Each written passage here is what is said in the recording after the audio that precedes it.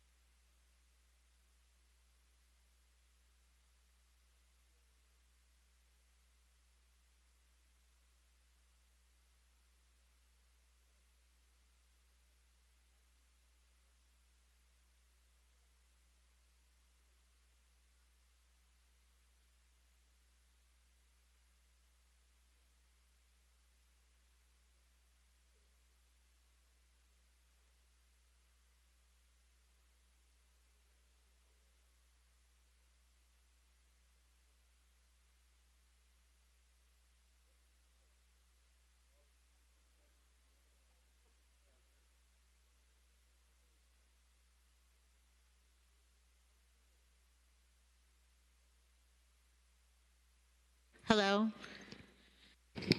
Good evening, everyone. Today is March 24th, 2022. We are at the City of North Miami Beach City Commission meeting. City Clerk, please call the roll. The time is now 6:12. Commissioner Florimon? Here. Commissioner Jean? Here. Commissioner Joseph? Here. Commissioner Kramer? Here. Commissioner Villard is feeling under the weather and will join us as soon as she can. Mayor Anthony DeFilippo is attending another meeting and will also be joining us as soon as he's able to. Vice Mayor Smuckler? Present. Vice Mayor, you're ready to proceed. Thank you. Pastor Ginger Medley from Fulford Methodist Church will be doing the invocation. To the mayors, commissioners, and city officials, I want to say thank you for this opportunity. As we want to honor Women's History Month, I have a few quotes from some leading ladies as we reflect on the important work that is ahead of us today.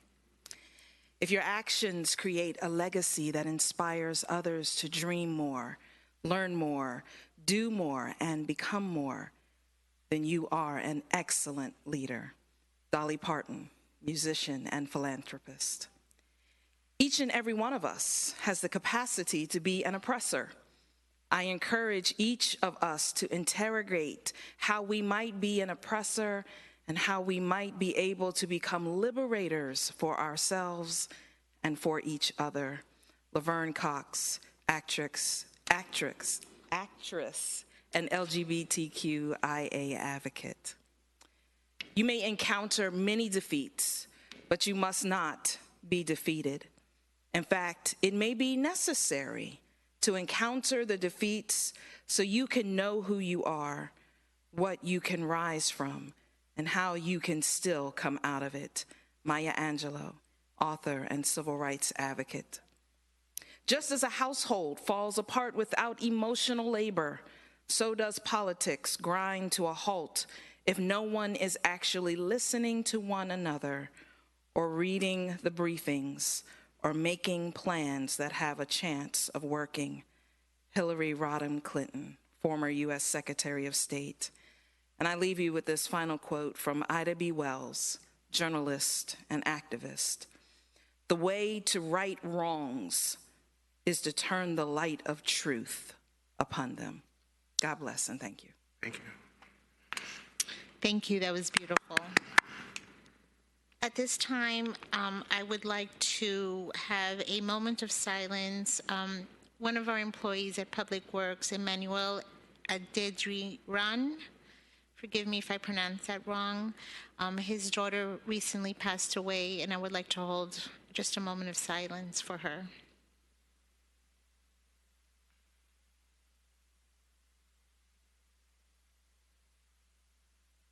Emmanuel, on behalf of myself and the commission, we are deeply sorry for your loss.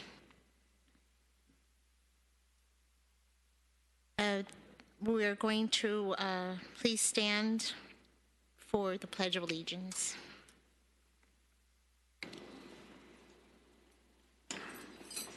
I pledge allegiance to the flag of the United States of America and to the republic for which it stands, one nation, under God, indivisible, with liberty and justice for all. Please be seated. Now we have requests for withdrawals, deferments, and additions to the agenda. City Clerk, are there any? Yes, Vice Mayor.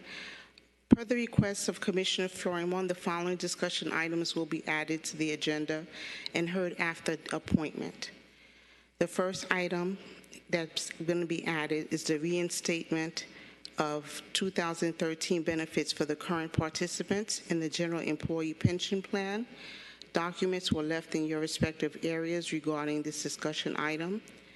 The next item is for the reinstatement of the Civil Service Board.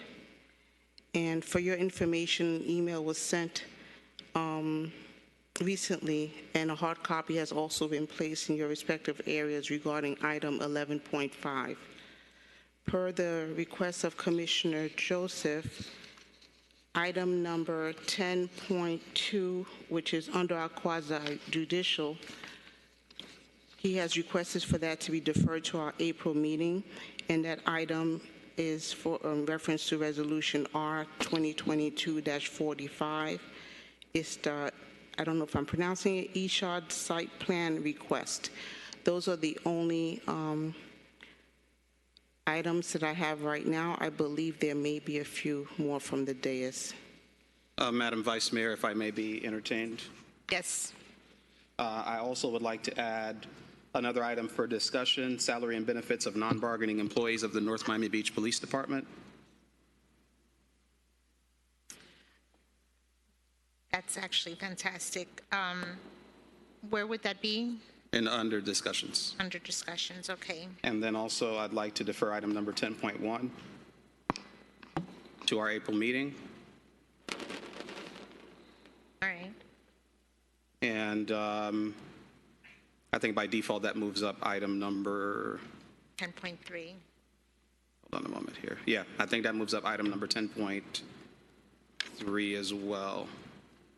All right, under quasi-judicial, then we'll only have one item. Right, so yeah, that would move up item number 10.3. My only question to the manager is it possible to hear quasi-judicial prior to anything else? Or to the clerk, I'm sorry, whoever.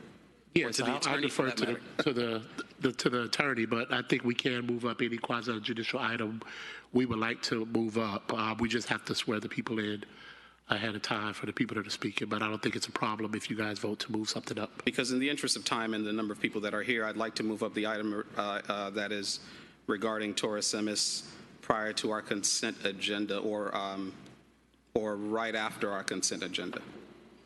Well, it is after the. That's what, It is, okay, so prior to the consent agenda. Is that something we can do? Yeah. That's legally sufficient? Okay. So that's my request along with the requests that have already been made. Madam Vice Mayor? I'm good with that. Madam Vice Mayor, over here. Public comment. Calling me. Oh, okay. Hi. Hi, Matt Amster with the law firm of Burkow, Okay. Riddell. Excuse me. We can't hear you. No. I think you have to wait until public comment, sir. I'm sorry. Well, I'm the applicant for the item that was requested to be deferred, 10.1, and just You still would have to wait till after public comment, sir.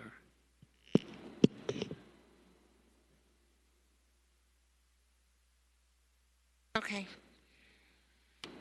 So do we need a motion and a second to approve the agenda as presented? Motion. Second. All in favor? Aye. Opposed?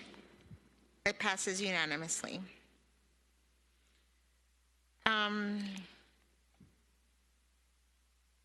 Now we're going to be doing presentations and discussions. Manager? Yes, good evening, everyone. I have 3 things that I'd like to bring up. Number one, I'm sure everyone on the dais did see the email that went out earlier today, but to announce to the residents that the city of North Miami Beach has closed on Washington Park, the corner store that was at Washington Park District. We finally closed on that. I would like to say, when I first got here, that was everybody. Commissioner Joseph literally, I don't even know, I think I might have met him once, but the first day I was at City Hall, he called and said I need to meet him at the corner store. So, but I'm happy that we But every one of us has wanted that. Without a doubt. Everyone on this commission, mayor included. So I just want to make that very clear. Thank you. And we worked really hard on making sure that we got it done. I'd like to say to the residents and everyone listening that we were working in conjunction. We were working at the same time while we were acquiring the property. So I do anticipate probably in the next 4 to 5 weeks that store will be demolished. We've been going and doing the plans and reaching out to the county, and we've done the inspection of the building. We were doing everything so we could move fast once we did close on the building. So I anticipate over the next 5 weeks the building being torn down and us doing some type of groundbreaking ceremony or something when we do tear the building down. So I'd like to thank again the commission for giving me the direction and supporting us and moving through with it. To the Vice Mayor, I have a question. Vice Mayor? Yes, please. Yes, I know we had initial discussions before the pandemic, or like during the pandemic, in regards to plans for what we're going to do and what was on the table. There's been a difference of opinion in regards to what those plans, at least from the community standpoint, what they've been told and what I've been told. I know we're having Heritage Day coming up. It would be nice if we can do a presentation during Heritage Day, at least to the surrounding community, and to really show them what we're working on. This has been a long time coming. Like I said, this entire commission in one shape or form has been pushing for this. I'm just glad we were able to do it with this commission, and after I don't know how many over a decade. So I congratulate everyone in this commission, and looking forward to this beautiful facility that we're going to be putting right in the heart of Washington Park. Thank you.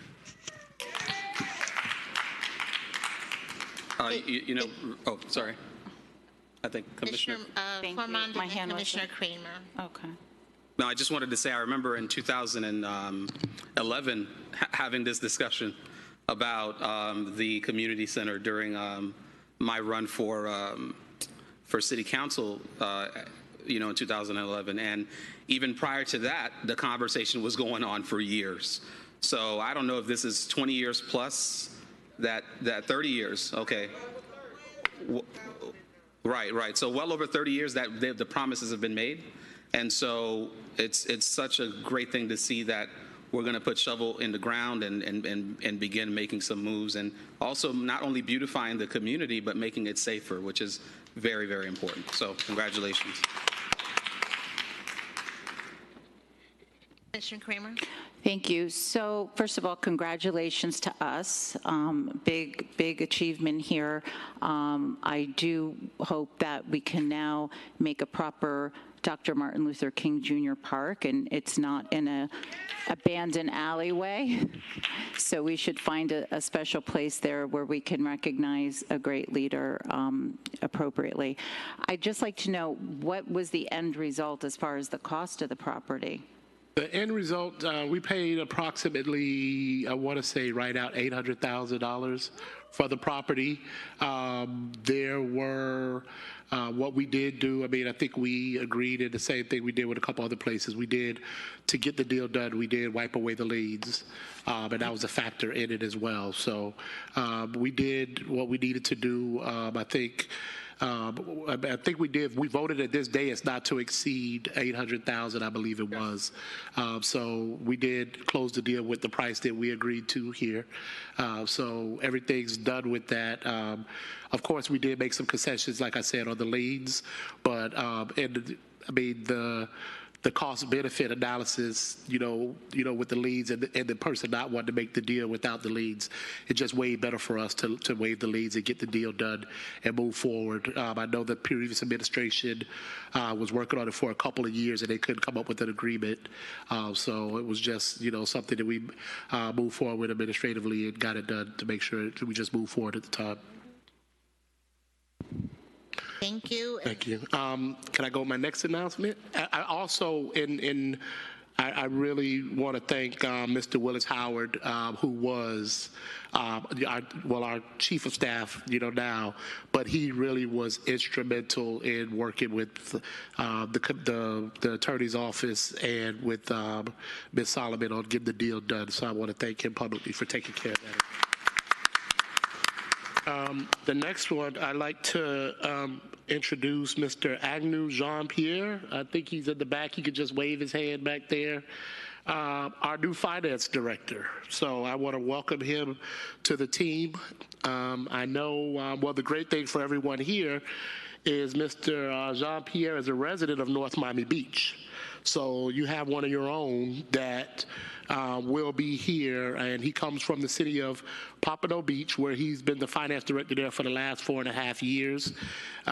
He saw a job opening here and came in, and his first interview question was, how did you like that commute to your interview? And it was 7 minutes instead of 50 minutes. So, So does that mean Marcia is no longer here? no, Marcia's the CFO. We promoted her like 2 months ago as the CFO. So, okay, because I thought you said he was the finance director. He is the finance director, but we have a CFO position too. Remember, Jan left as I the didn't- CFO. That was Jan's position, Okay. CFO. Okay, so Marcia's staying here. Marcia's here, yes. Okay. We can't lose Marcia. So welcome, Mr. Jean-Pierre, and we look forward to working with you. And, all the commissioners will get a chance to meet him. I'm sure he'll come up here and meet everybody. I've met him already, and he's already left an impression on me, so I'm excited to have him on board. Thank you. I met him earlier, and welcome to North Miami Beach. Well, you already live in North Miami Beach, so welcome to as an employee to the city of North Miami Beach. And the last one, and as we celebrate Women's History Month, I'd like to formally introduce her in public as our interim police chief, Ms. Harvette Smith.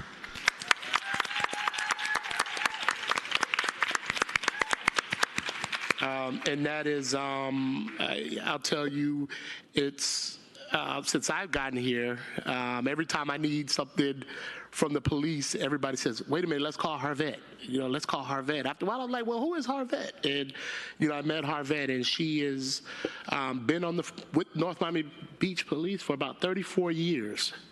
So I think one of our longest standing officers who's been there, and just a pleasure for her to be here.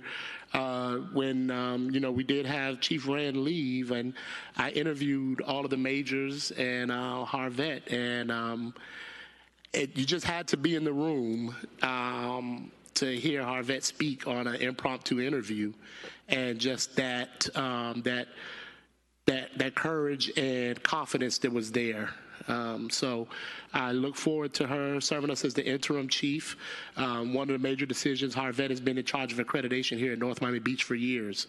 Our accreditation process starts next month, and I just thought it would be excellent that we needed to stay with our same focus. We've never had a problem with our accreditation, and I just wanted us to still have that same mission and vision as it moved forward with accreditation. So that weighed heavily into the decision of making Ms. Smith the interim chief. So again, congratulations, Ms. Smith. Appreciate it. And that concludes my presentation. Oh, no. One more woman to honor. One more woman to honor. I'm sorry. It's for her first meeting. Ms. Kamar Brown is our new assistant city manager from the city of Miami. I know we have a couple residents in here that are residents that know that I'm the problems of my communication skills, and I brought in my number one communicator now. She keeps me in line. She helps me go through process. So it's an honor to have Ms. Kamar Brown as a part of the team. I know she's made an impression on most of the commissioners already, and it's just great to have her here and to join this administration for us to continue doing the good work of the city of North Miami Beach. So thank you all. And for the record, I'd like to acknowledge that Commissioner Villard is here. Thank you. And I just wanted to say about Washington Park, next month in May is going to be 4 years that I was originally appointed as a commissioner. And one of the first things I remember was we're going to redo Washington Park.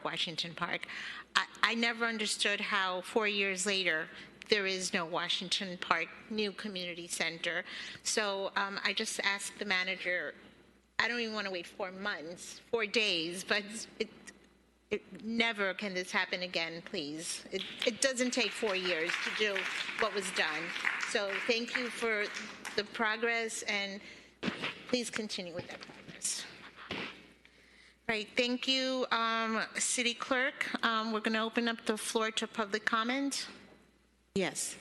Good evening, everyone. The Vice Mayor and Commissioner of the City of North Miami Beach has opened the meeting for public comment at this time. There is a 3-minute time limit for each speaker. Speaker, when you're called, please state your name and address, or the name and address of the organization which you are representing.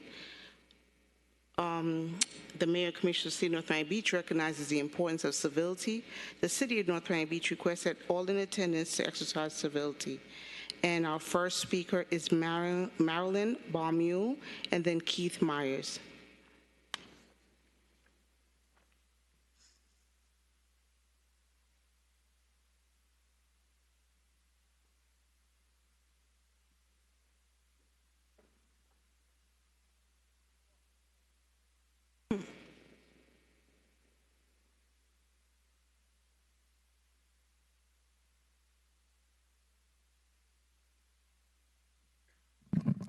Good evening, everyone. My name is Marilyn Baumel, and I live at 18635 Northeast 20th Court. And believe me, I'm very happy to be here tonight. I have a couple of things I would like to discuss with you. Number one, I would like to thank Commissioner Joseph for his thoughtfulness on behalf of the citizens of this city as far as trash pickup. He doesn't want us to lose that one time in the month. I would ask him, please, to consider doing the extra trash pickup on bulk for the 6 months of hurricane season. And the other 6 months he can give back to the other.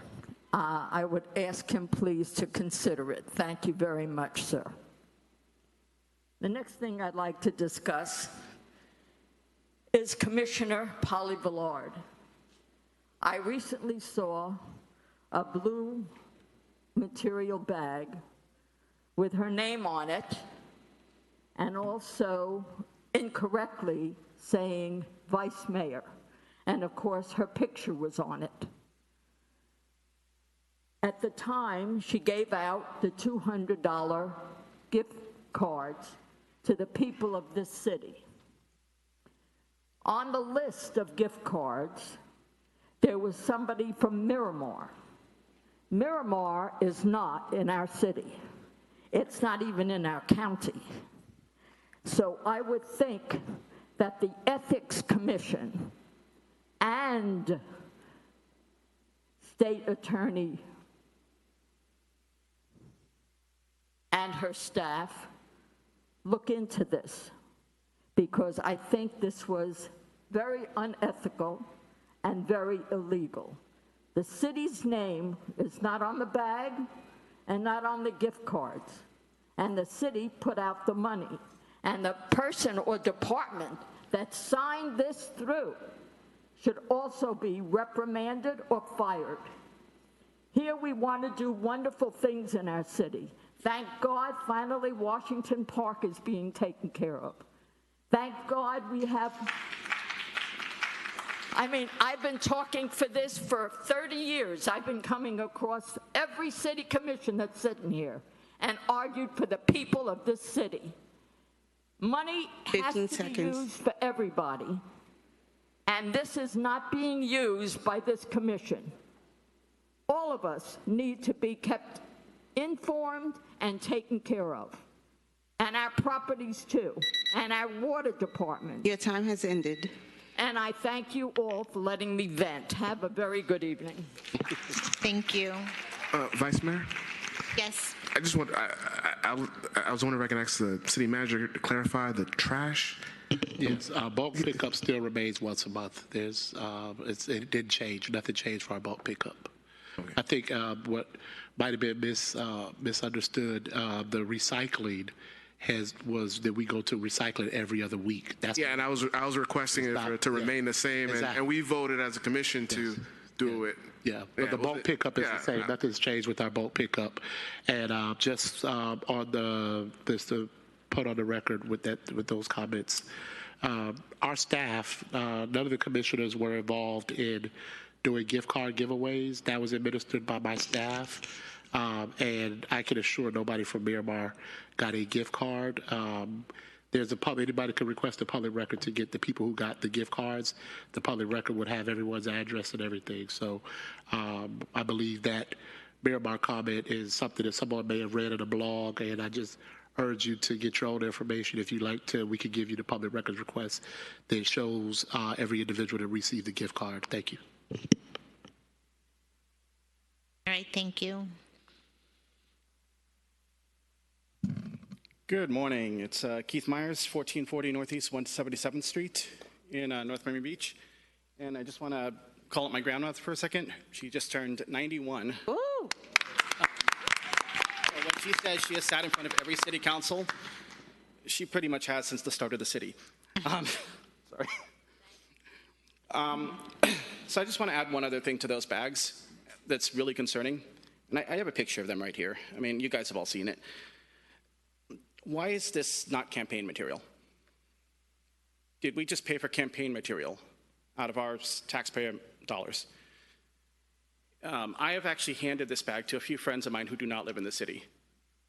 And they do believe, and I just asked them for their opinion, and they all came up with a similar opinion, completely unprovoked, that it's to get someone to vote for them. If that's the case, why was this paid for with city money? That's completely unethical and illegal. So I'd like to have that investigated, and I would like to be reimbursed. The city should not be footing the bill for someone thanks you for your support. Thank you. Next speaker, Sandra Douglas, and then Lorenzo Hall.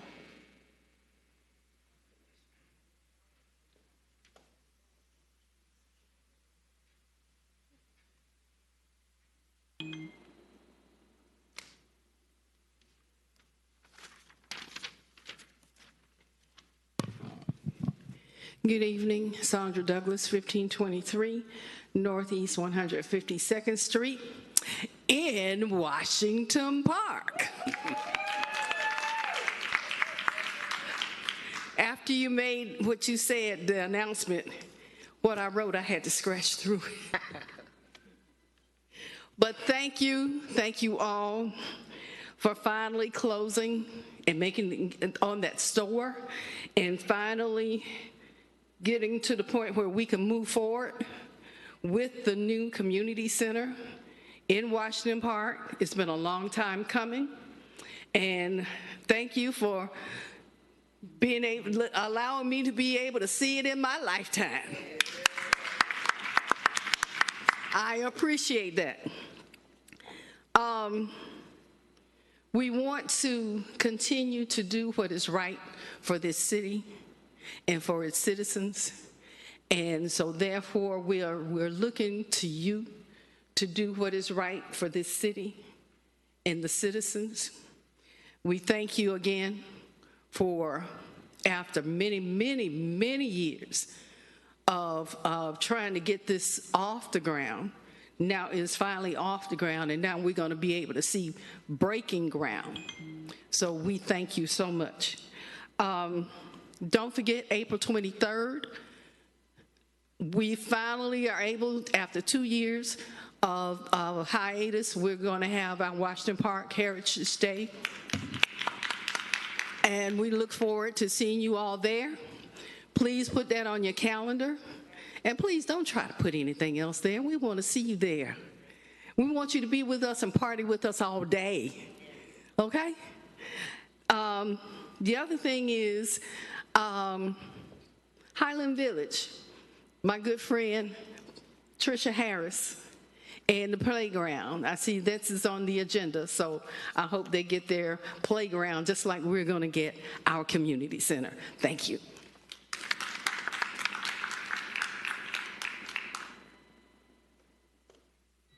Hello, my name is Lorenzo Hall.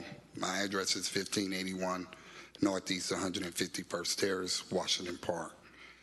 I stand before you today just to say thank you to each and every one of you. Like Sandra Douglas was saying, this was something that was in the making when I was a child. My dad passed away, and he also was a part of the Voters Council of North Miami Beach, Inc., who also fought hard, for Washington Park. So with that, I just want to say thank you.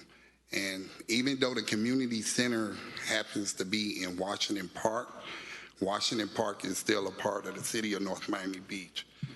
And we welcome everyone from the corners of the city of North Miami Beach to come and please be a part of the ribbon cutting, the groundbreaking.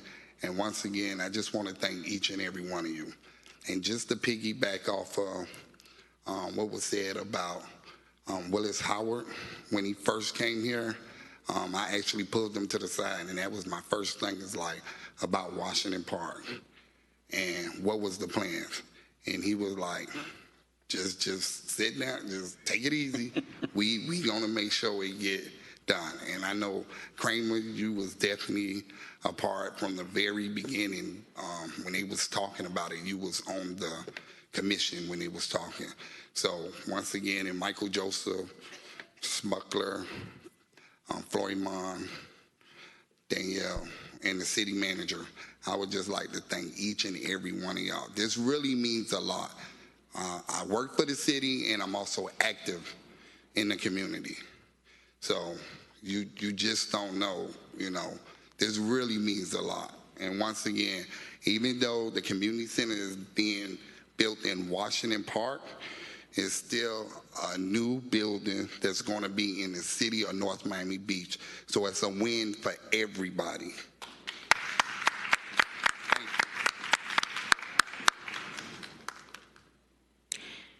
Mr. Kazan, you have more time. Correct. And I would also like to, I'd be remiss if I didn't mention the director of Parks and Rec, because I know he, which is Andrew Plotkins, is going to be instrumental also in making sure things are taken care as far as in Parks and Rec. So, thank you, Andrew.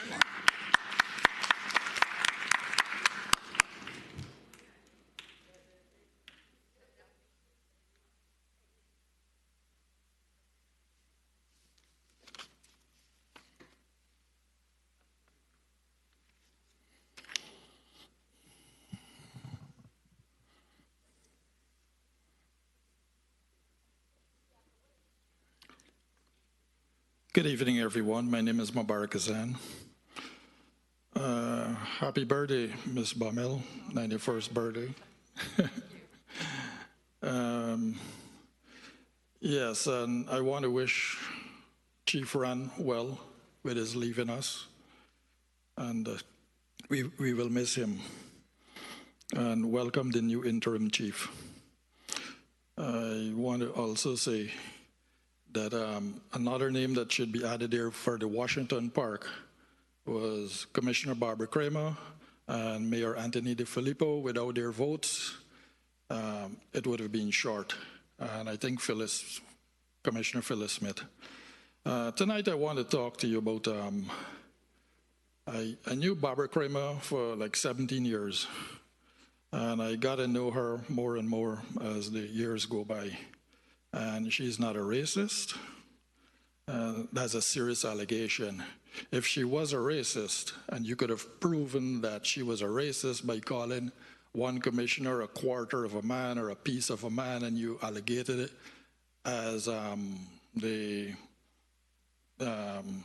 when we had a 3/5 of a man, when the Constitution was first formulated for blacks at that time, you would have had this room filled up protesting that she leave, because I would not want a racist individual to be my representative.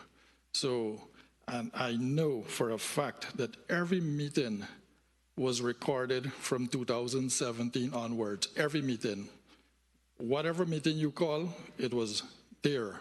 So you bring up the recording, like how I had to do the last meeting when I had approved the city manager that he did say $5 million a year for the sanitation in-house.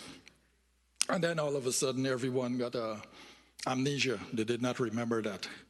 And I just think that this was a distraction from bringing the sanitation back in, sourcing it.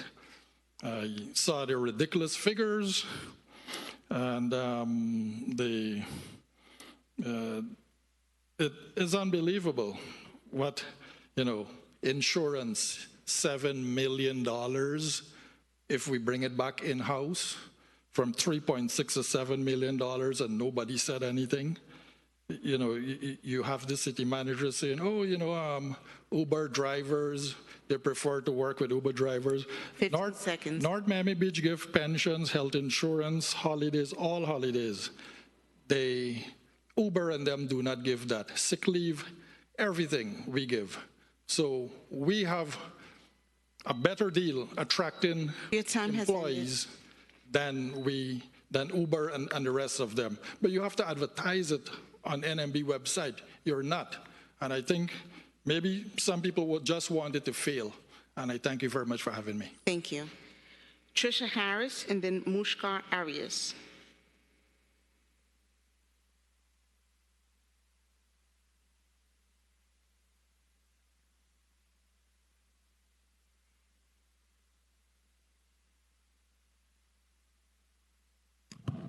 Good evening. My name is Tricia Harris. I live at 2251 Northeast 136th Street, North Miami Beach, Florida.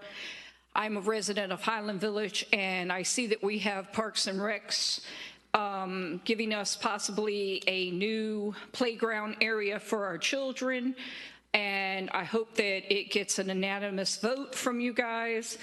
It's well needed, and I am so glad that we finally finished Washington Park, that we can actually break ground.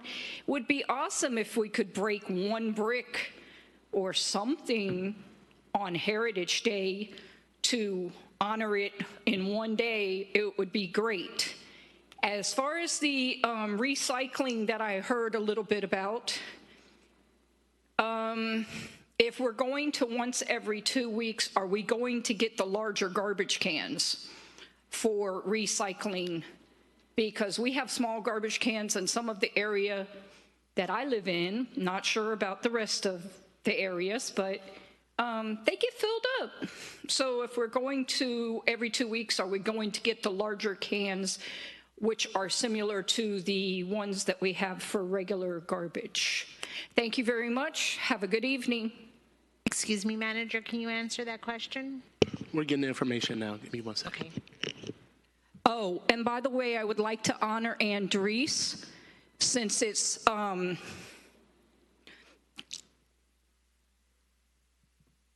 Women's Month. You are a very, very, very, very, every time I call, every time I need something, you respond, and I appreciate that. Thank you. There's a lot of other women that work for the city that do the same thing, but I had to tell Andres tonight. Thank you.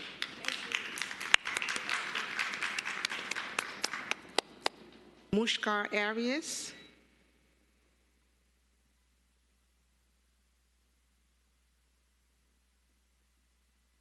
Hi there. I wanted to... Your name and address for the record, please. Oh, Mushka Arias, 1140 Northeast 176th Street, obviously North Miami Beach. I wanted to address a building that's being built in our neighborhood. Can you speak closer to the microphone, please? It brought up a little bit of a concern for me. There's currently a lot of issues going on as far as housing in the Jewish community in North Miami Beach, from Snake Creek Canal to like 6th Avenue. Most of the neighborhood has turned into investment properties. I grew up here. My family came here from Miami Beach because they were priced out of there. And they came here to have a place where they could raise a family. And, everyone liked their children to come and live nearby. It's kind of a thing. Everyone has that goal in life. People raising families anyways and settling into a community and trying to build a community. It's no longer a thing.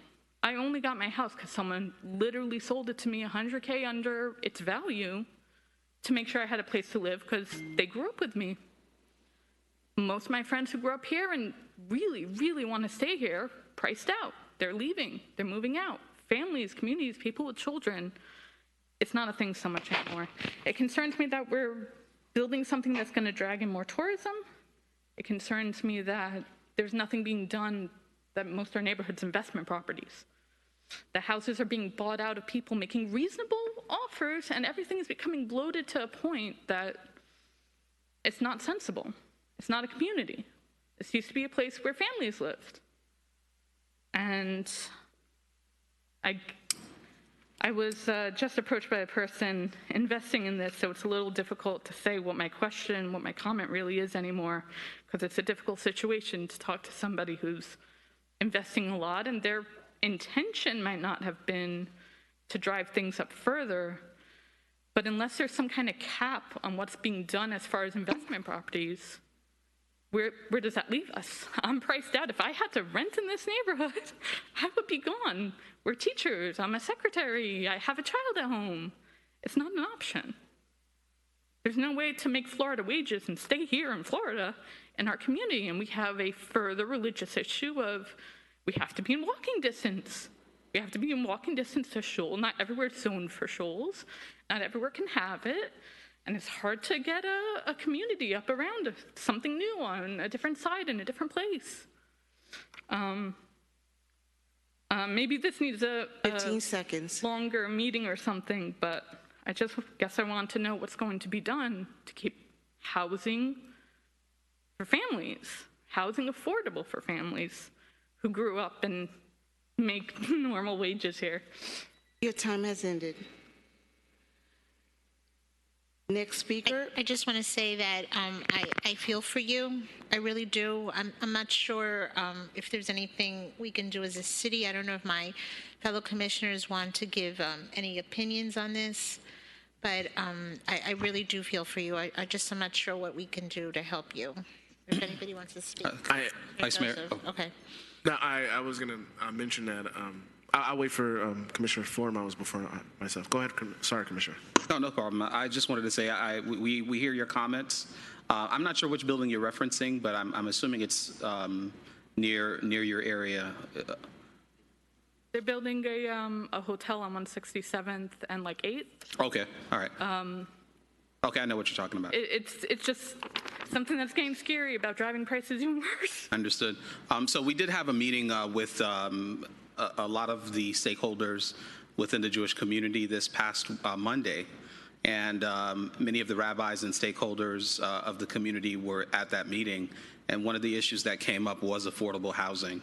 And so our city is committed to making sure that, we come up with a resolve for that issue, with the understanding that private enterprise is private enterprise, that we can do what we have to do on our end to assure that we address that issue. So we are committed. I think there's a working document that is being put together as we speak to talk about those issues. And I know Commissioner Joseph is another person that's very big on affordable housing, as I am. So it is something that is on our radar. And trust me, I'm in the same community, and we see the numbers going up. Even though we the other day saw an article that said we're the most affordable as far as rent is concerned, but in all honesty, what is affordable now in South Florida, right? Yeah, I think it's also a lot of times when we talk about affordable housing, it's building more designated affordable housing, when also my concern is I grew up here. Right. I'm trying to raise a family here, and I'm seeing all my friends leave. So we're having that discussion. It's also connected to location, And we'll make sure we get your information to speak with you as well. No, I was just going to pretty much echo the same sentiments that Commissioner Flourmont. He's been a big proponent of affordable housing. He's brought this up several times on this commission, as well as the other commissioners and the mayor.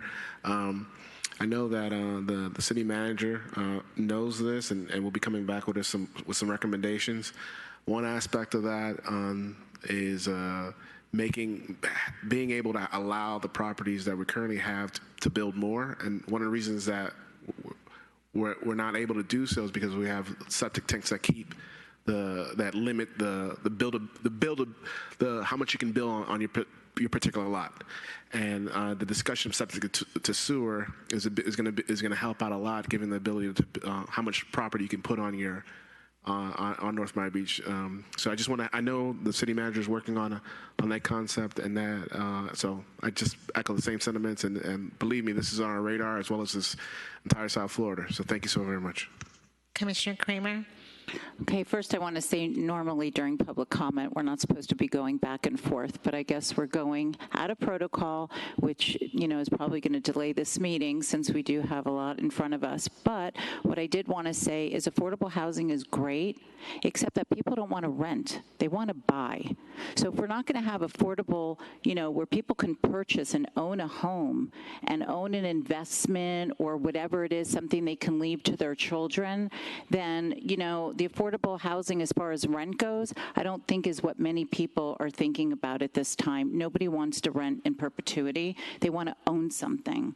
So if we're going to go that route, we have to really rethink this. And I completely understand what you're going through because our neighborhoods are becoming strangerhoods, and it's disgusting. And it's the greed of the investors, it's the greed of the realtors, it's the greed of big corporations, and they're ruining America. They're not just ruining North Miami Beach, they're ruining America.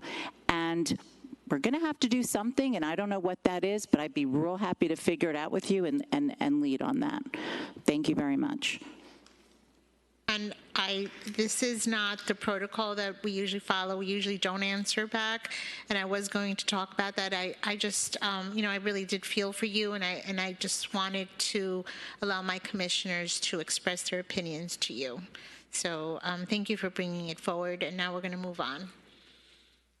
The next three speakers are in this order: Shulamis Tyberg, Jeb Hanwerger, and Melissa Winchester. So Shulamis.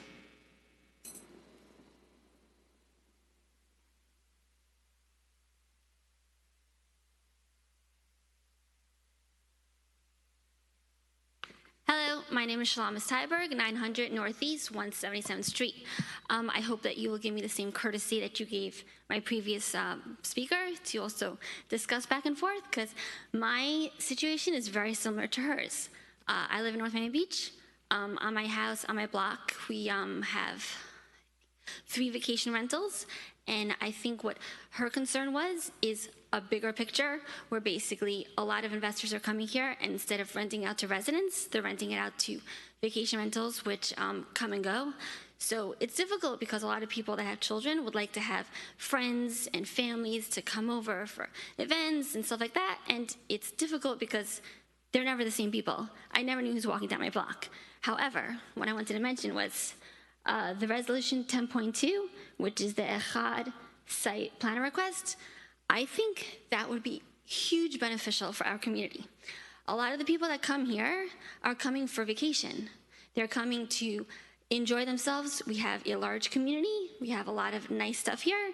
And this hotel will take the strain off of us residents. It'll put them in an area where they're going to have their own restaurant. There's going to be retail space. There's going to be lots of parking spots. They're not going to be parking on my swale. They're not going to be taking up houses that could be going to residents. I think this project would actually really help to ensure that the people that are living here are residents and not vacationers.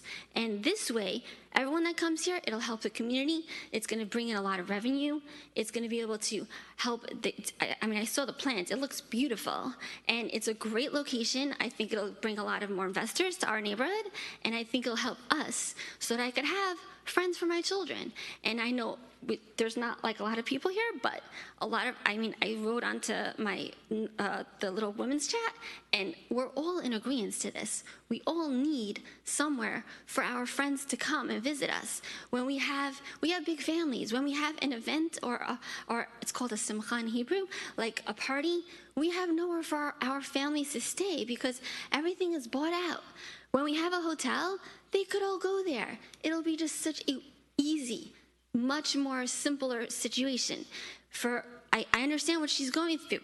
I wouldn't be able to buy my house now in this current price, but I think that this hotel will help the residents get back what they deserve, which is normal, affordable housing and residents that live in houses, not things that are being given off to vacationers. 15 seconds. So that's all I wanted to say.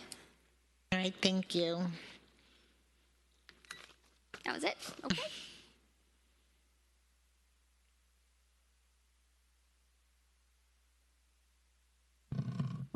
next speaker. Hello, my name's Jeb Hanwerger. I live in the Monticello area right next to, within 500 feet of Taurus Emis, and right near the new hotel that's being 2 blocks from the new hotel.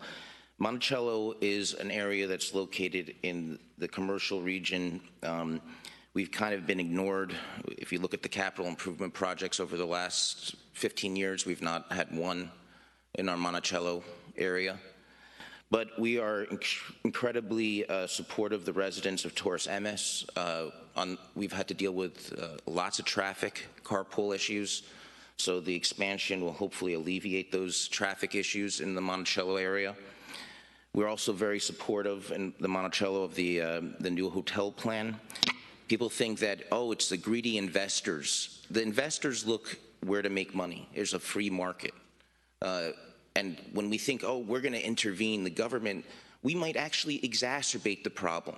So what's going on is a developer is seeing the need for short-term housing. Right now, there is none, so there's Airbnb investors coming to suit that need. This hotel will help alleviate that huge demand that we're seeing in North Miami Beach in the Jewish community. And what's the answer for people in the Jewish community? It's not to blame the greedy capitalists that you know, like what we hear, or like what some commissioners are saying, let's control the rent. Let's try to make 60 days notice. That's going to actually exacerbate the problem because that's going to cause more evictions. Rent control doesn't work. People are escaping to North Miami Beach and to Florida, especially the Jewish community, because they're escaping from socialist Marxists in New York. Okay? They're coming to Florida for freedom. That's why we're seeing this huge economic growth. We're going to put rent control, price control, affordable housing. We're going to, this is not the answer. The answer for the Jewish community is maybe, hey, let's look at Washington Park. Maybe we should buy homes in Washington Park. Maybe we should build a shul, a synagogue in Washington Park or other areas outside. That's how free markets work. When we intervene, when we try to say, oh, let's make a resolution against Russia and sanctions against Russia, what are we doing? We're hurting Americans. We're hurting gas prices skyrocket, food prices skyrocket. We need to say, hey, maybe our interventions don't work. Maybe they're actually cause the problem to be worse. So this hotel, this expansion of the school is because of freedom. And we need to make sure that we support that, because we have all these issues, Airbnb, because your time has ended. There's too much demand, there's not enough supply. Thank you.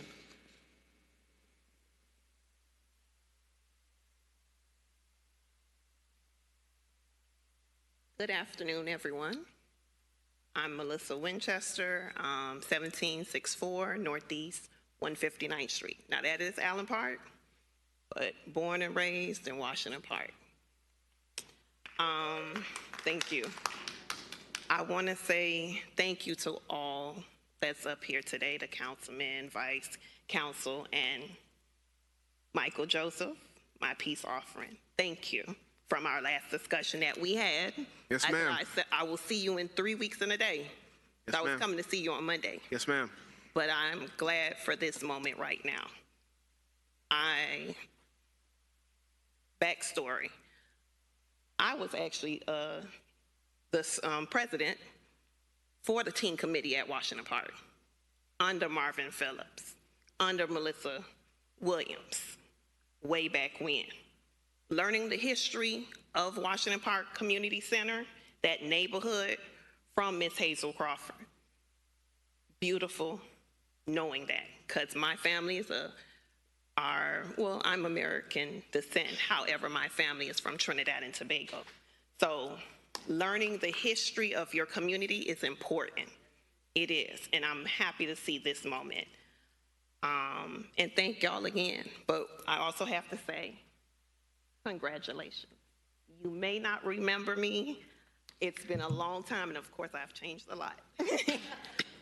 but I remember you when you were a dispatcher, and I was volunteering the summer job programs under Councilman Smith at that time in the records department.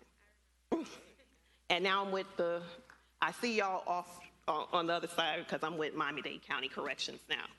So congratulations to you all, and I look forward to the groundbreaking. Thank you, and keep up the good work. Thank you. Irene King Allen, and then William Riley. To the mayor in his absence, to the commissioners, to the city manager, to each and everyone else in your respective places, I do honor you tonight and thank you for this meeting. My name is Irene King Allen, better known as Nene in Washington Park. I'm here representing my family at 1483 Northeast 154th Street. I'm here as a representative of the Voters Council. I'm here as a product of Washington Park. And I do want to say thank you before I get into my role, because I can start rolling once I start.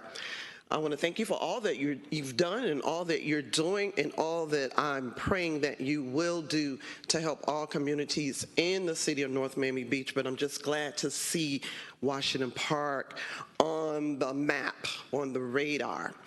Well, about 40 years ago, almost 40 years ago, I returned home from Jackson State University, and I immediately started working again in my community to make it a better place, to give back to a community that had given so much to me. And we were talking about a new community center at that time, almost 40 years ago. Then about 2009, that dream took wings, became a miracle, and we saw a rendering of a drawing of what was proposed for Washington Park. Now, I don't know how much I remember correctly because I have a vivid imagination and I'm a big dreamer, but I'm standing here today because I dreamt somewhere along the way that it was going to be more than just a community center. I thought it was going to be a total renovation of the Washington Park area. In my mind, I remember seeing a two-story community center and a dome covering different areas. And because I like to eat, maybe I thought I saw a place where there would be a store and maybe some type of eatery, cafe, or something like that. But once again, I do dream, and I dream big. But I do not want to see the plans diluted. That's what I'm standing here today to see. I don't want to see the plans diluted. And I know that extra monies have come in since our new administration of commissioners are here. And I do thank you, Commissioner Joseph, because we've had many conversations and we've had many arguments. And I still keep on calling him and messing with him. Yes, ma'am. But I know that extra monies have come in, so I hope that the finished product of the new Washington Park area is even better than what I imagined in my mind. And once again, I do want to thank each and every one of you because I know it took all of you. And thank you, Andres, that's my girl right there. And for the interim police, what is it? Interim director. Interim chief. Okay, getting ready for inspections. I work for MDPD when we are in inspections right now, getting ready for the real inspection. So, but I know you have a lot that on your plate, and I just only want to wish you well, and I'm just happy to see a sister here. So thank you all for listening to me.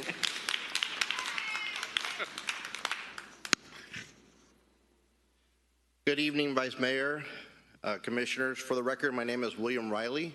I'm the attorney on behalf of Cheed Holdings, which is agenda item 10.2 on this evening's agenda. My address is located at 1671 Northwest 16th Terrace. A moment ago, the body voted to defer this application to your next agenda.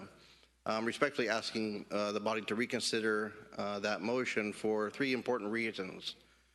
First is that the applicant has financial and investment obligations that will create undue hardship if the application can be continued.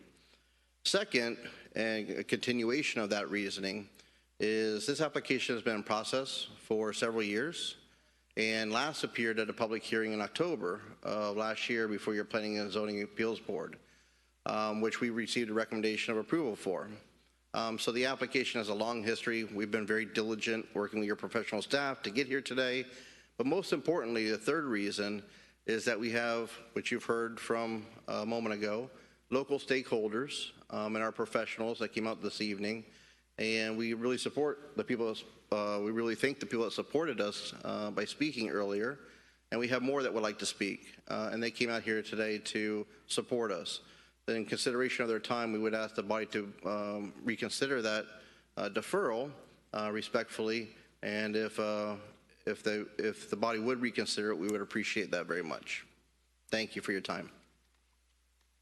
I wanted to ask the city attorney's office a question. Is it out of protocol if I were to ask, I believe it was Commissioner Joseph who deferred it? Is it out of protocol if I ask why it was done, or? I have no problem. I haven't had any discussions on this issue. I know that the council mentioned that that they were trying to reach out to other commissioners. I don't know, but I haven't received any type of this, update on this issue whatsoever. So I wanted to defer because I want to have more information. I don't know if you met with this group before. But I haven't, and I just. All right. So I did. Did you, Commissioner Villard? Commissioner Kramer? No, nobody reached out to me except one person today. And if that's what you're referring to, and their lobbyist told you that, they didn't get to reach out to everyone, I mean, I don't know why you would decide by yourself to take this off the agenda. I wanted to get more information on that. Like I said, this is the first time. But you know what? They decided not to reach out to us. It's on the agenda, and we're going to move forward. They should be the ones to say, we didn't get to the commissioners, we don't have time, we'd like to remove it. If they don't want to remove it, you know what? We read everything, they're going to present tonight, and we should be hearing them out. But I will say it was concerning that nobody reached out, but then there's another development tonight where they didn't reach out to me. That's your prerogative. But I think if the applicant wants us to go forward, they should go forward. And don't be concerned that I'm saying that and I mean, like, I'm not going to vote for this. Please don't take it that way. That's not at all what I'm saying. But I just don't understand why one of us would do that to you. I don't think that's appropriate. If you're okay with it, then that's great. I'll do whatever you guys want. It's your project. I have to say that I am in agreement with Commissioner Kramer. If you chose not to reach out to us, that's on you. And maybe if we defer it till next month, they still won't reach out to us. That's. The only reason I brought it is I just wanted more information. I didn't get any information, and I think just like they have the prerogative in saying, hey, they want to move forward, I have the prerogative to say, hey, I'd like to have more information. It's not to say I wouldn't support it. Like I said, I think it's something to have a discussion. I know we had two individuals, one perspective of saying, hey, they had concerns on this project. Another group showed up as well saying in the opposite. At the same time, I would like to get more information. I just want to give the due, just like it's my right to do that. It's no different than when you vote for something for or against. That's all. But we did vote for it. We did vote for it to defer it. It was during when we approved the agenda, and that's pretty much it. I assume, may I speak? Yes. I assumed, though, that you said that because they asked you to do that. So that's why I voted for it. So I just assumed that there was a conversation and you were going to bring it up to defer it. Now, maybe that's not protocol and they would normally do that. I don't know, because this doesn't always happen and I can't always follow the bouncing ball with the different protocols. But the only reason why I voted for it is because I assumed they asked you to do that for them. So if that's not the case, then I think we need to go backwards. If they want to go forward, I just think this is a big error, maybe in my part, for not realizing what I was voting for. I just thought you were doing the right thing by them It was their request, and so I was fine with that at that point. So I actually didn't meet with anyone on this project either, but can we take a vote on this again? Well, let's break this down a little bit. Number one, I think your protocol has been to allow elected officials to defer items at the beginning, as you did. And there was a vote taken on the accepting the agenda. And I don't think that you usually get into the reasons why. So the protocol was okay. But if you want to revisit it, there has to be a motion to reconsider it, to reconsider the your initial motion, which was on the deferment. So you'd have to vote on that and then vote on whether or not you want to add it back to the agenda. Okay, so do I hear a motion to reconsider, to put this back on the agenda? I'll second that. Well, she said, can I hear a motion? Can I get a motion? Oh, I'm sorry. I will make a motion to reconsider the vote on deferring this particular item. If you could please mention which resolution, which... It's 10.2. 10.2. All right, I'll second that. I didn't meet with anybody, but I'm willing to allow them so that it doesn't get pushed back another month. Listen, if I may, Madam Vice Mayor? Well, don't, wait, do we need to vote? There was a second. Yeah, we can. And Second. then now we're conversation? Yes. Okay. We can vote. Well, prior to that, I just wanted to say, I personally heard your concerns. The reality is every developer has, funds encumbered, things of that sort when they're moving forward on any project. So that's the norm. I haven't heard anything about this or spoken to anyone as well on this particular project. And while I want to be supportive, I don't know that bringing this up right now would be favorable. So that's my stance on it. So I think your opportunity cost, if you look at it, you might be probably putting yourself in an awkward position because I don't have all the information that I need to vote on this particular project. Most of the time, the due diligence is done, and we speak to people. No one's reached out to me. I haven't spoken to anyone. I'm prepared to vote on the Taurus Emmis project because conversations have been done, due diligence, the community's involved. Community members, stakeholders, everyone's involved. That's different. But with this, I would say give yourself some more time to have that conversation with some of the commission members. Thank you. Okay, so this will be a motion to reconsider the vote on the withdrawals, deferments, and additions in general. Okay. So yes, you can call the question. Call the question. It can be a voice vote or roll call, whichever you prefer. Can I say something real quick? I have to put out something on the record. I apologize. I did not get a call from someone today from your group. It was a different development. So let me take that back because you're probably going, who called you? It's a different person, so my apologies. Okay, please ask each individual. So roll call. Commissioner Florimon? To rescind the deferment? Yes. No, keep it the same way. Commissioner Jean? No. Commissioner Joseph? No. Commissioner Kramer? Yes. Commissioner Villard? No. Vice Mayor Smuggler? Yes. The motion fails. Okay, so 4-2. you will have to come back to the next meeting, and I suggest that you reach out to all the commissioners. Point of order as well. Madam Vice Mayor, can I just ask a question? Yes. So we reached out to Philip Tavernier to meet with all of you a few times. We would like to meet with you, and we appreciate the reconsideration of the board. I just want to ask who we should coordinate with before next month. Just reach out to my office, and I will take care of it. Thank you, sir. I appreciate that.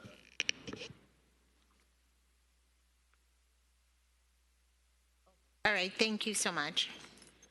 All right, so now, do we have any more speakers? Yes. The next speaker here is Jeff Burkow, Thank you. and then Karen Harold. Thank you. Jeff Burkow, Burkow, Riddell, Fernandez, Larkin, and Tapinas, 200 South Biscayne Boulevard in Miami. Here, along with my partner, Matt Amster, we are representing NMB Place, that's 10.1. I'm not going to ask you for a reconsideration. I can count votes.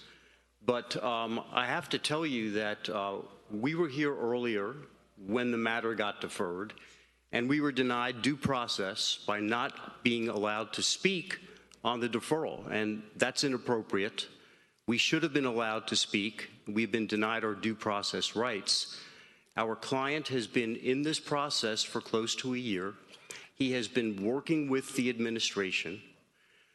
We have contractual deadlines that we must meet, and our client is trying to bring jobs, economic and fiscal benefits, and workforce housing to the city of North Miami Beach.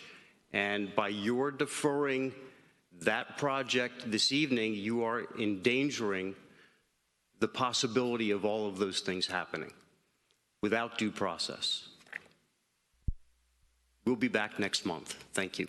Thank you.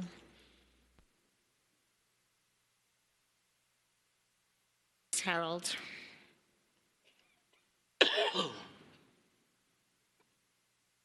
Hi. Bring it down. Yeah, you can hear me. Karen Harold, 1002 Northeast 179 Terrace, and it feels good to be back here. I haven't been live in a long time on Zoom, and then life gets in the way. So I wanted to thank Barbara Kramer for so many years of, I'm going to tear up because, 7 years I've known you in this capacity, and when I would write to the commissioners and the mayor about any issue that I felt was negative to the city, the only one I would consistently hear from was Barbara Kramer, and that's to this day. Fortuna answers me a lot now, but I get no other messages sometimes. I think you answered me that you got my message once, but I've sent several messages, and I don't even get, I got your email. And that hurts. It hurts. We elect you guys to work for us.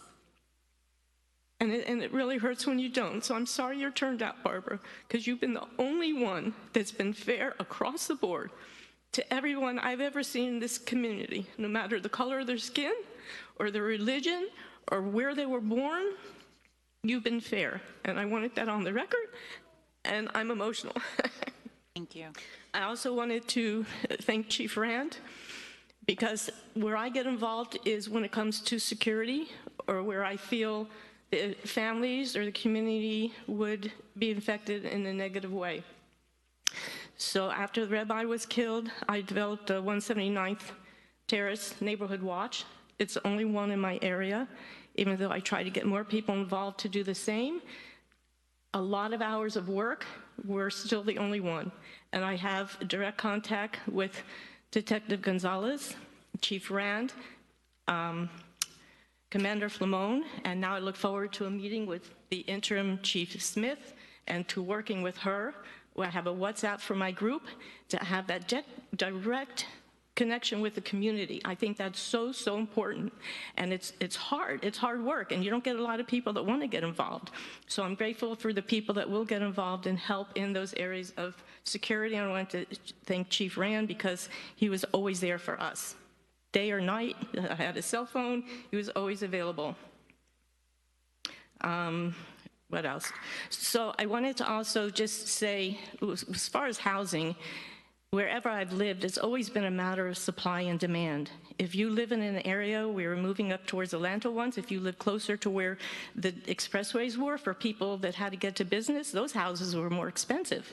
So it's always supply and demand. If you need to be in a certain area, those houses are going to have more people that want to buy them, and the housing prices have gone up all across Miami-Dade from what I've been seeing. You know, so that's always going to be the more 15 seconds. Okay. Anyway, that's probably going to come up at another meeting. But thank you all for your service and for what you do. And please, if a constituent reaches out, please, please, at least acknowledge that you got the email. Okay? Thank you. Thank you. The last signed speaker here is Chantel Sutherland.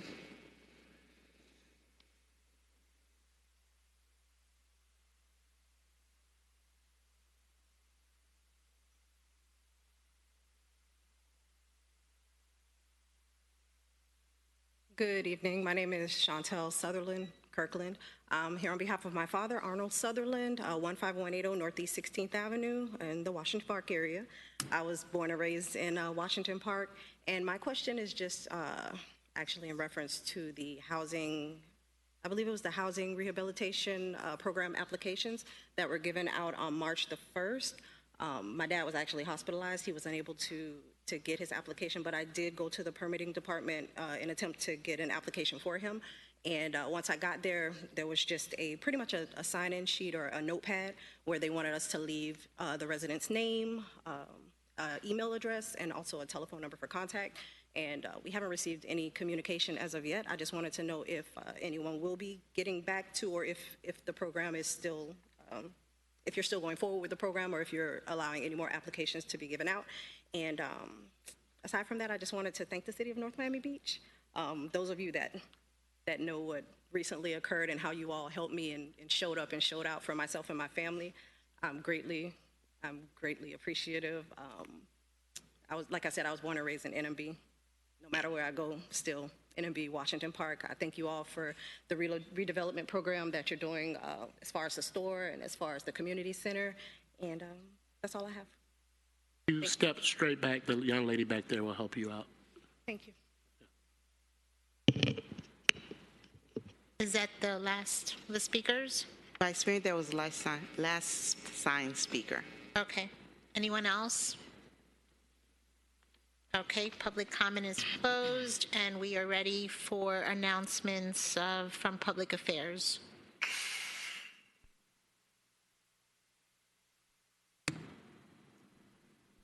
Good evening, buenas noches, bonsoir.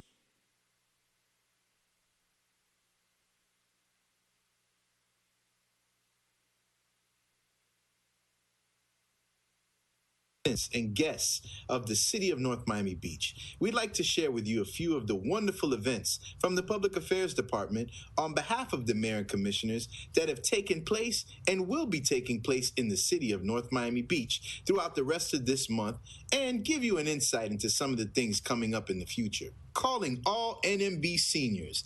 The City of North Miami Beach's liaison on the Commission on Aging, Commissioner Paulie Villard, will be celebrating seniors once again at the NMB Monthly Senior Luncheon this Friday, tomorrow, March 25th, from 11 a.m. to 2 p.m. There will be raffles and prizes, and delicious food will be served, all free for our seniors. If you don't believe me how great of a time they have, here's a glimpse of last month's luncheon and what you can expect this month as well.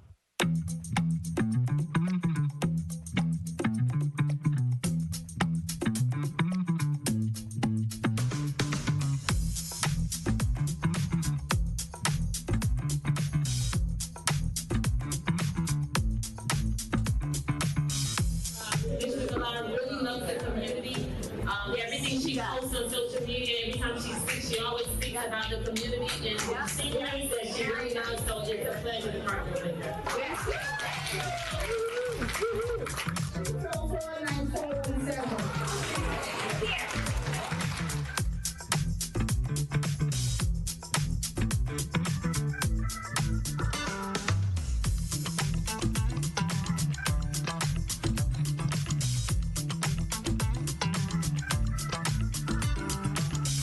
And to see Commissioner Paulie doing such a great job in doing luncheon and really facilitating different communities, Asian, American, African, Anglos, whoever you are, it's like we are one people. Give her a big hand, everybody, come on.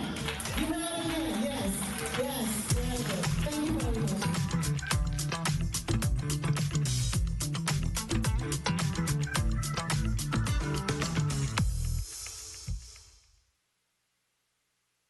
And don't forget, seniors, every Tuesday and Thursday is Get Fit with Coach D. If you're 60 plus years young, the NMB Mayor and Commission, in an effort led by Commissioner Paulie Villard, the liaison to the Commission on Aging, have created a safe space for our seniors to get active, have fun, and maybe even win a prize or two. That's every Tuesday and Thursday between 11:30 a.m. and 2 p.m. in the McDonald Center. So the month of March is a special month for a few reasons. One little known fact is March is Procurement Month. In this month, we acknowledge all our professionals who make a difference in procurement efficiency and effectiveness. Our procurement team is always hard at work, efficiently sourcing goods and services at optimal value to get the most bang for the City of NMB's taxpayer bucks. Extra special credit goes out to the NMB procurement team. Philip Ford, Chief Procurement Officer. Megan Bennett, Procurement Supervisor. Sharice George, Procurement Agent. Asan Salim, Procurement Specialist. And Berta Davis, Procurement Coordinator. In the words of the 21st century scholar Sean Carter, men lie, women lie, but numbers don't. In addition to sourcing goods and services at optimal value for residents, staff, and the daily operations of the city, the North Miami Beach procurement team achieved a total cost avoidance of $3,612,832.61. Now that deserves a round of applause. All right, moving right along. Speaking of numbers, to all of our NMB high school students, there's still an opportunity to get your SAT numbers up by attending the free SAT prep classes every Saturday from 1 p.m. to 3 p.m., sponsored by Commissioner Paulie Villard. Boost your SAT scores and get into the college or university of your choice. Snacks are provided and there's prizes too. Call 305-833-8922 to register or go to citynmb.com for more details. Well, as we approach the last few days of March, may we remind you that March is Women's History Month, dedicated to highlighting the contributions of women to events in history and contemporary society, and the City of North Miami Beach Mayor and Commissioners followed suit with several dynamic events honoring women. On March 7th, kicking off Women's History Month was the Ladies Who Lead Breakfast, sponsored by Commissioner Daniela Jean, which was followed by the grand opening reception on March 17th for the Passionate Excellence Art Exhibit, sponsored by Vice Mayor Fortuna Smuckler, along with the Commission on the Status of Women and the fabulous staff of the NMB Library. They were both women's history in the making. Here, see for yourself. This morning, this room is filled with fierce leaders, powerhouses, women who are making a difference in their community, compassionate women, women who have a unique story and testimony to share with us today. So never, ever believe that there is something that you don't deserve. I want you to know that you can get wherever it is that you want to go. Don't wait for it to be perfect. Don't wait to feel like you're 100% ready. Just listen to whatever fire that is there in your belly telling you you should go forth and you should lead and your ideas are valuable. We as women are fighting for ourselves where we are no longer being raised with these stories and these images of needing a man to save us in order to reach happiness. I'm just so excited to be here. I'm excited to be sitting alongside incredible women. Sometimes it can feel like an alienating experience that you're doing this alone, but to see other women that are fighting the good fight, it's so encouraging. So thank you so much. I really like what was said about using your voice, because it really makes me think about this quote from, I believe it's Maya Angelou, who said that whenever a woman stands up for herself, without knowing it, she actually stands up for other women. And the biggest announcement, the biggest person in the room is North Miami Beach's first Black female police chief.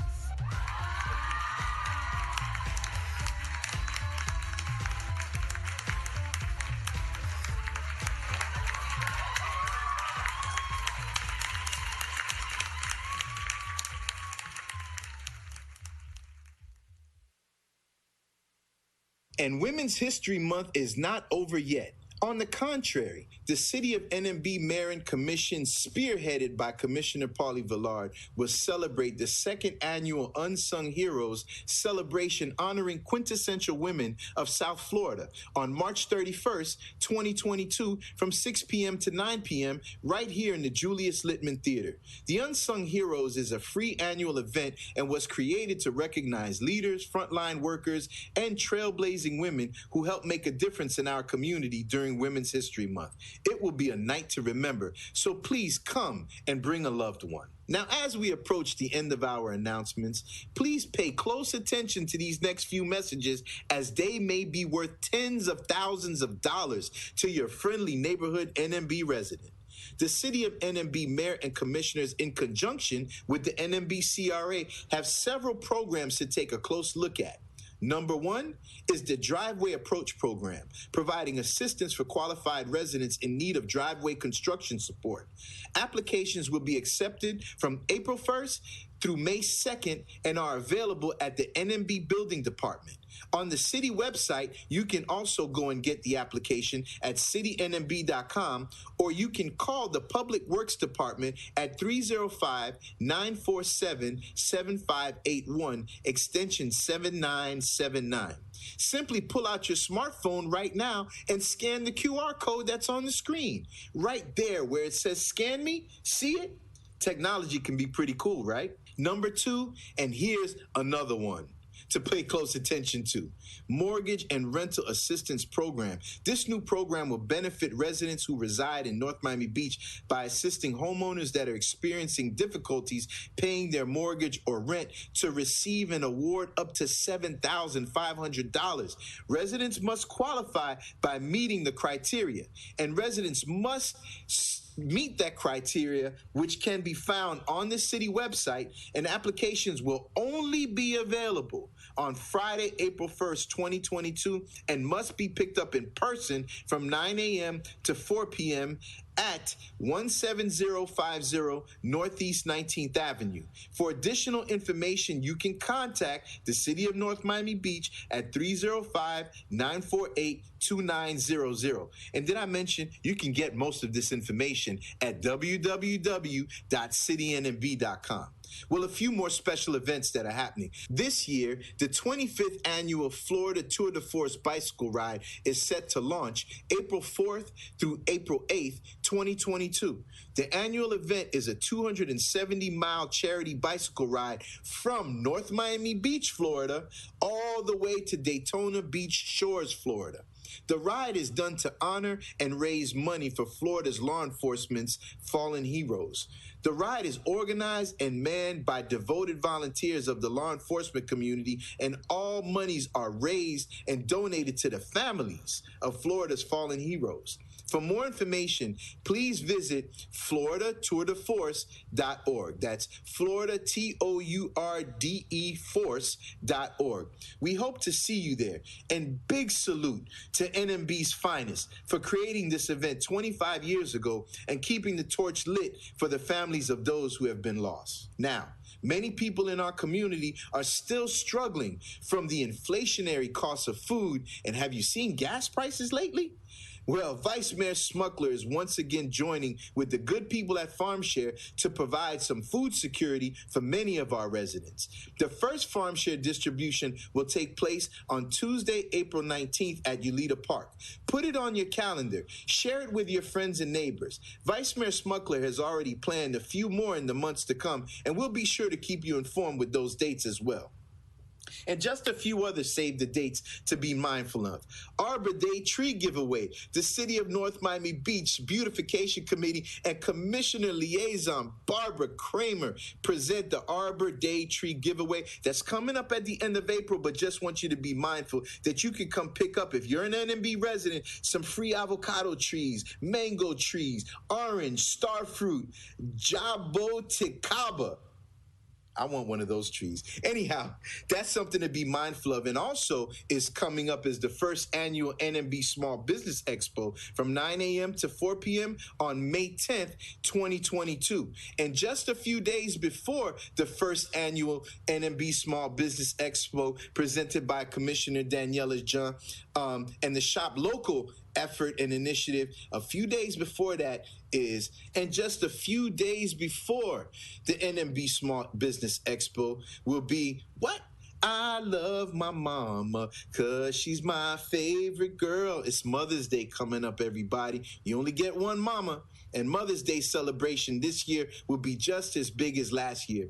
Commissioner Fortuna Smuggler and the Commission on the Status of Women, they'll be delivering amazing gifts to mothers throughout the NMB community. All mothers will receive some token of appreciation, and it's one gift per resident, and its limited gifts are available. More information to come, so be on the lookout for that. And since today is Throwback Thursday, we would be so remiss in duty if we didn't share with you who weren't there the incredible time that we had on February 20th with Vice Mayor Fortuna Smuggler and Heart Health Walk. Check this out.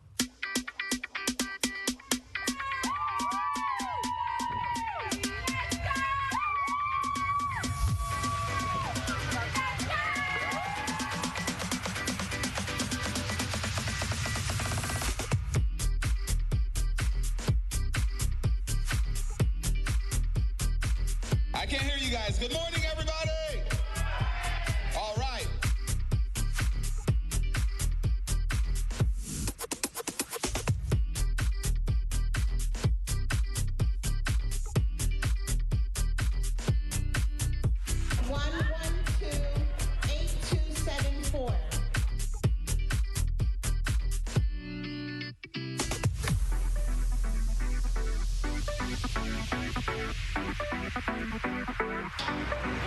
To everyone that came, walked, you're all amazing. Thank you. It's a beautiful day.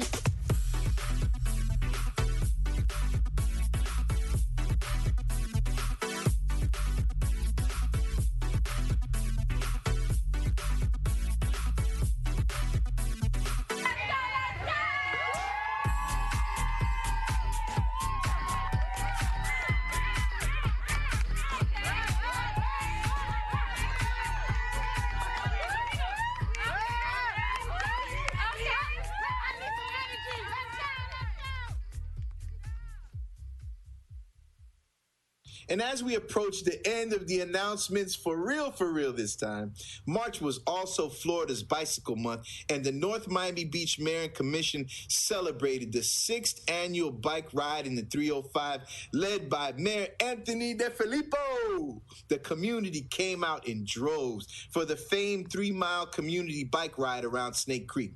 Before we go, we'd like to share with you a flashback of this year's bike ride in the 305.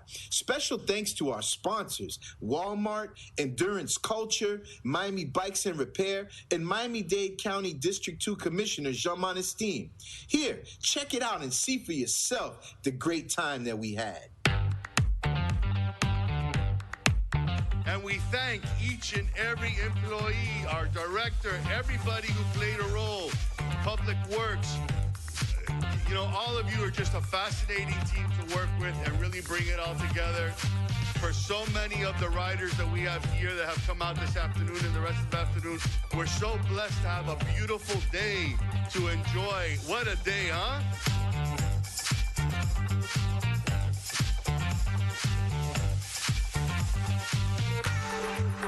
Hey, yo, hip-hop kids, here's the mic, Susie. Yo, take it away. 112-8140.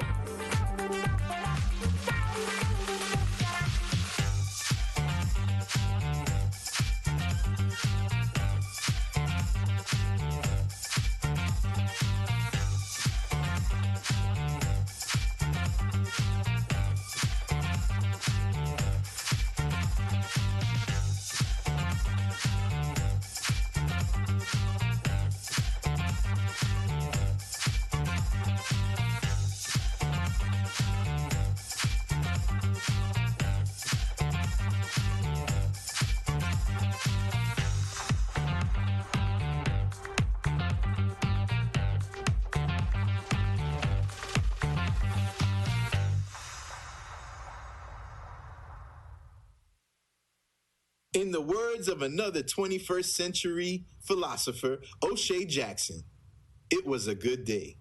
Well, that concludes the announcements from your City of North Miami Beach Public Affairs Department. Be safe, be well, and be the change you'd like to see.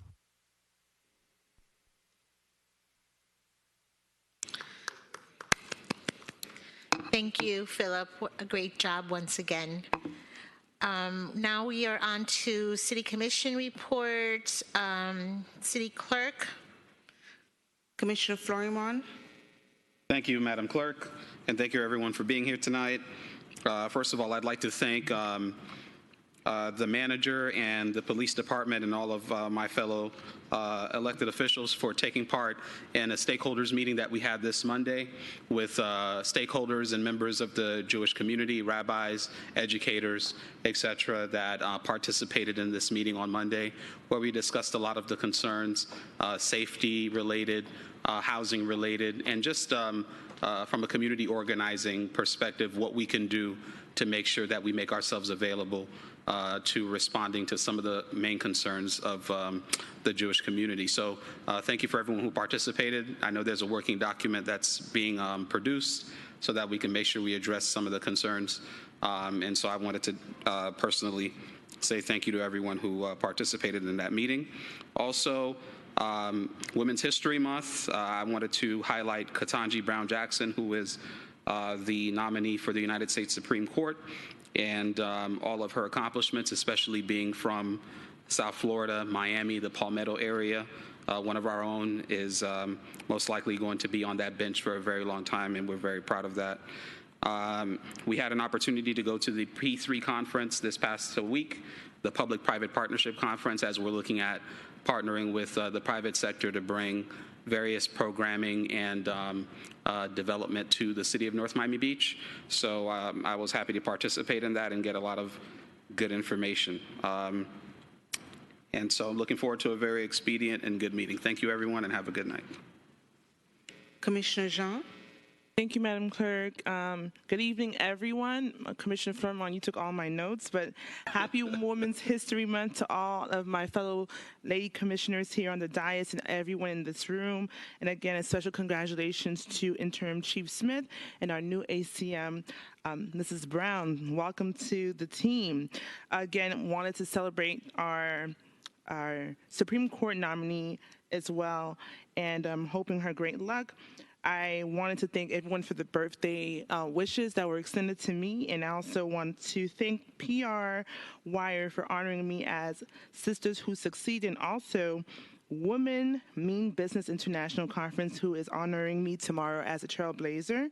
I would like to also remind you that our Women of Distinction Cohort Scholarship, if you know any NMB seniors who are looking for a scholarship, that scholarship program has been extended, and so please look out tomorrow for more information on that. Big thanks to all those who attended the CRA Snake Creek Canal discussion yesterday. It was extremely productive. And also a big congratulations to all the residents of the city of North Miami Beach, especially those in Washington Park. I do echo the sentiments of Ms. Douglas, who mentioned that she wants to see it happen in her lifetime. And I had echoed those sentiments many months ago. So kudos to our management team for really expediting this process. Special thanks also to our Chief of Staff, Willis Howard, for his efforts in that movement, and also for the visit to the governor's office as we were able to get some successful items. I believe our cold case was approved, and so I know the manager will elaborate on that a little bit more, but thank you again, Mr. Howard, for the interlocal agreements as well in your work in our CRA as well. And again, we attended many conferences last week, and so I also want to thank all the stakeholders of the Jewish community who lend their time to us and allowed us to be able to absorb all of the issues and concerns that they have. And so I also look forward to a very, very productive meeting. Thank you. Commissioner Joseph. Thank you, Madam Clerk. I'll try to be quick. I just last month, back in October, we submitted an I for request for information.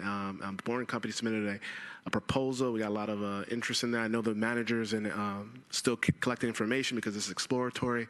I've been able to go to Las Vegas. I know other commissioners are looking forward to going there as well. And I look forward to what the manager can come back with and what he can find, as well as from a financing standpoint from our state and federal stakeholders as well. That also, I would like to give kudos to the manager as well in regards to our roof and window program that was just started up. I know that we're using the HUD guidelines, but possibly, $100,000. I mean, based on those same guidelines, $100,000 for 4 people is not that much. Possibly, maybe you can look at some other guidelines that we could utilize to have more people to be able to apply and to avail themselves of this program. Inflation is up, so maybe you can find another metric to really utilize. Let me go on. Also, I was able to go to the National League of Cities. I was also joined by my fellow colleague, Daniela Jean. We were able to meet with a lot of federal elected officials and to be able to tour the Capitol.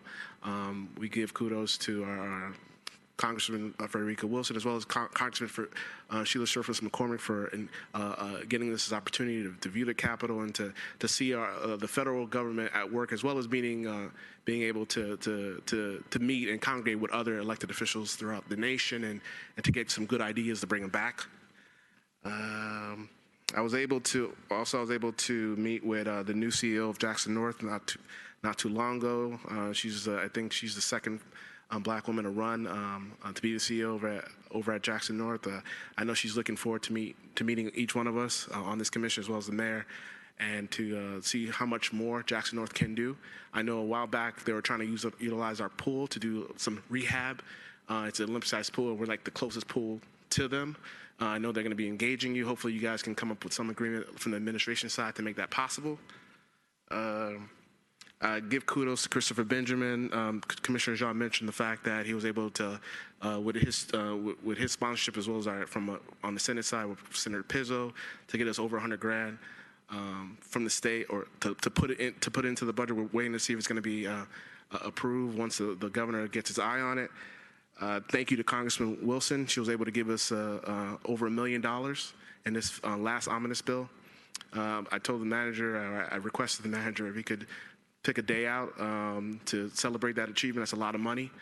Do a big check. I know she did that. She did a similar celebration over at the metro station over down in Brownsville. Hopefully we can do one here in North Miami Beach, and getting over $1 million from the federal government. I think that's one of the largest we've gotten from a line item ever in the city.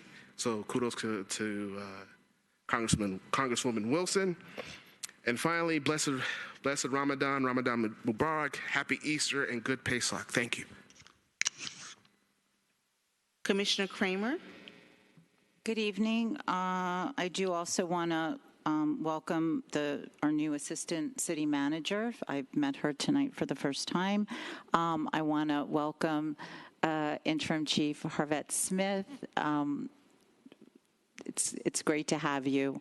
Of course, no reflection on you. It's sad for me, for our city, to have seen a great chief before you, Chief Rand, leave. I had to be a very intolerable situation here because this man has eat, drink, lived, worked in this city, and for him to have left before his actual retirement, I hope and I'm sure you will have a much better experience, and good luck to you. And I want to retract something I said earlier regarding greedy developers. I actually did not mean to say developers. I meant to say these big corporations, because capitalism or not, our neighborhoods are changing drastically because investors are buying homes and taking them away from families that live here, their children that want to stay in a city that they were born in, or whatever the case may be. The big corporations are buying these homes and then they're renting them out, and the neighborhoods really have changed. This type of these purchases are changing the landscape of neighborhoods, and of course course, it's a free world, and all I was trying to say is it's sad for many because of these big corporations swooping in and investing and then renting these places out as Airbnbs, not even renting them to families half the time. And lastly, I just want to say, which I didn't expect to say, but as everyone knows, I'm very transparent and I call things out as I see them. And what I witnessed earlier regarding some of these site plan items on here that were deferred, I see things, and I'm certainly going to talk about what I just saw this evening, and I'm very, very suspicious about what I saw and very concerned. Sure, everyone will come out smelling like roses, and I'm sure the developer is going to be able to handle his situation well, but what happened tonight, there's more to this than meets the eye, but luckily I see what I see, and I'll make sure I get the word out there to the proper people that need to know what may have happened tonight. Thank you. Vice Mayor Fortuna Smuggler. Oh, excuse me, Commissioner Villard. My apologies. I didn't forget you. You sure? Yes. You were not calling me Vice Mayor? Were you calling Vice Mayor Polly Villard? You want me to get in trouble? Okay, I'm just kidding. But thank you. I know you didn't forget me. Thank you so much. Let's see where to start. Oh, get me off guard. First, I want to congratulate our interim chief. You know, this is the month of women. It's really the year of women because we have so many things going on with women. So I would like to congratulate interim chief. You know, it's great to have a woman in charge. You know, like when we are in charge, we make things happen. So I'm sure, Chief, you know, the city is going to still stay safe, and I'm sure you're going to have more community policing to ensure that our city continue to be safe. Thank you, and I would like to also welcome our ACM. No, it's not you, Jadel, but it's our women, our ACM, new ACM lady. Oh my God, but our ACM, the new one, the lady, this is the month of women, so congratulations, welcome to our great city. And I just want to tell you guys to stay focused because the city of North Miami Beach is moving forward in the right direction. So let's stay focused on what's going on the positive things that are going on. And let's not get, distracted with little things, details. But we continue serving our community. You know, the residents are happy with what we're doing. We're going to have a new Washington Park. We're going to have a new building for the seniors, which was really needed in our community. So this staff here is working. The elected officials on this dais is working, and let's continue supporting us as we are supporting you, as we're working for you. So this is really what I would like to say. And I would like to also congratulate Dr. Sandra Sever, which is the CEO of Jackson North. Of course, on the 31st, we're going to see 31 women in the community, powerful women who are humble, who are respectful. Those are the people that we are going to be honoring as unsung heroes in our community. If you can, please come. It's going to be a great event from 6 to 9 here at the Littman Theater. And I'm so happy and I'm so honored. I'm going to be honored on Saturday as the Lady of Valor Empowerment selected me, Dr. Alod Pierre, to be one of those panelists to talk to young people at Miami-Dade Community College, Wolfson campus. Thank you so much. May God bless you. Stay connected with the city of North Miami Beach. We're doing great things for the community. Thank you. And now, Vice Mayor Smuggler. Thank you. Apologies again. Good evening.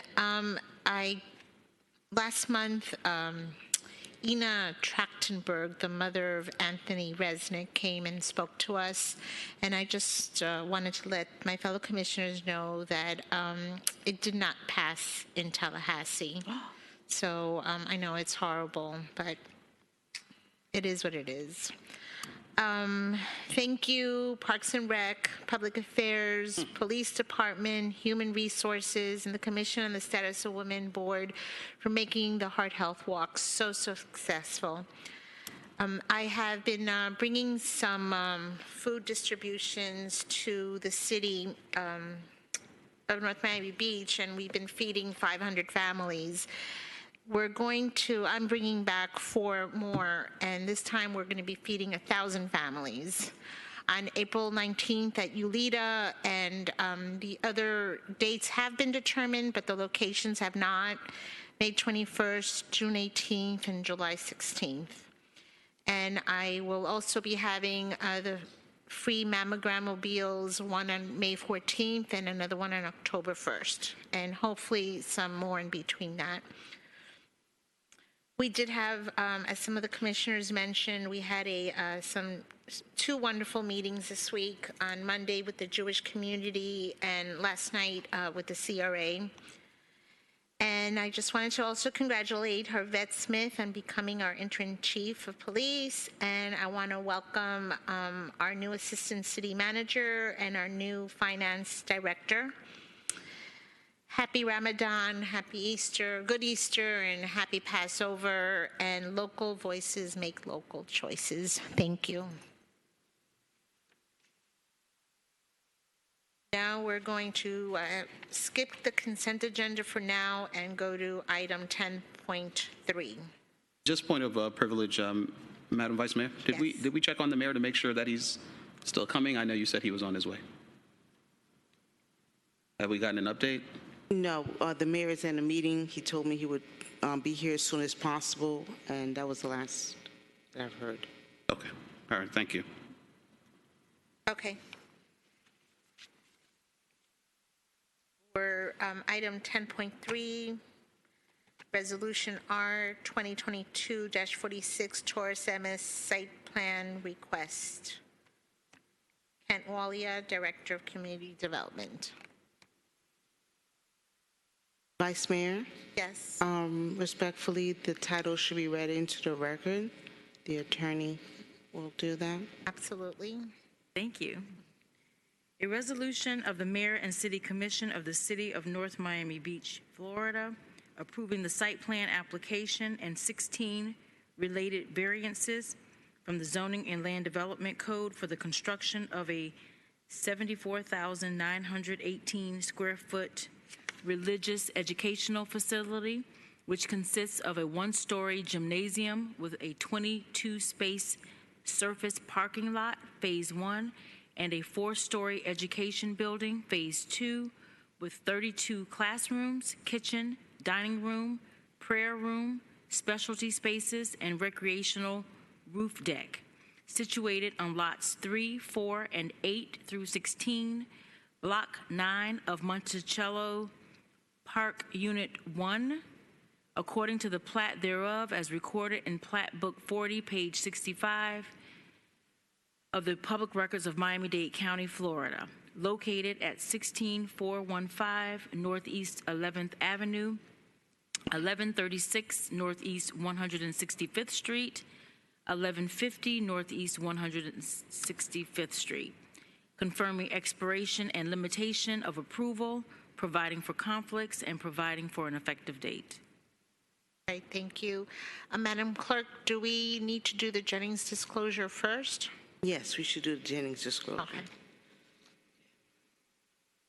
Pursuant to Resolution R95-24, the subject matter of any ex parte communication, together with the identity of the person, group, or entity making the communication, shall be disclosed and made part of the record on file with the city prior to final action on the matter. We have received financial disclosure forms from the following elected officials. I have Commissioners... Not financial. Excuse me, the Jennings disclosure. Thank you. I stand corrected. Commissioner Jean, Commissioner Villard, and Vice Mayor Smuckler. I'm going to call out to the other elected officials so they can make their disclosures on here at this platform. Let's start with Commissioner Florimond. Thank you, Madam Clerk. On this item, I have spoken to the attorney that is representing the applicant. I have also spoken to Mitch Edelstein. I've spoken to the manager and his team. And I'm sorry, Matt, I should have said your name. I've also spoken to our city attorney and planning and zoning on different occasions. And I have spoken to members of the administration of the school as well as community stakeholders briefly. So I can make my decision based on the information that I hear today. Thank you. Commissioner Joseph? Yes, I've spoken with lobbyists as well as the council for the project. Mitch Edelstein, I believe, the city the attorney, city manager, our planning and zoning director, various stakeholders in the community, Zev, I guess the principal of the facility, Seth Roth, and I can make my decision to the best of my knowledge. I can make my decision based on the information presented to me this evening. Thank you. Commissioner Kramer? Good evening. I haven't spoken to anyone on this project. I had a light conversation over here with Mr. Amster, but we didn't even talk about the project. So I can make a decision based on the presentation that will be before me this evening. Thank you. Okay. Vice Mayor? I gave you the Jennings district. With your permission, I'd like to swear in anyone who wishes to make comment regarding this. Please. If you plan on giving testimony on this item, please stand and raise your right hand. Do you solemnly swear that the testimony you're about to give is the truth, the whole truth, and nothing but the truth? So help you God. And your answer is? Okay, when you come up to speak, please attest that you have been sworn in. And we should move to public comment if the manager sees fit for staff to do his presentation first. I have no problem. I would prefer that staff do the presentation first. We have met with the applicant, and I think from Kent Pun comments on the record might answer some of the questions or some of the comments that maybe some of the residents will make. So I'll ask that staff make a brief presentation, but turn it over to Mr. Amster to do his presentation. So Kent will be very brief, and then he'll turn it over. Thank you. Madam Clerk, I just want to make sure I'm following into the attorney's office that I'm doing this properly. Do we need to make a motion to hear this, or we only make a motion after so we can talk? You should make the motion afterward when you talk. Okay. Because you want to get the information first. Okay, thank you. All right, thank you. Mr. Walia, please proceed. Good evening, commissioners and members of the public. My name is Kent Walia, representing the Community Development Department, and I am sworn in. So to summarize the request, it is a new proposed East Campus for the Torres Emis school, private school, located at the corner of Northeast 164th Street and Northeast 11th Avenue. Currently, you'll notice that there's an existing building and then a vacant site where children have a playground area, and then there is a grassed parking lot. So of this site plan request, as the city attorney mentioned in the title, there is 16 non-use variances. One to highlight is the variance for a parking variance is to allow for 22 surface spaces, whereas 144 are required. The applicant is here and they can elaborate on that request, and they're proposing to locate 100 of those spaces at the 163rd Street Mall. There was some parking conditions with people parking on the swale and commute back and forth. The applicant will go over that in detail, but staff has worked with the applicant to address traffic issues, crossing issues, parking issues, and the applicant will explain in further detail in their presentation, and I'll be available at the end if you have any questions for staff.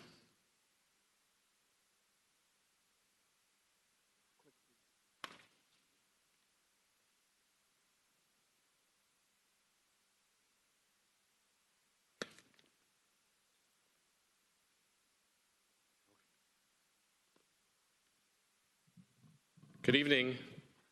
Matt Amster with the law firm of Burkow, Riddell, Fernandez, Larkin, and Tapanes. Office is at 200 South Biscayne Boulevard in Miami, and I have been sworn in. I'm here representing the applicant and property owner, which is Taurus MS Development Company. That's the landowner entity, but they operate 2 schools in the city, Yeshiva Taurus Chaim, Taurus MS. There's a high school up on Miami Gardens Drive, but here the campus that we're talking about is their elementary and middle school. I want to first and foremost say that we've worked extensively with staff and appreciate all their efforts and hard work. Kent especially been very, very helpful to work through what is a complex but very worthwhile new expansion of this school. And I want to definitely thank all of the staff for their very good help. Our team here, I have Marcos Lapchuk. He's actually the president of the yeshiva. I have a number of the rabbis who help with day-to-day operations of the school, as well as, basically being the principals, the operations and financial officers. We have Rabbi Eskatsky, Rabbi Bernstein, Rabbi Nyman, Rabbi Schwartz, and Rabbi Palgon, all key players to help this school continue to thrive. Our project architect is Kobe Karp, and our landscape architect, Kelly Holtz, is here. Our traffic consultant is Juan Espinosa from David Plummer and Associates, and my colleague is here, David Butter. We do have our presentation up. You can see that's a rendering of our new school that's expanding the west side of their existing holdings. If you can turn to the next page, you'll see in blue is the existing campus, and in orange is basically the expansion area, except for a small 2-story building in the orange area, which will remain. Most of that area, which if you go all the way to the east of it, you can see the parking garage at the 163rd Street Mall. Most of that is just surface level, some parking and play fields for the students. And that's the area that we're going to be expanding. The building you just saw would be built on that proposed area. It's kind of oddly shaped and does create lots of challenges, which is where working with staff has been very important to try to get this to a point where we can bring forward a viable new expansion. But the school itself in the blue area started as a little synagogue, a shul, 36 years ago, started with a small school and has grown over these many years. Some of you may even recall they had an expansion on that property approved back in 2011. So they continue to grow, and that's why we're here today. We are addressing many concerns. I'll speak about parking after the presentation is presented. But again, we have a really welcome school that's growing and bringing families to the city. So I'm going to turn it over to Kobe Karp to take you through the project, and I'll have a few more remarks after on the variances.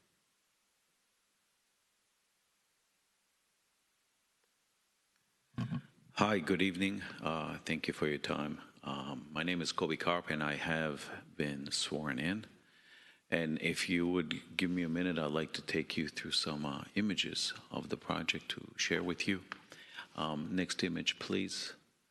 So this is an image of the building, the classrooms, the administration that we are looking to add.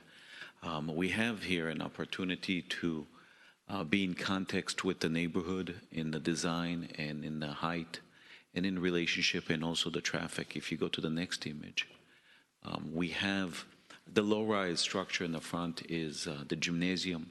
We have basketball inside. It's also where we will be able to meet and have our kids have the events, the graduation.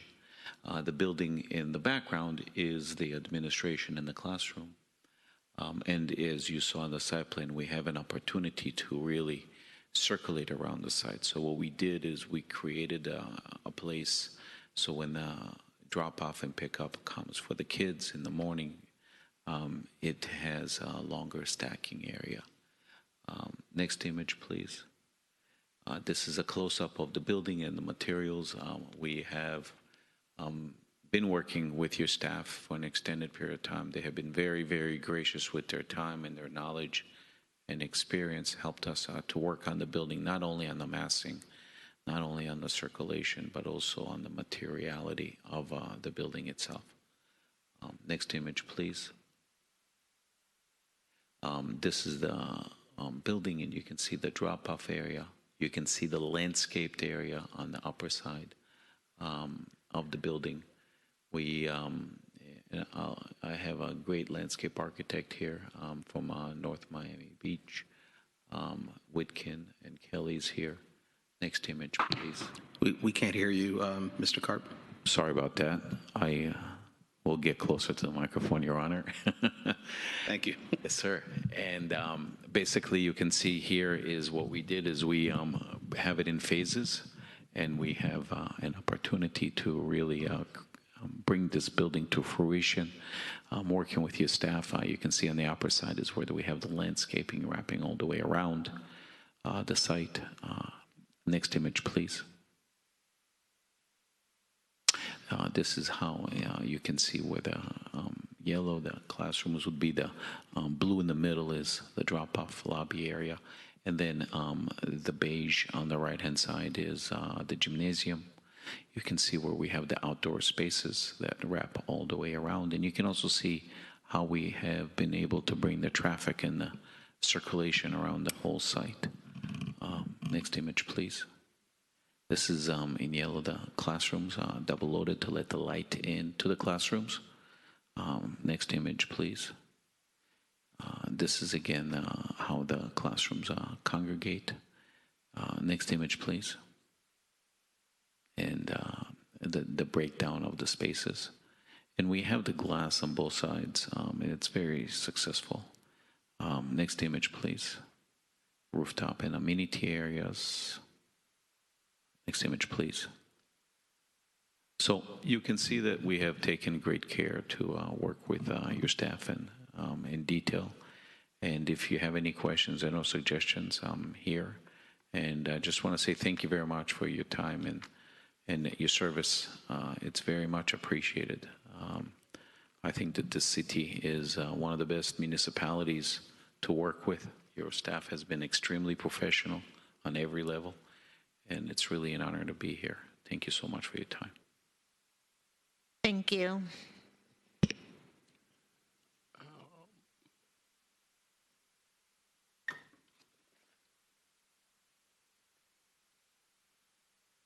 Oh, yeah, if we could get the presentation back up, I just wanted to go forward to some other slides that are helpful. I don't know if you can skip ahead to maybe slide 20, and then we'll get to there. Oh, that looks good. Okay, hold on. Two more. Oh, are we going in the right direction? Yep, and the next one. There you go. Great, thank you. So as Kobe mentioned, and in fact, many of you may recall seeing this image of these renderings of this 4-story classroom and the gymnasium building. We worked with the city when this International Boulevard mixed-use district was being created, and because we were already, even though that was 2 years ago, we were already in the works to try to make this project a reality. We essentially worked with the city to get these properties included, which was a great advantage for us to be able to then move forward to make this a reality. But as you can see on this page, the lands that the school owns, it's the whole south side of the block, but the corner in the northeast and a center part, it makes for a very irregular lot and has, created some difficulties in developing a school that is meeting all of the technical requirements of the code. And I know that this even happens in commercial projects, but I think it's especially pronounced in a project like this that is a private school, which is not the typical mixed-use type of use. So we are a permitted use, but falling into sort of being pushed into a commercial mixed-use type of setbacks and et cetera has created some challenges. But basically we have three categories of variances. In the yellow, there's a lot of existing conditions, the irregularity of the shape of the lot. For example, number 7 is all the way on the left-hand side. It's the existing setback of an existing building that we're not going to change, but yet that's something that brings up that we need a variance for. The length of the building is something that, again, due to the nature of this property, we are only able to orient it along the south in a very, long east-west axis. But the 4-story is the darker gray portion, and that makes it a smaller building.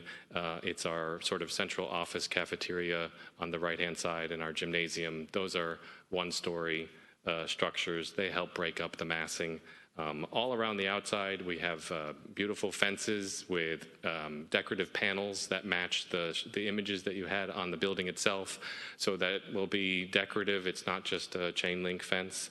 So we're trying to, again, beautify our campus. Those fences also provide security. So there's some variances that are for where we do need in blue to have some extensive fences to keep for the safety. Again, we have an extensive drop-off and pickup. We want to make sure our students and our staff are safe. We have to control the vehicles that are going through the property. So some of the variances are related to that. In green, the cafeteria and the gymnasium building are 1-story, but they have a little bit higher than 20-foot ceilings because of the uses that they have. And the 20-foot is the maximum under the code. So we're seeking a variance just to allow those amenity uses at the school. If you go to the next slide, I think, again, working with staff, we've identified all of these and I think have, come to a good agreement on them. I think that the one thing that has been a concern is how to address the parking. On the left side is their existing campus. And can we go to the next slide? Nope, the other direction. So here you'll see sort of the purple on the left. That's the existing parking area as well as their drop-off and pickup for the existing school. That's where they had an expansion in 2011. That is not part of this application. That drop-off and pickup is going to remain as it is today. But I will tell you that the school has had difficulties with that in the past with the queuing and parking of their staff members sometimes throughout the residential neighborhood. The school has made great efforts to improve on that. And in fact, being able to do this expansion, and I'll get to this in a second, we're able to already improve upon that existing situation before we even build this, before we even get approval for the project. We're already actively removing, and I think I know from school staff telling me that there was no parking in the swales this week, and they have a lot of their staff is parking now in an area that we have leased at the mall across the way to the east. So we're already effectively addressing what has been a problem in the past and therefore improving today as well as continuing to improve. So the way that this new campus expansion works, it has its own drop-off and pickup. Completely separate from the purple on the left. In fact, this is over by the orange, where on 12th Avenue, it will be a new entrance, and as Kobe was telling you, it's a circular drive for drop-off and pickup that goes around the building, so it's all completely on our property. And as regards to the parking, the orange is our area that we have 22 parking spaces. By code, we are required to have 144. Now, the code provides a parking rate based on students, 4 students per 1 parking space, and that's where the 144 comes from. I will tell you, and if we have it in your packets, and our traffic engineer is here. It's a little inflated for a school that's an elementary and middle school.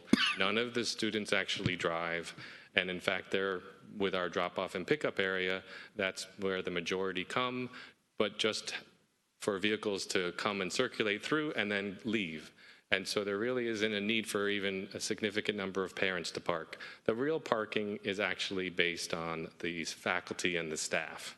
And for that, when you take account the parking spaces that are in the west, the existing campus, the 22 parking spaces we have on our campus, because it's really cramped and trying to figure out where to put the parking, and we have a lease that when the school expansion opens in the pink on the right-hand side, that's the parking structure at the 163rd Street Mall. We have already agreed to lease and have a document that's in your packets for 100 parking spaces.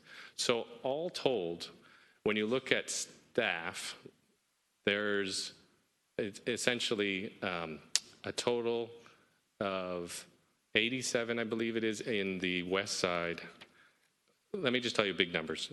The staff members are 156 total between the two, and we have 187 combined when you have the parking in the west, the parking in orange on our campus, and the 100 spaces that are leased in the mall.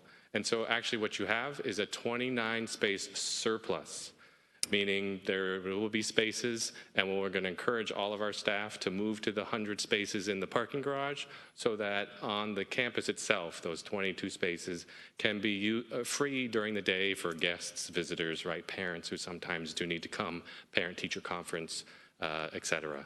So we are covering ourselves by getting this lease. We put and worked with staff and have a number of conditions in this draft order that's before you for approval today. We have to show that lease every year.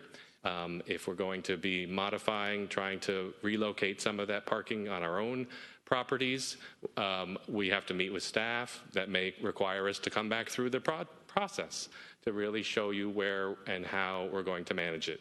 And to that effect, if you go to the next slide, the school is not waiting around, right? First, this is going to take, assuming approval happens this evening, which would be wonderful, we're going to take about 2 years to finish all the permitting and the construction of the new school.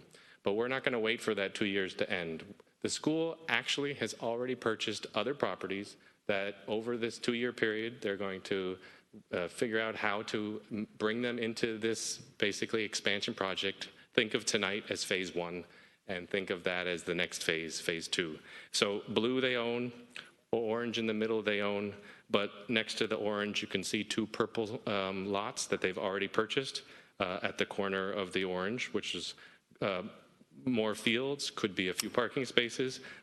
They've purchased the commercial plaza that's immediately south of this expansion area, and so that itself will have an ability to not only be used for more school activity, but for parking.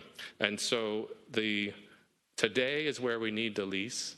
We have good enforcement measures through the conditions to make sure that we provide that parking, but we also have this ability, because of the other holdings that we have, and maybe some more properties will be obtained in the nearby area, that we can continue to work on and bring that parking back onto our property. So with that, I do want to bring up Marcos Lapchuk, the president, to say a few words, and then we'll conclude.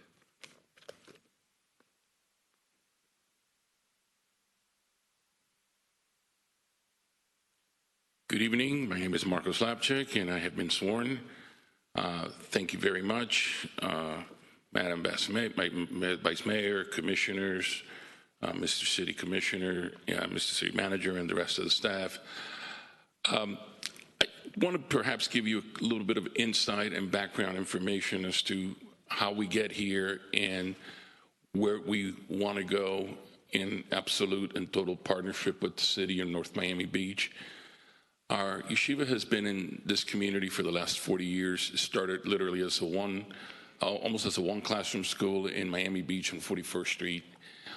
I think if you all remember, after Hurricane Andrew, a lot of communities were hit very hard by a migration of a very steady tax base to Broward County and West Broward. North Miami Beach was no stranger to that, unfortunately. And it was in those years, I was then a member of the school, and my children were attending the school in 71st Street in the Normandy area of Miami Beach, when the board at that point made a decision to make an investment in the city of North Miami Beach by purchasing the old Beth Torah temple.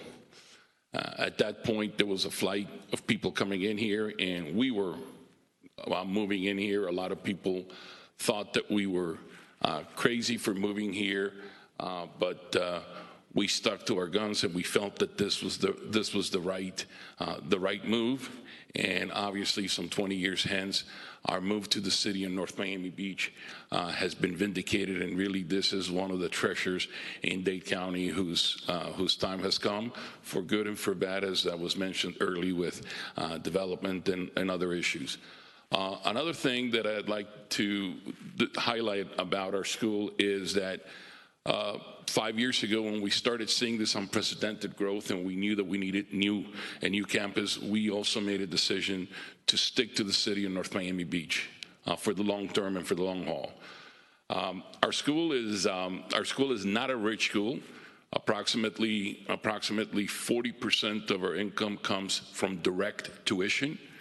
60% of the income has to come from either government programs such as Step Up, and approximately 20% of that, it would be another 40%, but 30% has to come from donations. So many of us have fancy titles, CEO, president, etc., but at the end of the day, we have to knock on doors and we have to get donations for the school. It mostly services a middle-class base. And the tuition obviously is extremely expensive, as we run two dual tracks.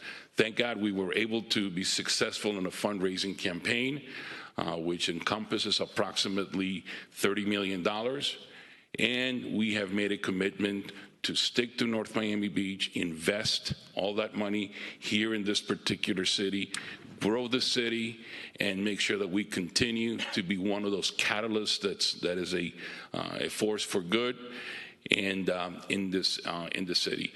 Also, I was extremely impressed with the meeting that we had Monday, and I would just like to say that from the point of view and the perspective of the board of this institution, we want to totally partner and have an absolute win-win situation with the city of North Miami Beach. Our future depends on it, and we are, of course, honored to be part of the future of this great and amazing city. And finally, the last point that I would just like to highlight is, as Matt said, we don't want to be totally dependent on the parking space on the mall. And, obviously that is an expensive proposition long-term, the lease of those spaces, the shuttles back and forth.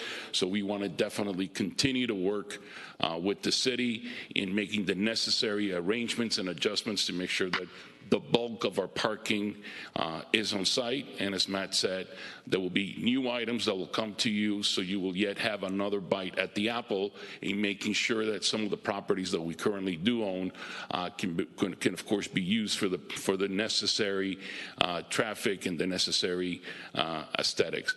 Obviously, the future for us of this next stage begins hopefully tonight.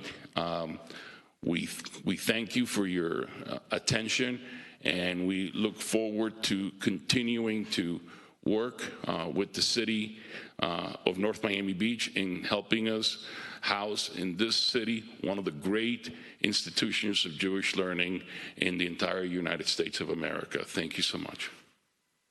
Vice Mayor, if I may. Matt, you done? Or you wanted to add something else, Matt? Yeah, with the handout that we had. Okay, go ahead. If that's... No, go ahead. You're fine.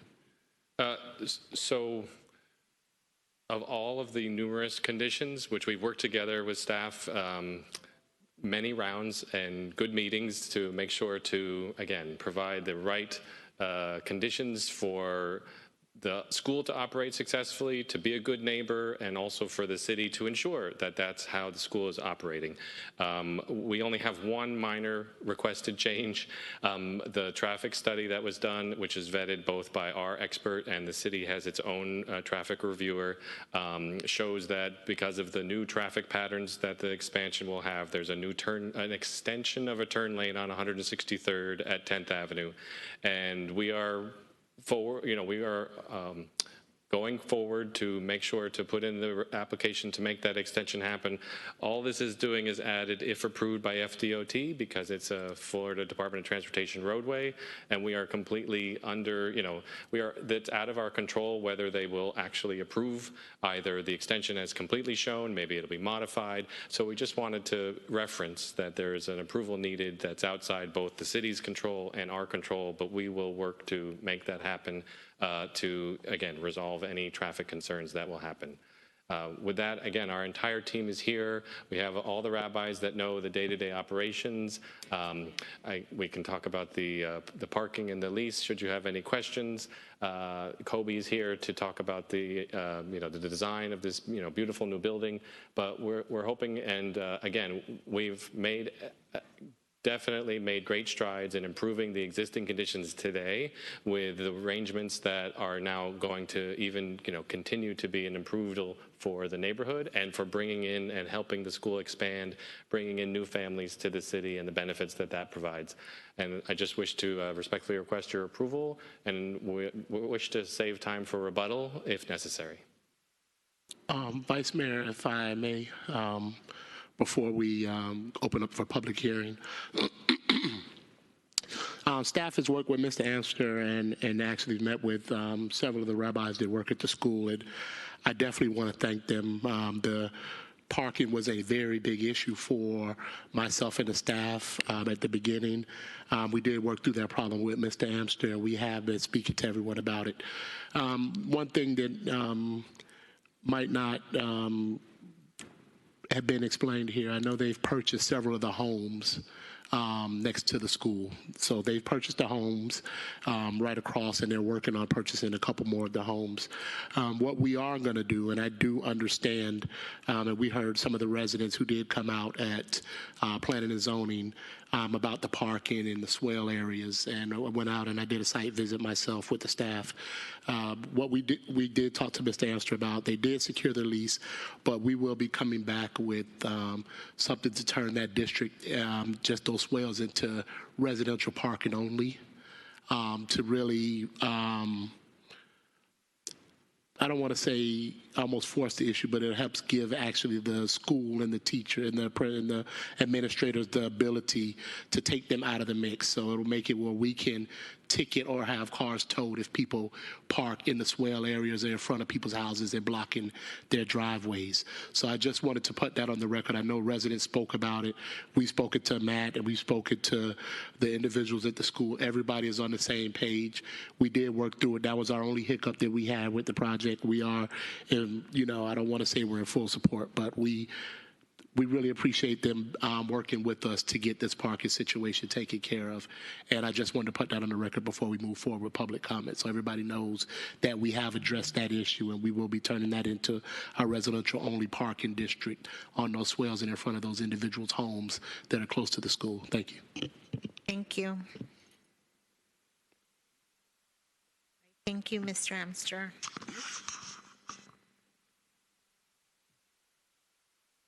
We introduced the item? Oh, yes. Okay, motion to introduce. Second. So it was introduced by Commissioner Florimond and seconded by Commissioner Joseph. Yeah, introduce it. All in. Well, no. We still need to do public comment. Sorry, public comment. We're open for public comment. I apologize. We are open for public comment. If anybody would like to speak on this issue, please do so right now. Vice Mayor, we do have a list of individuals that have signed up for this item only. Perfect. So we'll start. It's not a problem. It's not too late. We'll start with Ronald Godwin and then Jado Israel.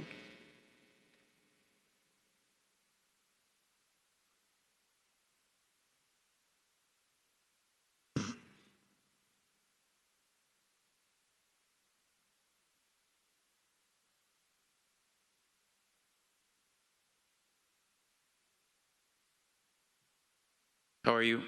Jacob Israel, 16501 Northeast 11th Avenue. I live right in front of Taurus Emis, and I have been sworn in. It seems like the school has always been very wanting to partner with the city, but they do not seem to want to partner with the neighborhood that we live in and that they reside in. The events, well, also, I don't know how I can compete with a $30 million investment into the city, so it makes me feel like this is almost a little pointless, but I'm throwing these out there. An event space would be a huge disservice to the community. Last time, throughout the planning and zoning, they were trying to get an event space planned. I live right next to the school. I have a 1-year-old. I can't walk him when he wakes up at 7:30 in the morning because that is drop-off time. Last time they said it was a 5-minute or 10-minute disruption. I can't take him out on the stroller before I leave for work. The noise during Purim, I'm Jewish, so it's not like I'm against the Jewish community. I don't want this to be like it's a disservice. I don't send my child there. I have a 1-year-old. During Purim, it was loud. I have videos up until 10:55. The music is playing. It happens on the weekends. It happens on Sunday during school. It's the event space would take up so much more noise. I can't put my son to bed at normal times. This is something that living in a residence, we deal with every single day. Even the gentleman who was very pro Taurus Emis was saying earlier in the day that we've dealt with all these things because, yes, we deal with their expansion. I feel like I'm in operations. I've worked in operations for the last 15 years. This has been an operational mess since they absorbed that purple part, because that's where my house is. The purple part in the menu that Mr. Emis was showing, Matt was showing earlier. The 22 space surplus of parking spaces they spoke to is of a current employee number, not what it would require to have that level of expansion employees. Also, I don't think having 7,000 square feet added to something is only 22 more employees. Just throwing that out there as a parking issue. But yeah, I'm asking for the please on this, at least for the event space. I know we're not gonna win on the expansion of all of this, but as an event space to keep some of the noise down within the community, within the houses that live right there. It's a lot to be at 10:30 at night. We have kids, everything else. I almost get run over daily trying to walk my dog, but that's part of, I guess, living there. So just thank you. Thank you. Jackie Moskowitz, and then Riva Homnick.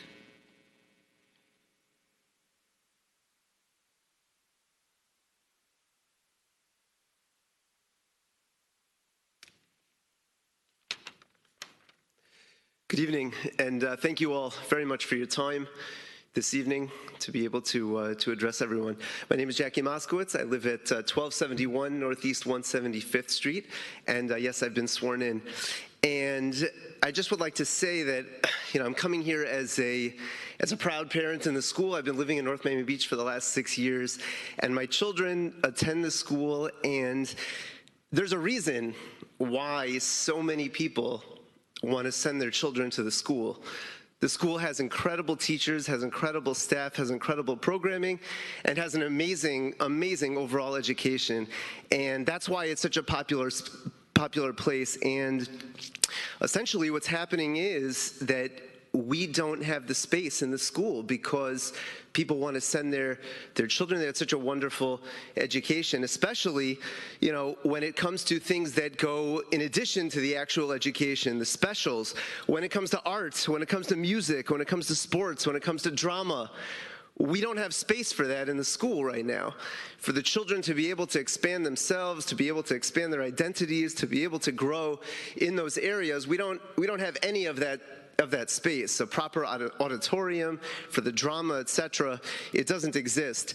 My son is in the 3rd grade, and he's an incredible sports player, and he does not have him and all of his friends and all the other students do not have a space, especially an appropriate indoor facility to be able to play ball, to be able to play sports, to be able to have that appropriate recreation.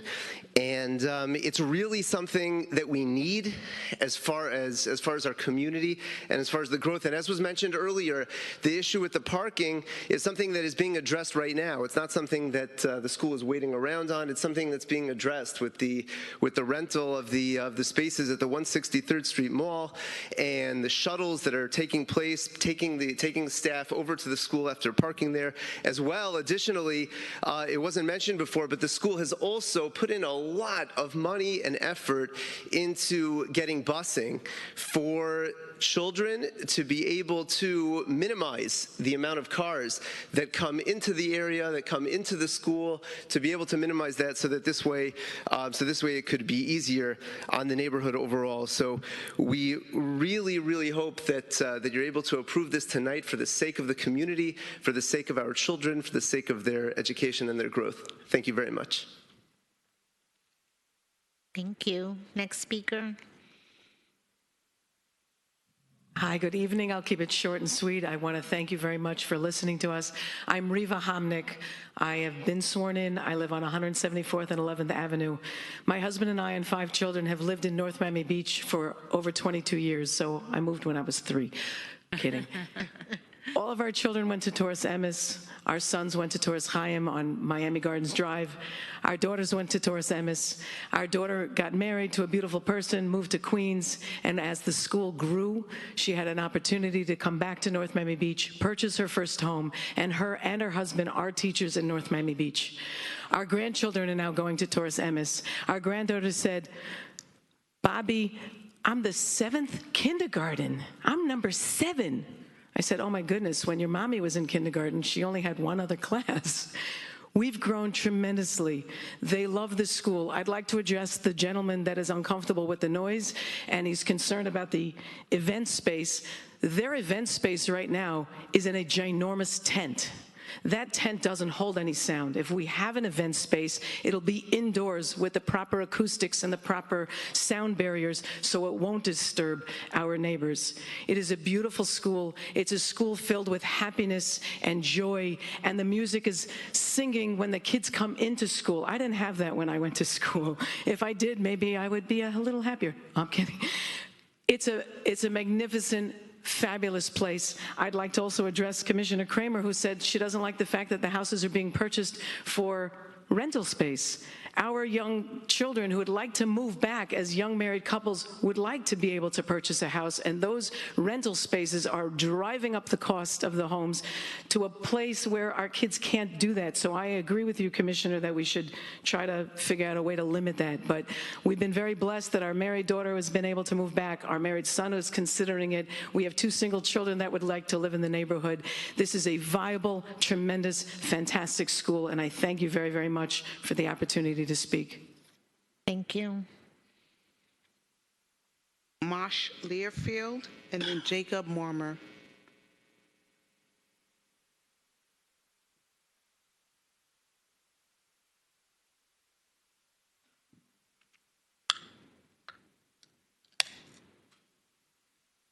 Hi, good evening. Thank you so much. I'm really honored to be here tonight. I live in... Please state your name for the record, sir. Sorry. My name is Moshe Learfield.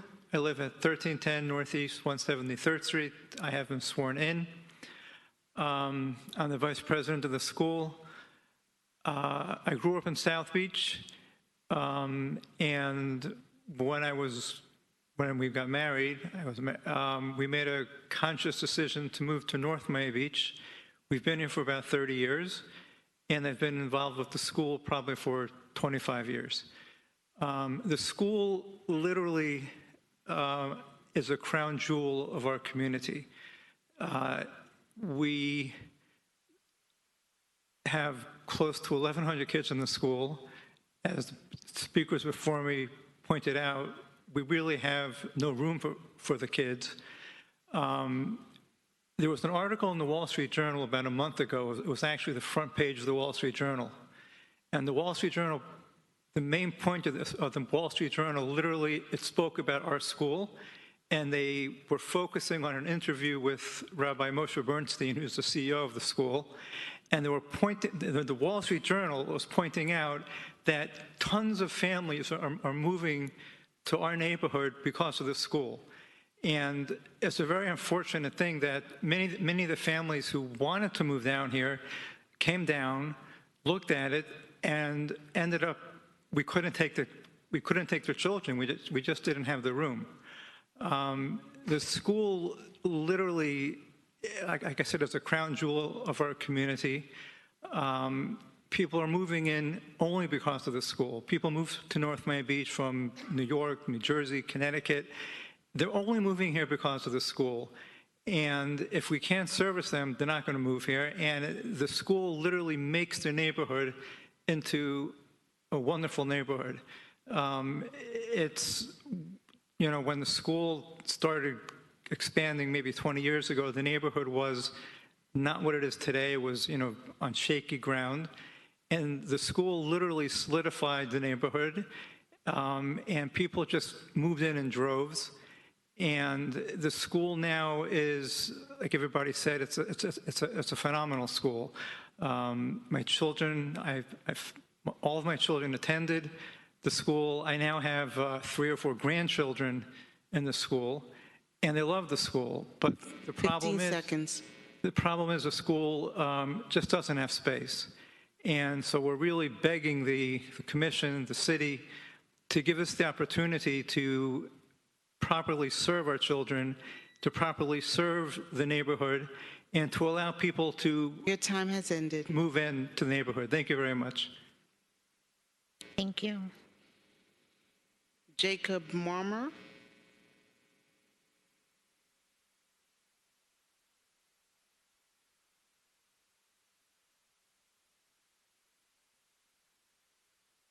Hi, good evening. My name is Rabbi Yaakov Marmor. I live at 1041 Northeast 165th Terrace, and I've been sworn in. When I was growing up in North Miami Beach, me and my siblings would flip through the channels of the television, and sometimes we would hit this show. And I always wondered who in the world would watch this. But now I understand that I'm here and that this show actually will affect subsequent generations of children, of Jewish education, and of the community of North Miami Beach in a very, very serious way. I'm here as a rabbi of the community, as a father who sends to the school, and as a neighbor of the community as I live 2 blocks over. I just want to point out, I think my most important contribution can be, speaking as a neighbor, is when I moved in to the neighborhood, specifically to that block, I was told that historically there had been traffic problems. But I can attest to you today that I have never seen a line outside my house that has affected my access to my driveway or has affected my quality of life. Now, I do live much further away than the other gentleman that spoke here tonight. It was 2 blocks over. But I know that the line did extend to my house in the past. And I can attest to the fact that this school is working day and night to try to alleviate these issues and that they are solving the problems. The busing that they instituted has tremendously eased the traffic flow to the extent that, as I mentioned, the cars no longer reach my house. You have a committed board of individuals who are creative thinkers and who are constantly trying to solve the problems that the neighbors are experiencing.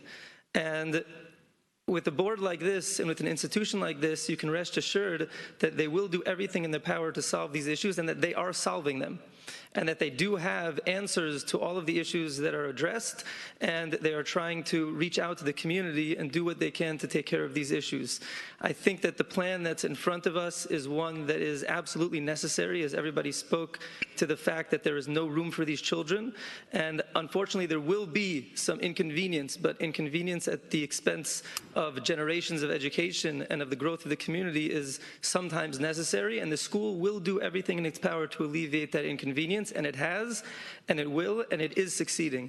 So I think that even though no plan can be perfect, I think this is an unbelievable plan. I think it offers tremendous upside for the community, for the children, and for the future. And I think that the school and the board here is absolutely on the same page in the necessity of approving this plan and of helping us move forward to do what's necessary for the community. Thank you.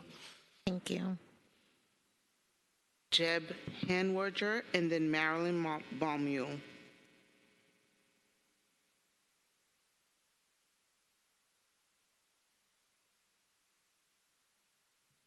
My name is Jeb Hanwiger. I live 2 blocks from the school, 1091 Northeast 166th Street. I've been there for 18 years. I've seen the school grow. First off, I want to say I'm for complete approval of the project. I'm for Jewish education. I thank the Governor DeSantis for allowing step-up programs and funding, because if it wasn't for the governor, we wouldn't see this growth. We're seeing a huge expansion from New York and north because of the policies that allow kids to get a Jewish education. I'm totally for approval. But now the CEO's here, and I must state, the truth from the resident side. For 18 years, I've lived there. Most of the community, they only use it during the week. They didn't live there for many, many years. I've asked many times about carpool issues, coming up with meetings with residents, no callback, never. I've asked about school buses being parked outside my house. I've asked to call the principal. I've called the principal, no callback. So we're here now. I'm for total approval. The school needs it, the kids need it. But I'm asking the CEO while he's here to make sure your administrators are accountable to the residents. Make a Kiddush Hashem. Sanctify God's name. The residents there have sacrificed a lot with carpools, not being able to go out of their driveways during certain hours. And yesterday we had a meeting, NMB-CRA. When you make a plan like this, $30 million, what are you doing for the nearby residents? And I say this again, the Monticello Park area, I've been there 18 years.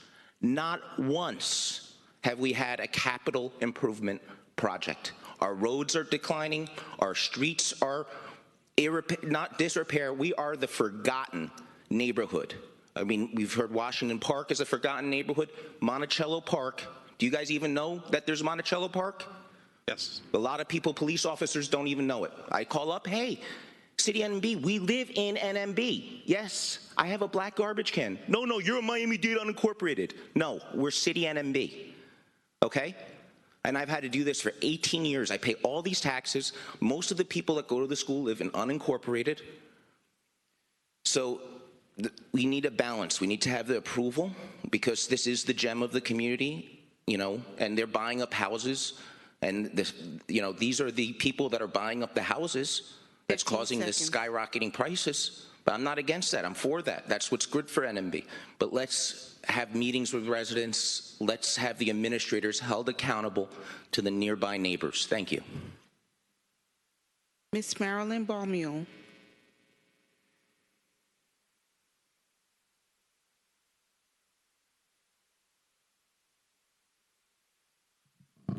My folks went to the first temple on Beth Thor property. It was called... Please state your name for the record. Oh, sorry. Marilyn Balmore, 18635 Northeast 20th Court. But my first house was on 8th Court on 163rd Street. My folks went to Monticello Park Synagogue, which was on the property of Beth Torah. Beth Torah came after that. And we knew a lot of the people. My sons were bar mitzvahed at Beth Torah. I know the area very well, and I'm very, very sorry to say I feel that this is too large a project for this area. On 10th Avenue, you have JFK Junior High. Next to it, you have NMB, which my son was the first graduating student at NMB. So I go back in North Miami Beach over 60 years.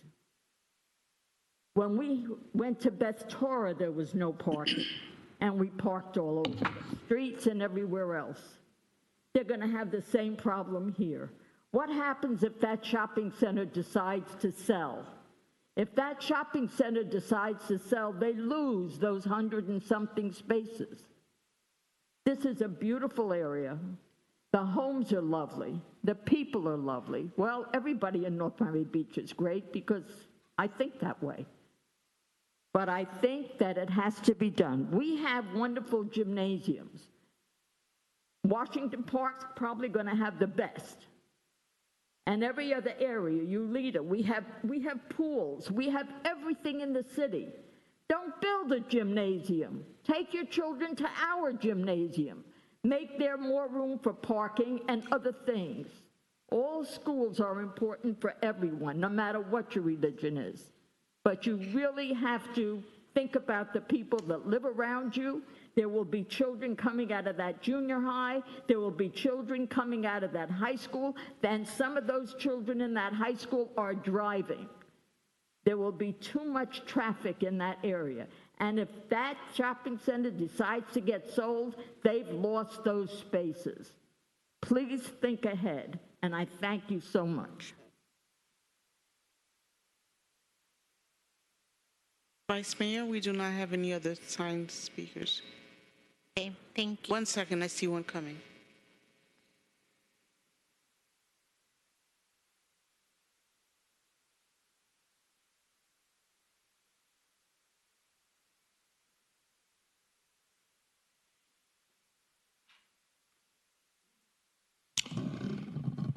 Mubarak Azan. I want to say first that I support this project that is coming before you. I grew up in religious schools. As a non-Hindu, I've been to a Hindu school for 5 years, my first 5 years, Hindu school. And the next 6 years I've been to Catholic school. I was not a Catholic, I was not a Hindu, but it taught me discipline. And I think the VP, he made a good point that people come to your city because of the schools. It's an attraction.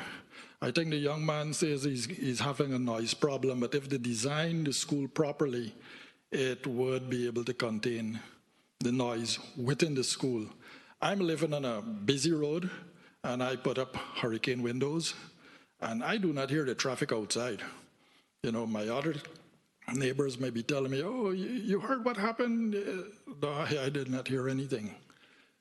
So, yes, and what I want to know is if the school would be open to non-Jewish children. I heard that 40% of the money may be coming from the state, another 20% from donations, another 40% from actual school goers.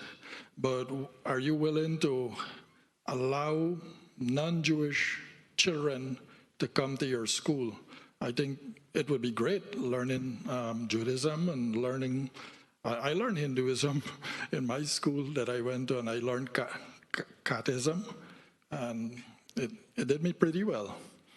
And if you can, nobody can force you to do this, but if you can just think about allowing other kids of other religions to come into your school, it doesn't have to be like 50% or 90%, but maybe 2%, 1%, it would be good. And maybe the VP can also go down to Miami-Dade County and share some of his expertise, why his school is so great that it is even in the Wall Street Journal. We need some of that here. Thank you very much for having me.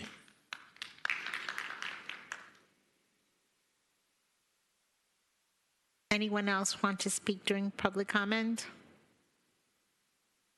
All right, public comment is closed. Vice Mayor, if I may have just a few comments for rebuttal? Okay. Thank you. As you can tell, we've been here for a long time, and we've definitely committed to change. Change doesn't happen overnight, but some of the speakers that you heard from have been able to attest that the good change is happening. And this school has taken this on already and will continue to do that. That's our commitment to you, and it's also enshrined in numerous conditions in the approval for the expansion. The busing did not happen originally, and so everybody was driving, and that was where there were problems. They now have multiple buses going through many different communities to get their students to and from the school. That reduces the carpool line. They have faculty and staff members ride those buses, and so that means that that faculty staff person doesn't need to drive their car by themselves and park somewhere at the school. And so that reduces the parking that has been happening and been a problem in the neighborhood. Those activities are already in process and helping.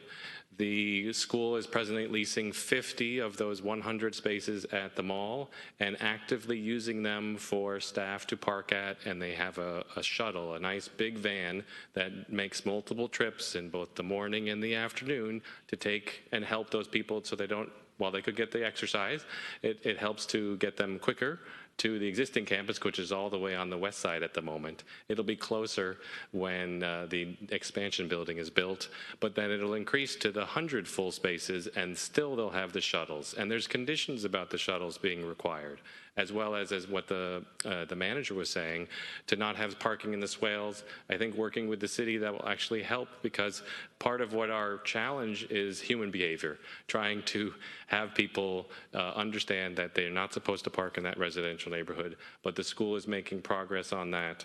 And I will say that our parking counts that we're talking about are inclusive of both existing staff as well as proposed staff.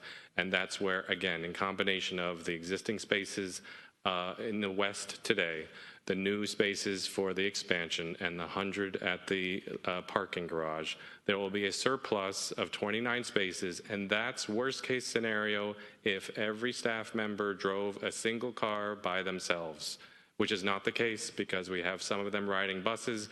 We encourage them to carpool, and that will continue. So that is how we are effectively addressing. And yes, our new gymnasium is an inside space that doesn't exist today in the school. And so many of their sporting and even assembly type of activities and quorum can happen inside the building. And that will, again, be respectful to the neighbors. Our whole entire team is here to answer any questions, and we do ask for that little tiny modification to one condition. Thank you very much. All right, thank you. So now let's hear from the commissioners. Let's start. I have a question. Oh, okay. Okay, so just a few things. Can we go over that condition one more time? Can we discuss the homes that are around there that I would imagine are either being purchased now, because I'm very familiar with the homes around there and how hard it was to acquire the homes, and now apparently the homes are now, there's more of a reception to purchase those homes now, or maybe they've already have been. So today, the site plan that you have is all the school's owned properties with more than a year ago. They've had these properties for a long time. Since applying and putting in for the expansion and addressing the parking as we have, as well as the grounds on the outside, the school has been able, at the end of last year and even earlier this year, purchased additional properties, which are not part of today's application. But when I showed you the graphic, they were kind of a magenta color. So there's 2 at the corner. Can we see that again, if you don't mind? If the presentation could be called back up, I'd be happy to. Can we? Yeah, he's working on it. Thank you, Kent.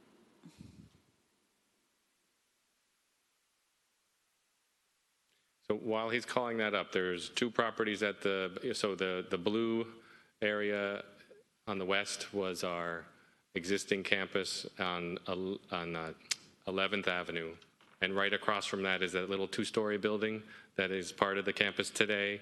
Just north of that, there's 2 properties that are not part of today's site plan application, but since applying, we've purchased those 2 properties. So that's a future application process that we need to go through in order to bring that in as a site plan modification to be able to use it, whether it's sports fields or a couple of parking. Okay, wait, go back one. Nope, this is the one that we were talking about. Okay, but there's another one that I saw that I liked. But all right, so let's address my first question, which was was it a variance that you were asking for? For parking spaces? That one piece that you said we just need that tiny. Oh, if you go to the one before this. The one thing you're asking. The other direction to get, yep. So I think what you were saying was number 7. Is there any way to enlarge that or no? So I did point out, just to give you an example of some of the, based on existing conditions, that two-story building, which is on the, well, was shown on the left side That's there. going to be demolished, correct? No, that Oh, building that's is, still gonna be that there? building is staying, and because it's an existing building, it essentially is non-conforming with respect to the mixed-use district regulations, right? It was rezoned as mixed use early last year, and that made it basically, because it wasn't built at a time to follow those. So that's the gray building in the, That's the gray building on the left. right. That will remain, but yet because we are now in a mixed use and we're doing a substantial redevelopment of the property, we have to bring everything up to code. So we need to ask for a variance that is for the existing setback. The intent of mixed use is urban design, having buildings closer to the streets, and that building is too far away from the street. So therefore, and we're not going to pick it up and move it, and we're not going to demolish it because it's a perfectly good building that can continue to be used for the school. So we need to ask for a variance for the existing setback. And so I always wondered how you were able to have those is that the courts that are sitting in the middle of two houses? Yes. Okay, and I remember discussing this, or I remember it being answered, but I don't remember what the answer was. How is it that it's allowed to be in the middle of a residential area and you just put these courts in between two homes when this is all residential right there?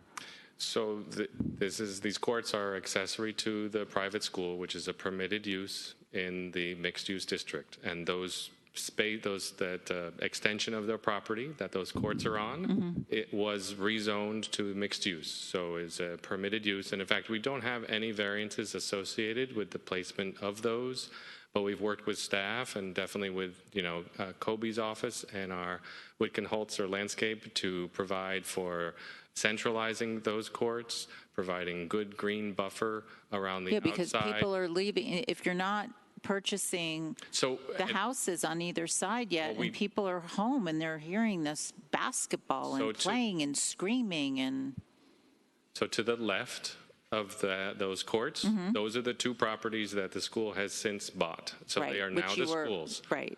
So those will not continue to be residential buildings. Right. But it takes a process to go through and absorb them into the campus. I understand. The school would like to be able to purchase the remainder of the block, which is on the right side of those courts.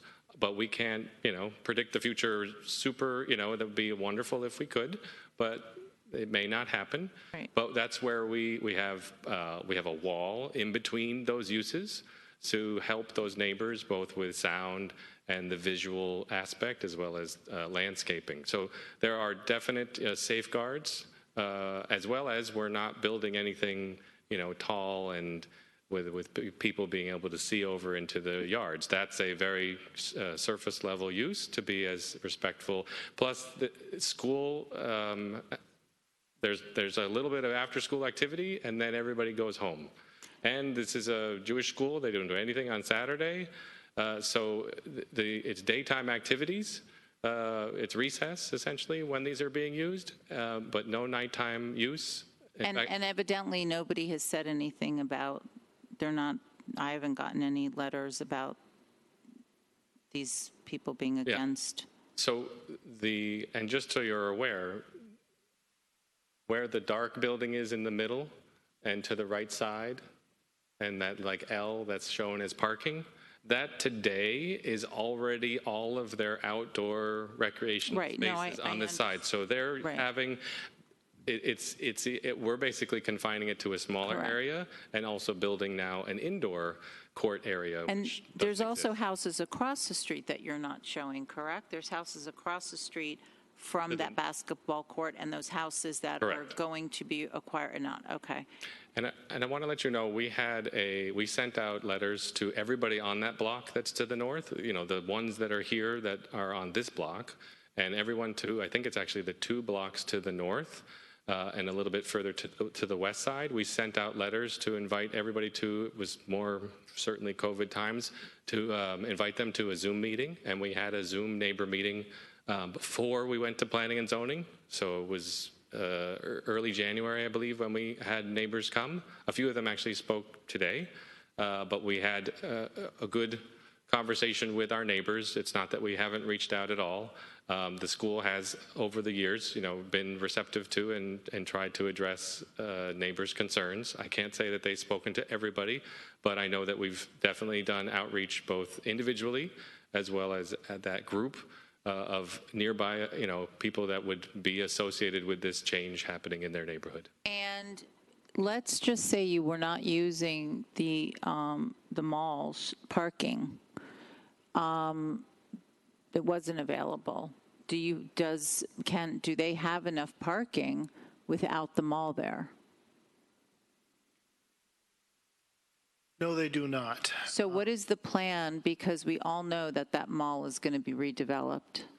So, as I mentioned, we have not just purchased those 2 properties, but if Kent, you could go to the next slide. We've purchased the commercial properties that are directly to the south. Right, okay. That gives us a great opportunity to use their existing parking. Again, we need to work that out as a site plan arrangement with staff, but we will.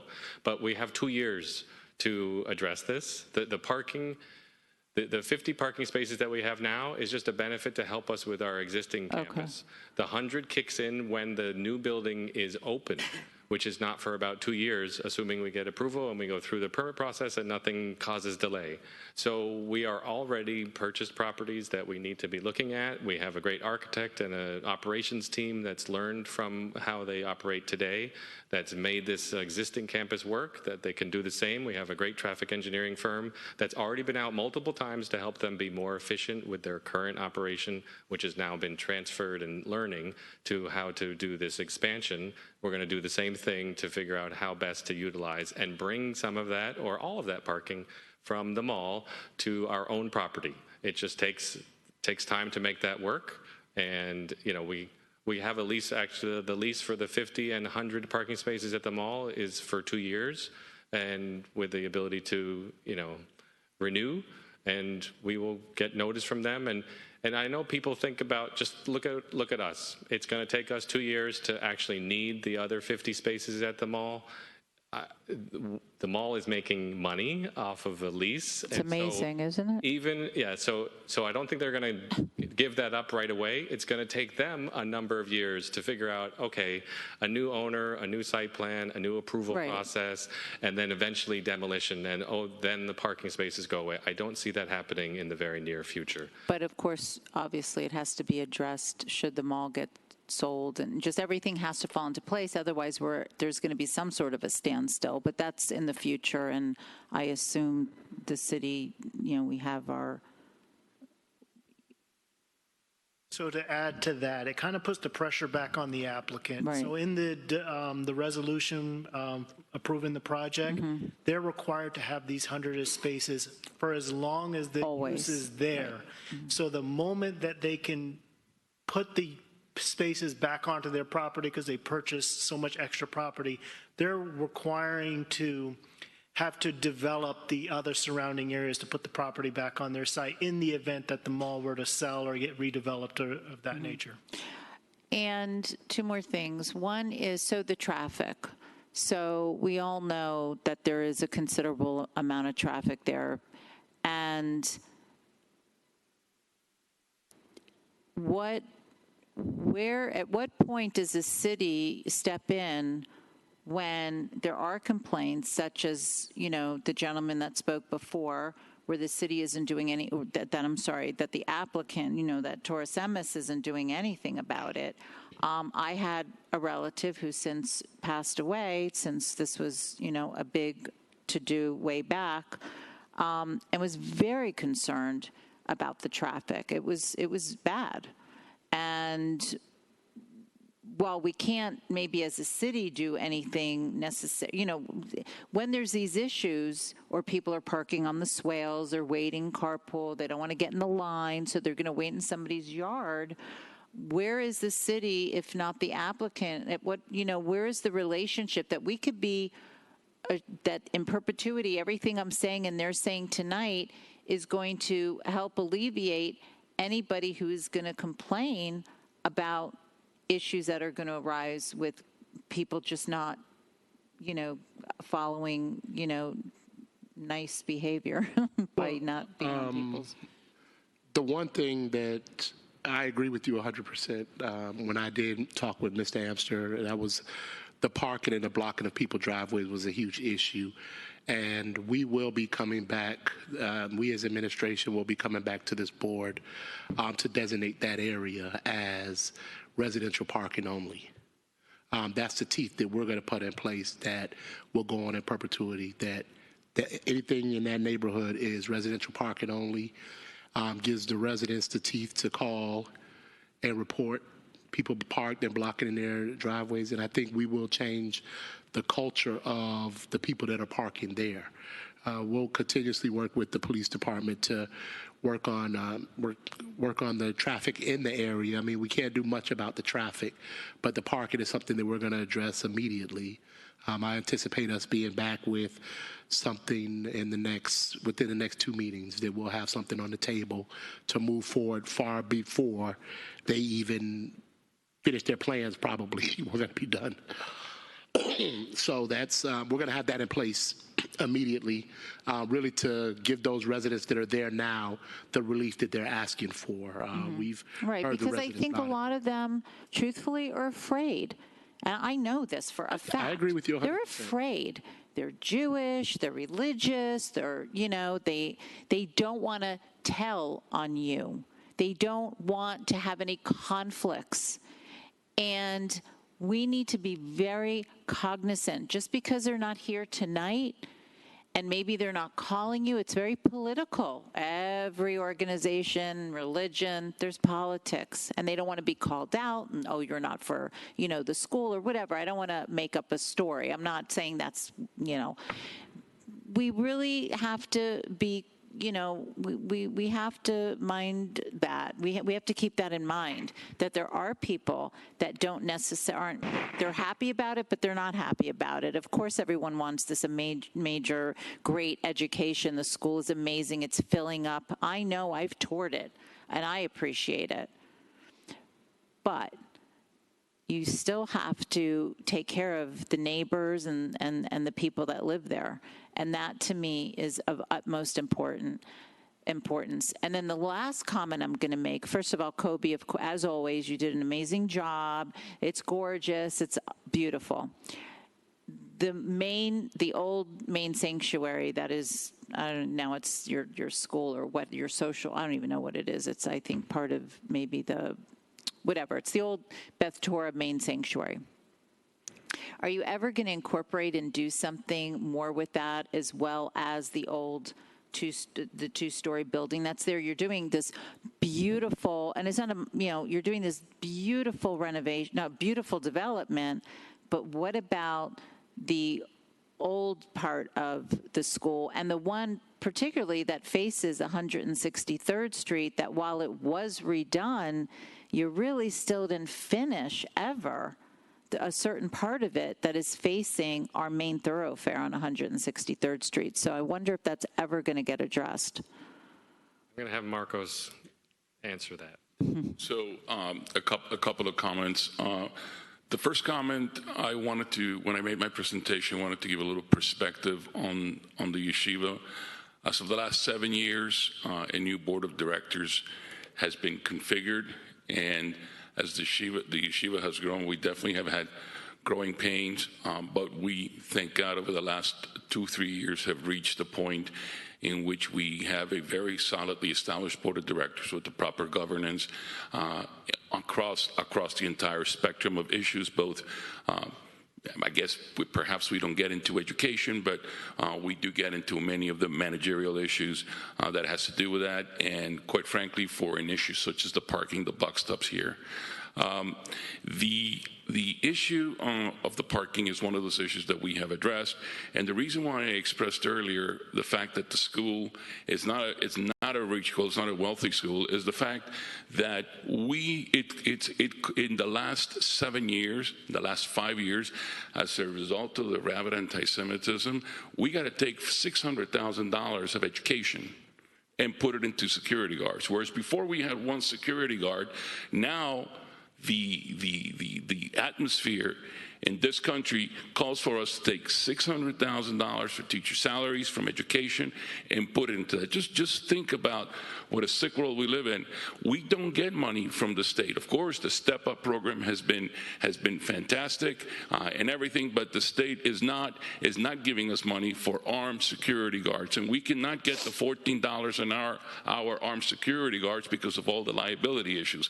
We got to get armed security guards that are highly trained, given the sensitive nature of what we have. The other issue is, again, on the issue of bus, unlike Miami-Dade County Public Schools, we don't get reimbursed for buses. That comes out of our hide, that comes out of our pocket. So we decided to spend, now, there are kids of a higher demographic from Hollywood, Miami Beach, Bal Harbour, and Surfside that do have a bus and they pay for it. However, the great amount of students from the community of North Miami Beach that come, they don't want to pay for bus. They cannot afford to pay for bus. So once again, the yeshiva reached into our pocket, took money away from education, and is currently running somehow in the $600,000 deficit just on the busing alone. And that's the delta between what we bring in from revenue for kids that do pay for bus and what it costs us. In addition, part of the governance that we talk about, we have to have monitors. When I went to school, there was no monitor on our bus, and I guess it was survival of the fittest. In today's day and age, we have monitors in the bus, we have to have security in the bus, and everything else. So all told, we have to make investments of over $1 million that comes from a very much needed budget, given the fact that we have a traditional deficit. So I please want you to understand that. So the issue of the bus is something that we have definitely made an investment on, and it's cost us, and it cost us dearly to bring the bus from North Miami Beach. So it's not like we haven't done anything. The other issue, of course, is we're totally committed to the community, as we said, and like Matt made in his presentation, and I said earlier, you will have another bite of the apple because we do own those two other lots where when we come in for the rezoning of those two lots, we will be, if necessary, be able to allocate parking spaces in that. And the final issue that I say, just on a personal note, I live in Miami Beach on Meridian Avenue, across the street from Nautilus and 1 block away from North Beach Elementary. I also have a lot of traffic from public schools in the area in the mornings and in the afternoons. I also have a lot of noise. I also have children. We also have thousands of school kids that are walking across Arthur Godfrey. And as someone very great once said, we might have come in different ships, but we're all in the same boat. So I really hope that we all realize that, having a park, I also have Polo Park across the street from me, and I have kids playing basketball. And you know what? I say thank God to that. And thank God to the fact that I've got a public school 1 block away from me. Why? Because that is the fabric of who and what we are. And God's not making any new land here in Miami-Dade County. On the one side, we got the Everglades that we want to protect, and the other side, we got the Atlantic. So we got to learn how to live together here. Together, we got to make sure that we're righteous on our side of the street. We have the necessary barriers, and we got to make sure that we continue to work with the city manager in making sure that we relieve the parking. Thank you. All right, thank you. All right, let's start at this end. Commissioner Joseph. I'll be very quick. I think it's a great project. I appreciate the former chair of the PHT, Marcos, and his comments, and the fact that we're on the same boat. I'm glad that, the fact that we're going to have another premier event space in North Miami Beach. There's not that many places that you can have, like, celebrations. I know that we have become a bastion of Jewish education with the call out down the street. So I support this because I think it's just going to amplify the community. Thank you. Thank you, Vice Mayor. Definitely, I support this project, and I think it's a great project for the city of North Miami Beach. Our city is growing in its culture, so we are happy to have the school. Thank you. Commissioner Flourmont. Thank you, Vice Mayor. I'll be brief. I just want to say in 2011, I was supportive then, and I'm supportive now. This is a great project for the community. I would hope, though, that it seems to be that there's a lot of consistency and continuity in the campus, that we can probably see some wayfinding signage, to direct people and to give it that campus feel in that area.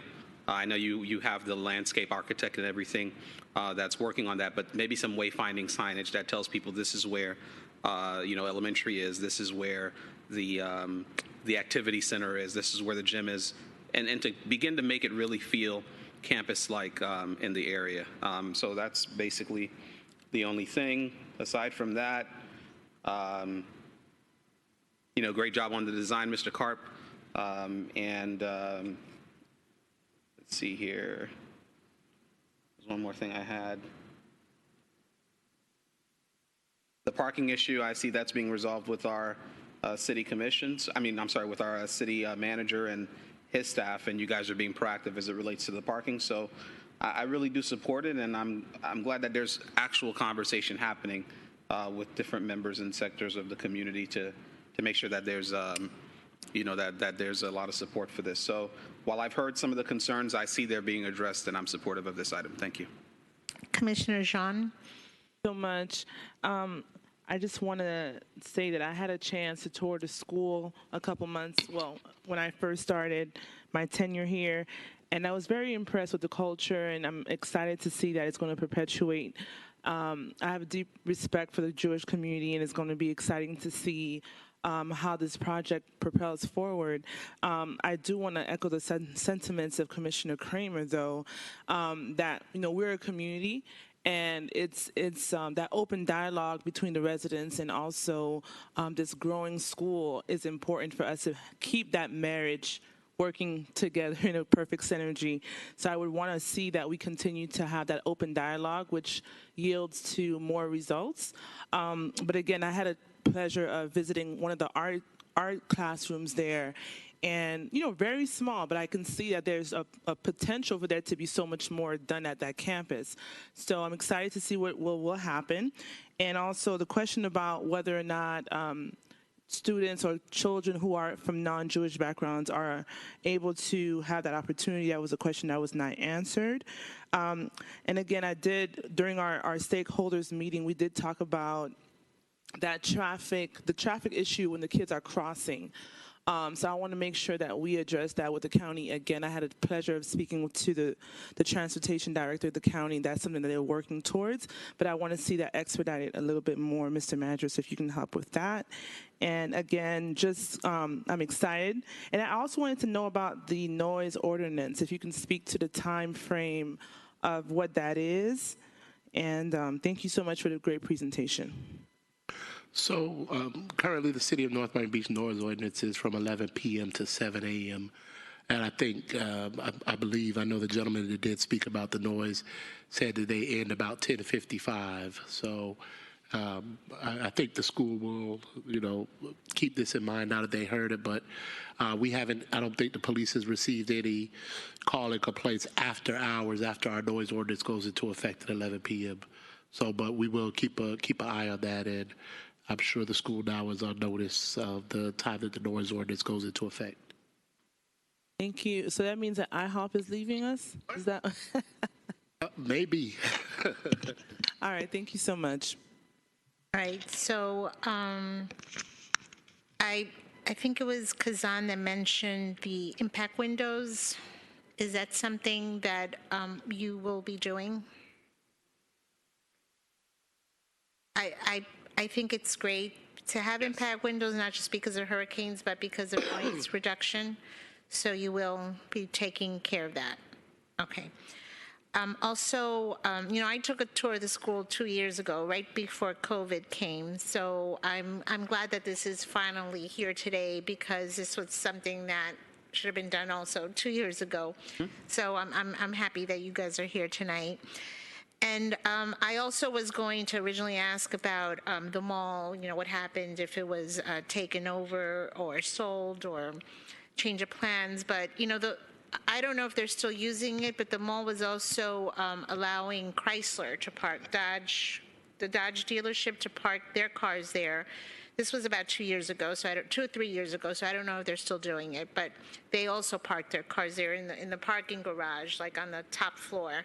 So they're making money between Dodge and you guys, and also now they're allowing the food drive there on Thursdays. So even though I'm like one of the few people that still walks into that mall.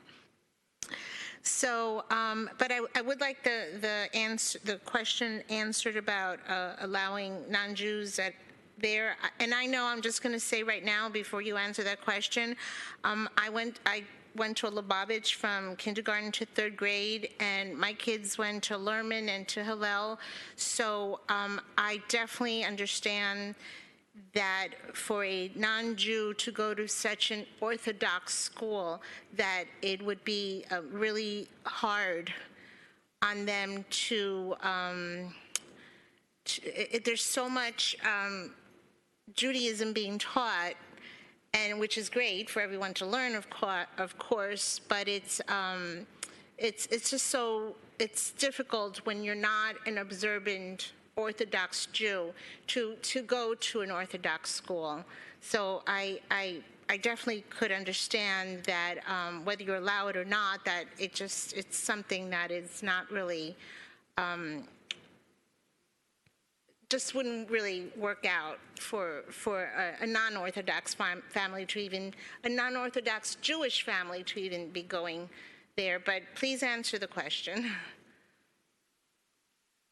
Well, I think you did a better job answering it than I could have myself. Obviously, it's an issue in which legally we comply with all the laws, and practically it may not work out for practical issues. And you know, I'm talking about my father when he immigrated to Colombia. The only place that the Jewish kids would go was to a Catholic school, and the Monsignor there was extremely forbearing and allowed the Jews to have their own situation. So obviously, many of us come from a background in which we believe and we honor the inclusiveness of this community. Nevertheless.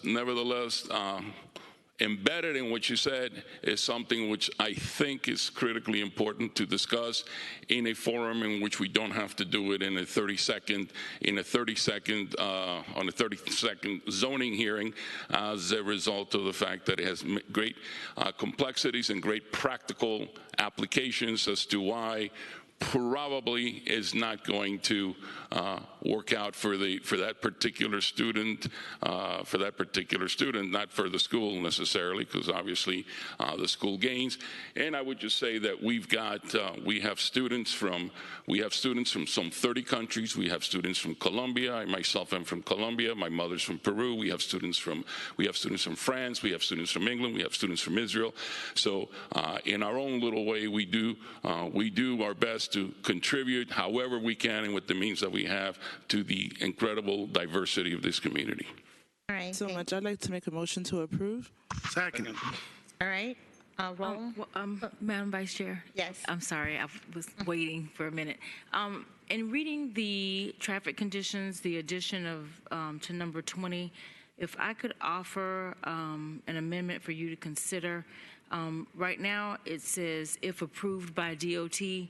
Could we add if approved by DOT with or without modification? That way, if DOT wants to make changes to it, we would be amenable to that.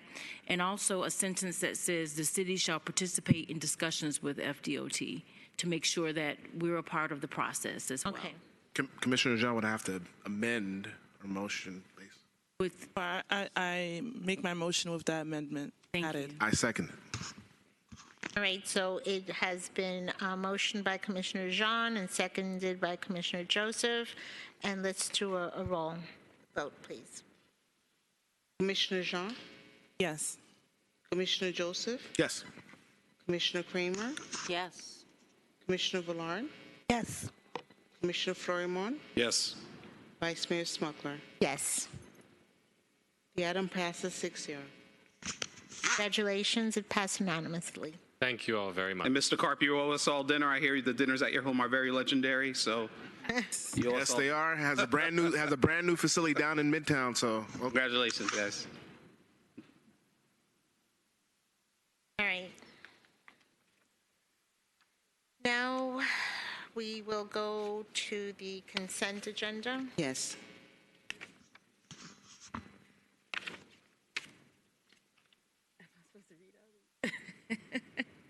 Madam Attorney Ryan will read the items.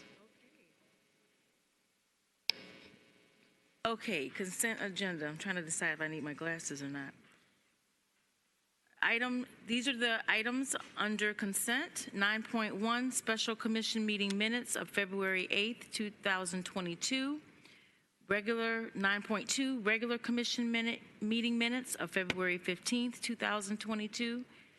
9.3, a resolution of the Mayor and City Commission approving and authorizing the city manager or designee to execute an agreement with Game Time, Inc., and authorizing the city manager or designee to expend the estimated expenditure of $351,989.69, providing the city manager and city attorney with the authority to do all things necessary to effectuate this resolution. 9.4, a resolution authorizing the utilization of the State of Florida Master Agreement, otherwise known as 4321150-WSCA-15-ACS, for the purchase of computer and server equipment, hardware, and software for city department operations from Dell Technologies for an amount not to exceed $250,000 annually as allocated into city department during annual budget process for the duration of the contract. Authorizing the city manager to execute all related documents to effectuate the purchases. Item 9.5, a resolution approving and authorizing the city manager or designee to execute an agreement with Garland/DBS Inc. for exterior building repairs and enhancements to Ulita Park facilities in the amount of $77,236. Item 9.6, a resolution approving and authorizing the city manager or designee to execute an agreement with Train Technologies for the replacement of 3 rooftop units at the Norwood Water Plant at a budgeted cost of $98,460. 9.7, a resolution approving and authorizing the city manager or designee to execute an agreement with Train Technologies for the replacement of current AC controls with Tracer SC at Northwood Water Plant at a budgeted cost of $99,825. Item 9.8, a resolution approving a purchase order between Port Consolidated, Inc. and the City of North Miami Beach for the purchase and delivery of unleaded gasoline and diesel fuel. Authorizing the city manager or designee to expend the annual budgeted expenditure as approved in the budget appropriation process.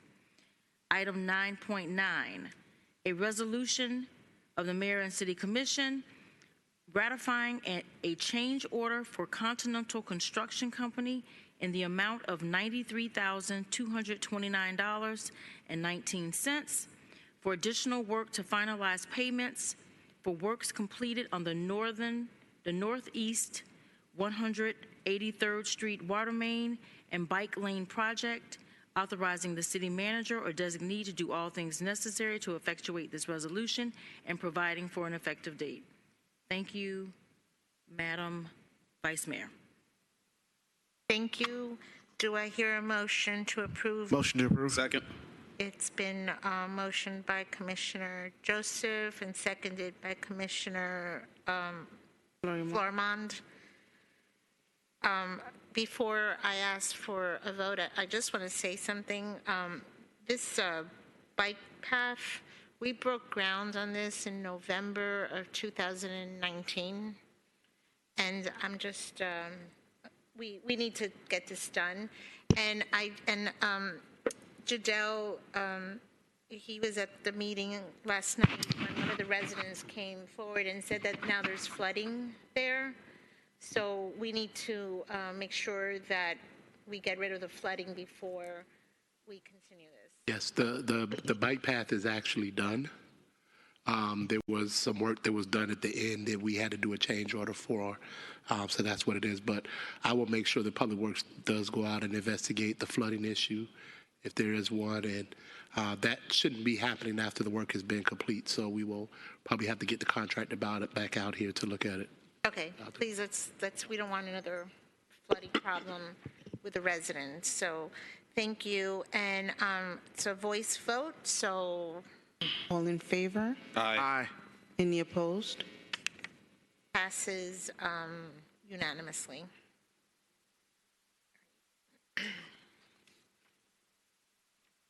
Now we're going to legislation. Vice Mayor, the attorney would read the title into the record. Okay, we're under legislation 11.1, an ordinance of the Mayor and City Commission of the City of North Miami Beach, Florida, amending the City of North Miami Beach General Employees Retirement Plan, amending Section 6.04 entitled Benefits Other Than on Retirement to permit the rehiring of retired employees of NMB Water, providing for the repealer, providing for conflict, providing for severability, providing for the codification of this ordinance, and providing for an effective date. Motion to approve. Second. It's been motioned by Commissioner Flourmont and seconded by Commissioner Joseph. It's a roll call. Pardon? You're open to discussion, Okay. and we're going to go to public comment. Okay, so public comment first. Is there anyone from the public that would like to speak on this tonight?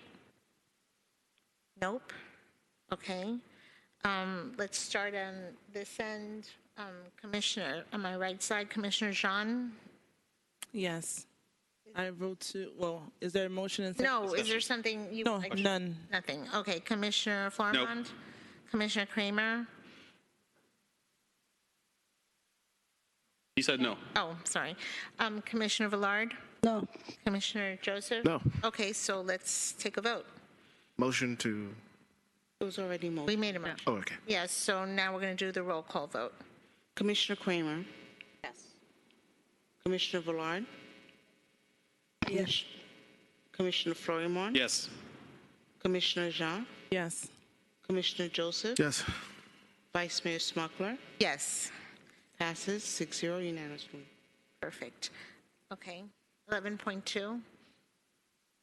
An ordinance of the Mayor and City Commission of the City of North Miami Beach, amending Chapter 14, Building and Housing, Section 14-12, Residential Rental Permits and Inspections of the Code of Ordinances by creating a new Section 14-12.8, Written Notice Required to Increase Rent for Residential Rental Properties, providing for conflicts, severability, and codification, and providing for an effective date. Motion to approve. Second. It's been motioned by Commissioner Flourmont and second by Commissioner Joseph. Madam Vice Comments Mayor. from the public? Public comment is closed. Madam Vice Mayor. Yes. If I may make a comment. I believe at the last meeting, there was discussion regarding adding commercial properties to this ordinance. We did not do that. We didn't find any case law or Attorney General opinions that would support doing that. So we left the ordinance as it is with only consideration for residential increases. However, if the commission, after you vote for this, if you are inclined and you want us to write to the AGO to ask for an opinion, we're happy to do that. But for right now, this is the original ordinance that you passed on first reading. All right, thank you. All right, let's start on my left side. Commissioner Joseph? No. Any comments? No comments. Commissioner Villard, this is your thing, so. It's mine, but I don't have any comment. I think it's really clear, and I think the residents will, tenants will really enjoy this. I appreciate Commissioner it. Kramer? Commissioner? No comments. Commissioner Jean? No. Okay, so I just have a question. So the county, I believe, already is to approve this. Yes, correct? they did. Right. So, so that supersedes. I mean, it's the same thing. It's the but I'm- same thing with residential. Right. So regardless of what, I mean, I believe this will pass anyhow. But regardless of whether this passes or not, we would still be doing it because the county, it passed in the county. I haven't seen theirs. Usually, that may mean that it only counts in unincorporated areas, so their ordinance may only apply to unincorporated county areas. As I said, I haven't seen it, so we know that if you pass this, it will apply to the city of North Miami. All right. Well, I just want to say that this is it's a wonderful, ordinance, and there's no reason why someone can't send a 60-day notice. It's like silly not to even suggest otherwise. But let's do it's a roll call vote. So Yes. Commissioner Villard? Yes. Commissioner Florimon? Yes. Commissioner Jean? Yes. Commissioner Joseph? Yes. Commissioner Kramer? Vice Mayor Smuckler? yes. Passes 6-0. 11.3. Madam Vice Mayor, an ordinance of the Mayor and City Commission of the City of North Miami Beach, Florida, amending Chapter 2, Structure of City Government by specifically amending Article 10, Code of Ethics, to create a new Section 2-79.14 entitled Prohibiting Conflict of Interest in Land Use Matters, authorizing the city clerk to transmit the ordinance to the Miami-Dade County Commission on Ethics and Public Trust for enforcement purposes, providing for conflicts, severability, and codification, and providing for an effective date. Motion to approve. Second. It's been motioned by Commissioner Florimond and seconded by Commissioner Joseph. Question. May I speak? Well, let's do public comment. Oh, I'm sorry, there's, Is there anyone any here? public comment? Okay, public comment is closed. Commissioner Kramer? Thank you. One of the things that I've been noticing with some of our legislation is that under the description, there's no background analysis, there's no recommendations, there's no fiscal, budgetary impact. Why is that? I'm going to ask the city attorney or the city manager. And with the memos that are attached? Right in the memorandum, when it talks about the ordinance, before you go to the attachment, there was always staff telling, I mean, I just noticed this recently. It hadn't dawned on me. I haven't even gone back to look at all of our legislation, but you're not giving your input into any analysis and any recommendations, and when something might have a fiscal budgetary impact, such as another item coming up tonight, there's nothing there. In the, I think in the, in the template that you do have, it has, I see 11.2 doesn't have fiscal impact, but that one doesn't have a fiscal impact to us. This was something that was What brought by about a background analysis? What about recommendations? for this particular item. For this and others that will come before us and have come before us. I think every item that the administration brings, we have the backup for it, and it's evident in the attachments, and they all have fiscal analysis in them.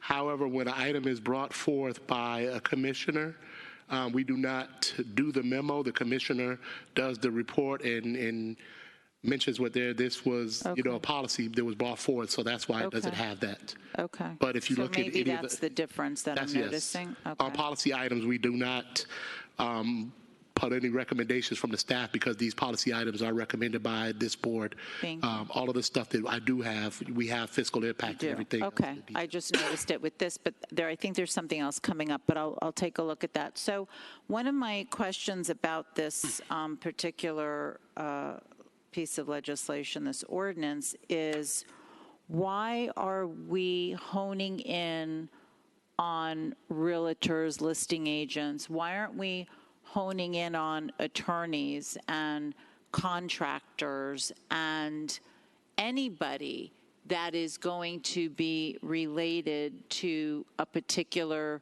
development? You know, if I'm an attorney and the firm that I'm with or me or just myself is somehow involved, yeah, I would obviously have to recuse myself, but why aren't I going to get slapped with a fine or some ethics violation, you know, within our city? Because I'm no different with having that profession that could be involved with this. So if you could explain that to me, that would be helpful in my understanding of this ordinance. No, I mean, and that because, you know, everyone, the mayor's not here this evening, and he did feel it was targeting him. Some of the things that I've seen tonight, I absolutely now know you're targeting. I believe he's being targeted. I'm not gonna say that it's a definite, but so let's talk about all of us and what we do up here and why we're not going to include other professions. It's already applicable with attorneys. It's already state as well as in the county code. Attorneys already, and we have the Florida bar. So we have several layers that adhere to the same standard, Commissioner. Several. And even Jose Arroyo opined on that same issue that was brought up when it came to attorneys, because no, well, actually, maybe, but I spoke to him today again. I'm always having conversations with him. And we both discussed this. So, you know, attorneys may have the bar, but we're talking local. The county has their ethics, the state has their ethics. Why are we just choosing one profession when it comes to a development? Contractors don't have a bar. So why aren't we including them? I want to see more professions included in this. I'm fine the way the ordinance is set up. But it says... No, she's going to opine. Yeah, I don't know. It's talking about employees, people who work here. Yeah. People who are here. No, okay, maybe I'm... For the purposes of this section, the term city official means elected officials, chartered officers, city board, or committee members, or any employee of the city. So it's tied to people who are involved in the process in North Miami Beach.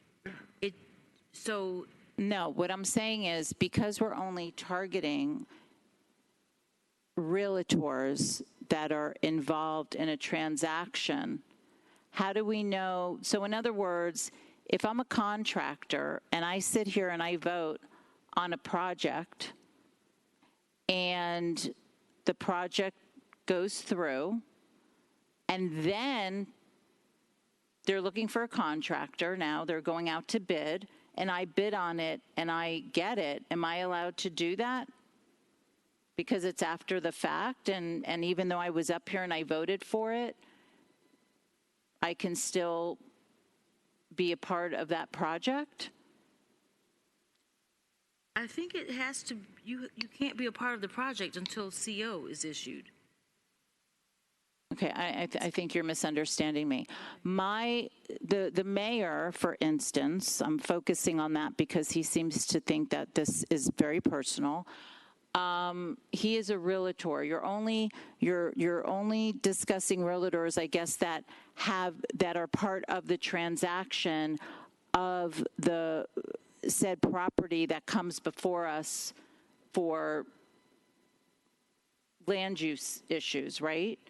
Well, what if I'm an attorney? Okay, so forget that because it's a Florida bar. You're saying that supersedes or whatever. Commissioner Kramer, use your own profession. So well, okay, so I'm in the window treatment business.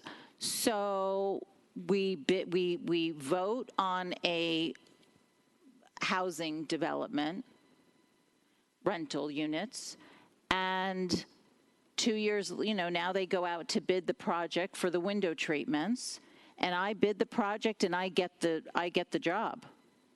This is only about the real estate transaction. It's contingent. I mean, it has to be a contingency. Right. So it wouldn't apply to that at all.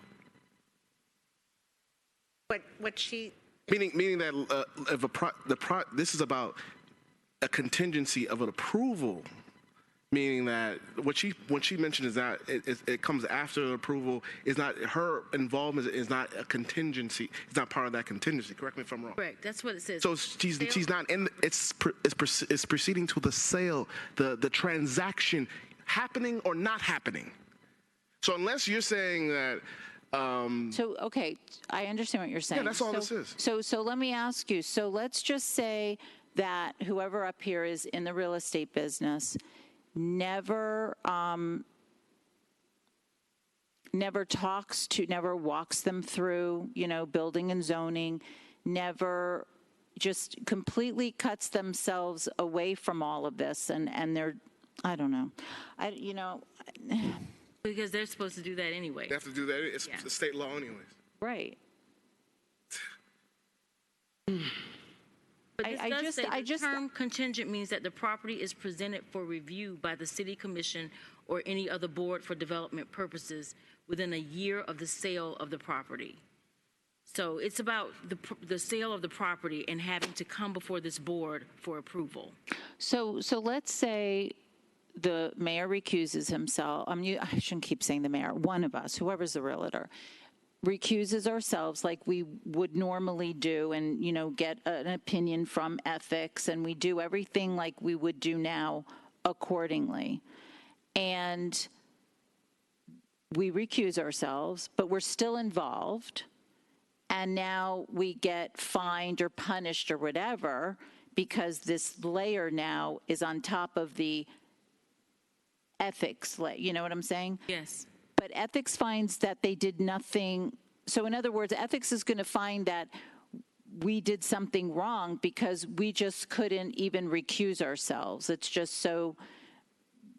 Your legislation means you need to recuse yourself, and if you get paid, recusing and getting paid are two different things. You recuse yourself, you still have to do that. You have to recuse yourself from voting on the issue. But if you're still getting paid on the transaction and it comes to light, you will be fined. That's what goes to the ethics. Right, you will be fined. So you get fined. Then what? What really happens if you did everything and you played ball correctly, just like the mayor had said he's done before, and he did everything right, which another person, that used to be up here did everything right. Why is it that we're going to fine them? And so they'll take the fine and they'll, they'll pay the fine and just. I don't think anybody wants to have a ethics conviction and a fine on their. But how is it an ethics conviction? Is it because this layer is more of a layer than what already happens? The ordinance gives ethics the they're the ones that are going to investigate. to have purview over this particular ordinance. So it gives them that and that's why it's in the ethics purview portion of your code. You're giving them permission to investigate, to find a violation if it exists. Okay. And Commissioner Joseph, do you have any? I have no other comments. Thank you. Okay, Commissioner. No, I don't. Commissioner Flormond? Listen, I said it before and I'll say it again. I think that this is appropriate. I don't think anyone up here, no matter what your particular profession is, should be taking part in constructing or the sale of a property that's going to come before you for a vote. And that's where I stand on this matter. So thank you. Commissioner Jean? The question that I had was, is recusing yourself and then getting paid, is that ethical to the attorney? Well, as it stands right now, as it stands right now, if you are a part of it, and meaning that I hate to keep using, I don't want to use the mayor as an example, but if you're a real estate broker and right now you know that that property that you have helped them to buy or whatever, and it's contingent upon approval, you stay out of it. You don't get involved in the city process. So right now, you could still do it, but you wouldn't pick up the phone and call Kent. You wouldn't have the discussions like you all said in the quasi-judicial proceeding that you talk to the lobbyist. The elected official would not be able to do any of that. And then when the issue came up, they would recuse themselves, wouldn't talk about it, wouldn't vote on it, and they could still be paid for their work because they were not, they got to choose to be paid and not to be a part of the process. And that's as far as state ethics goes, and I think Miami-Dade County goes. What you're adding now is another layer that says, okay, that's fine. You can recuse yourself, but you cannot get paid because we feel like, as a body, that is still unethical. We feel like it makes us uncomfortable. I think that's what you're saying here. It makes us uncomfortable, so we want to have this extra layer, which you are allowed to be more restrictive. You can't be less restrictive, but you can be more restrictive. Thank you. Can I call for the vote? Oh, Well, I sorry. wanted to speak. So what you're saying right now is if this passes, that doesn't matter really if you recuse yourself or not, if you're going to benefit from it. Correct. You still need to recuse yourself, but you can't get a benefit. Hopefully. So it kind of was. If you know you can't get paid, why even do it at all? It's a strong deterrent. Right. It's a strong deterrent. Okay, so hopefully one day we won't have 4 realtors on here as commissioners, because then we'd be really messed won't up. have to worry about it. So I just wanted to say that I was able to get whereas number 5 removed, which is the 5th one, not number 5, where permitting city officials to purchase condominium units prior to the issuance of certificate of occupancy for development project creates a conflict of interest, especially where the development project may be subject to additional regulatory review by the city official. That's been removed. I don't see that. It was never in there. You're referencing the Sunny Isles. No, No, but it's not on this one. No, it was on. but it's not on this. The one we're. Yeah, it I was just want to make that removed. clear. It was removed. It's not on there. It was removed. Okay. Okay, and I know that it was said here, but I just want to say it again because I want to make sure that committee members and board members know this, and it's really hard to get board member and committee members in the first place. But and when we mean committee members, we mean the senior group, the Commission on the Status of Women, the RAB board, all of them, the multicultural. I'm not going to start naming every single one of them. But it says, for the purpose of this section, the term city official means elected officials, chartered officers, city board or committee members, or any employee of the city. So I just want to make that, clear that if any board members or commission status, or committee members or board members are listening, that, so what happens like for a board member if it's only if they're a realtor? Well, it's only if they're directly involved. So It wouldn't go before the status of the commissioner. Correct. It wouldn't go to those boards. Okay, so why is that even on here? Because there are some boards that it might go to your RAB board. Planning and zoning. Okay, so then maybe the committee members, it wouldn't go to a committee. It would go to a board, but not to a committee. So maybe we can remove the word committee? It's self-explanatory. It wouldn't go before. It doesn't. You're looking at the term of Okay, art. but if it's self-explanatory, why can't we just remove the word committee? I don't know how many. I don't know all your committees. Are they? We have about 18. But those committees are not They wouldn't. zoning. They wouldn't deal. They wouldn't fall into that because they wouldn't have approval. They wouldn't make a decision on that aspect. I know, so that's, I think the term board and committee can be interchangeable in the sense that it's not the commission. Whatever is not the commission that has purview over these items, they would be subject to this. But so to me, board is planning and zoning, I mean, in the future, they may use the word committee for a board that has to deal with this type of an item. You never know. So just it's more of a it's covering all bases. Yeah, covering all bases, and I'm fine the way it is. all right, Can we call the vote? Can I get another Thank you. bite at the apple? you can have another bite. Thank you. So, you know, I was reviewing this meeting, watching, no, I'm sorry, not this meeting, oh my God, the last meeting we had, and I was listening to some of the discussion, and I believe somebody had mentioned, you know, is this happen in any other city? Do they have something this restrictive in other cities? Do you remember what that answer was? I don't remember what the answer was. Does anybody here remember what that answer was? If other cities do this? No other city does this.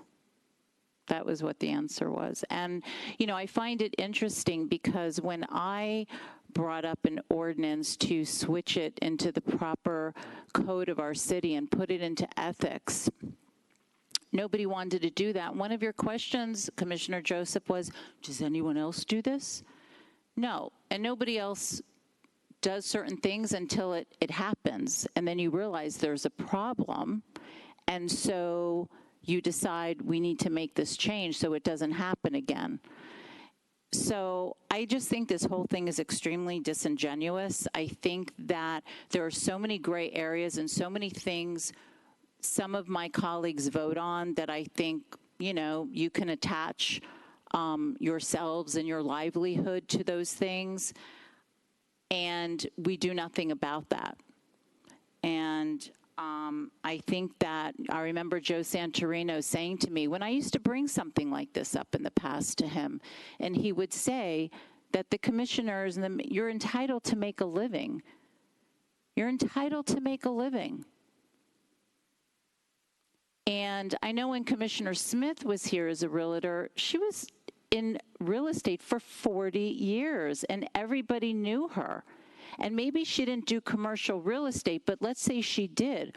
What were you going to now tell her? All these people know her and want to use her. And now she can no longer keep up, you know, and make a living at what she does because now she also wants to represent North Miami Beach. This is targeted, without a doubt. The timing is amazing to me. And I'm not going to vote for this because I just think that there's already ethics, there's already the county, there's already the state. If you're doing something illegal, you'll get in trouble. So maybe you guys just don't have confidence in the county doing their job. I don't know. Maybe I don't have confidence in them doing their job because some sit up here with no penalties. And there's plenty that gets done here that's not correct. So I won't be voting for this for those reasons. Before the question, well, did you want to say something? Because I just have one question. Go ahead. Okay, thank you.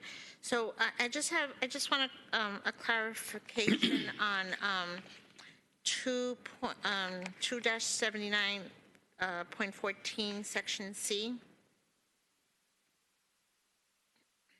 It says this section shall apply to a city official if the city official or any family member, shall not apply to a city official if the city official or any family member was acting as a listing agent, real estate agent, or broker before the city official takes office, is appointed to a city board or committee, or is employed by the city, or if the financial investment was made before the city official takes office, is appointed to a board or employed by the city.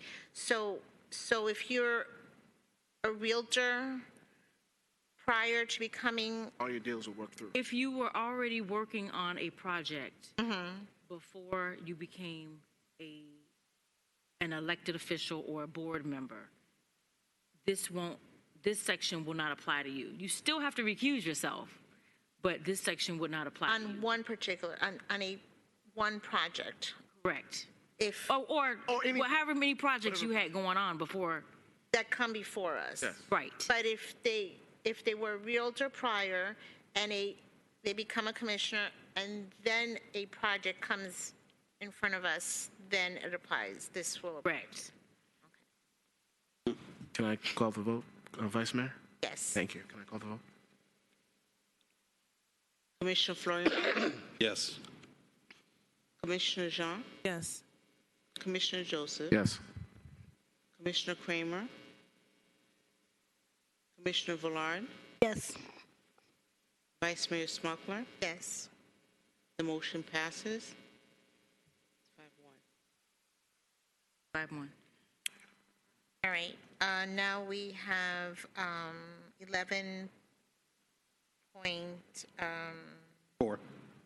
Sorry, 11.4. An ordinance amending the retirement plan for police officers and firefighters of the city of North Miami Beach, Florida, providing clarification with regard to certain in-service distributions by amending Article 6, retirement benefits, Section 6.01, normal retirement, providing for severability, providing for the repeal of all ordinances or parts of ordinances in conflict herewith, providing for codification, and providing for an effective date. Okay, do you hear a motion? So moved. Second. It's been motioned by Commissioner Florimon and second by Commissioner Joseph. Is there any public comment? We have public comment. Your name and address for the record, please. Jeb Hanwiger, 1091 Northeast 166th Street. Is this the ordinance that discusses the retirement of people and then being reemployed? That we already passed that. I think we passed that, right? Right. So this ordinance is specifically about police and fire. The first one was about Right, okay. water. So this is what's called double dipping, pretty much. It's when someone retires, gets a pension, and then gets reemployed. Am I correct? Let me. There's no back and forth, Oh, respectfully. okay. So from what I understand and what I've seen on the agenda, so what people are doing, employees are doing, you're talking about ethics, right? You're talking about not allowing people to, in certain professions, even though they're honest and they disclose it, that's not ethical. But retiring, taking a salary from the state, and then going back to work and reemploy, that's somewhat they consider ethical. And they say, what's the excuse? We can't find employees. You know how many people I know in North Miami Beach would love a job with North Miami Beach?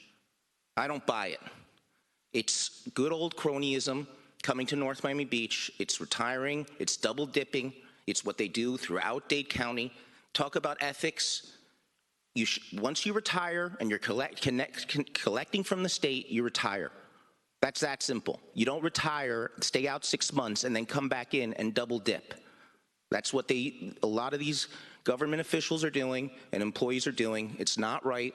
It costs the state money. It costs the city people money. And we have to hire young people to get involved with the city. New people, new police officers, not people who are already done 30 years. I don't think it's good. I don't think it's good ethically. Thank you. Thank you. Anyone? I see Mr. Kazan coming forward.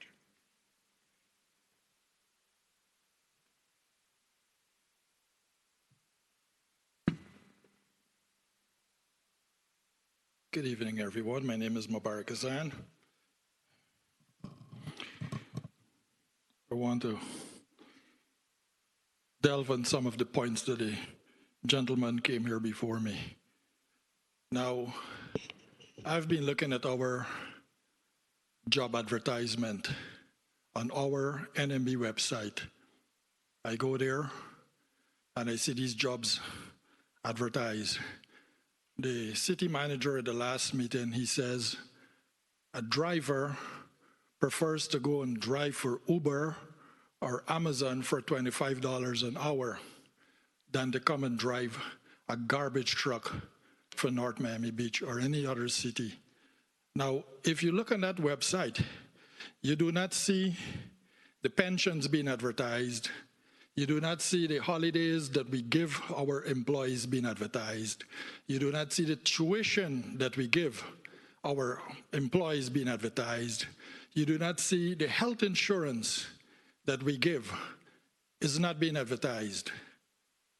These are the things that attract people to come and work for North Miami Beach. But if you do not advertise it, it seems as though you do not want people to fill some of these positions because maybe you have some friends who's already retired and they want to come back and work for the city. Well, it doesn't work like that.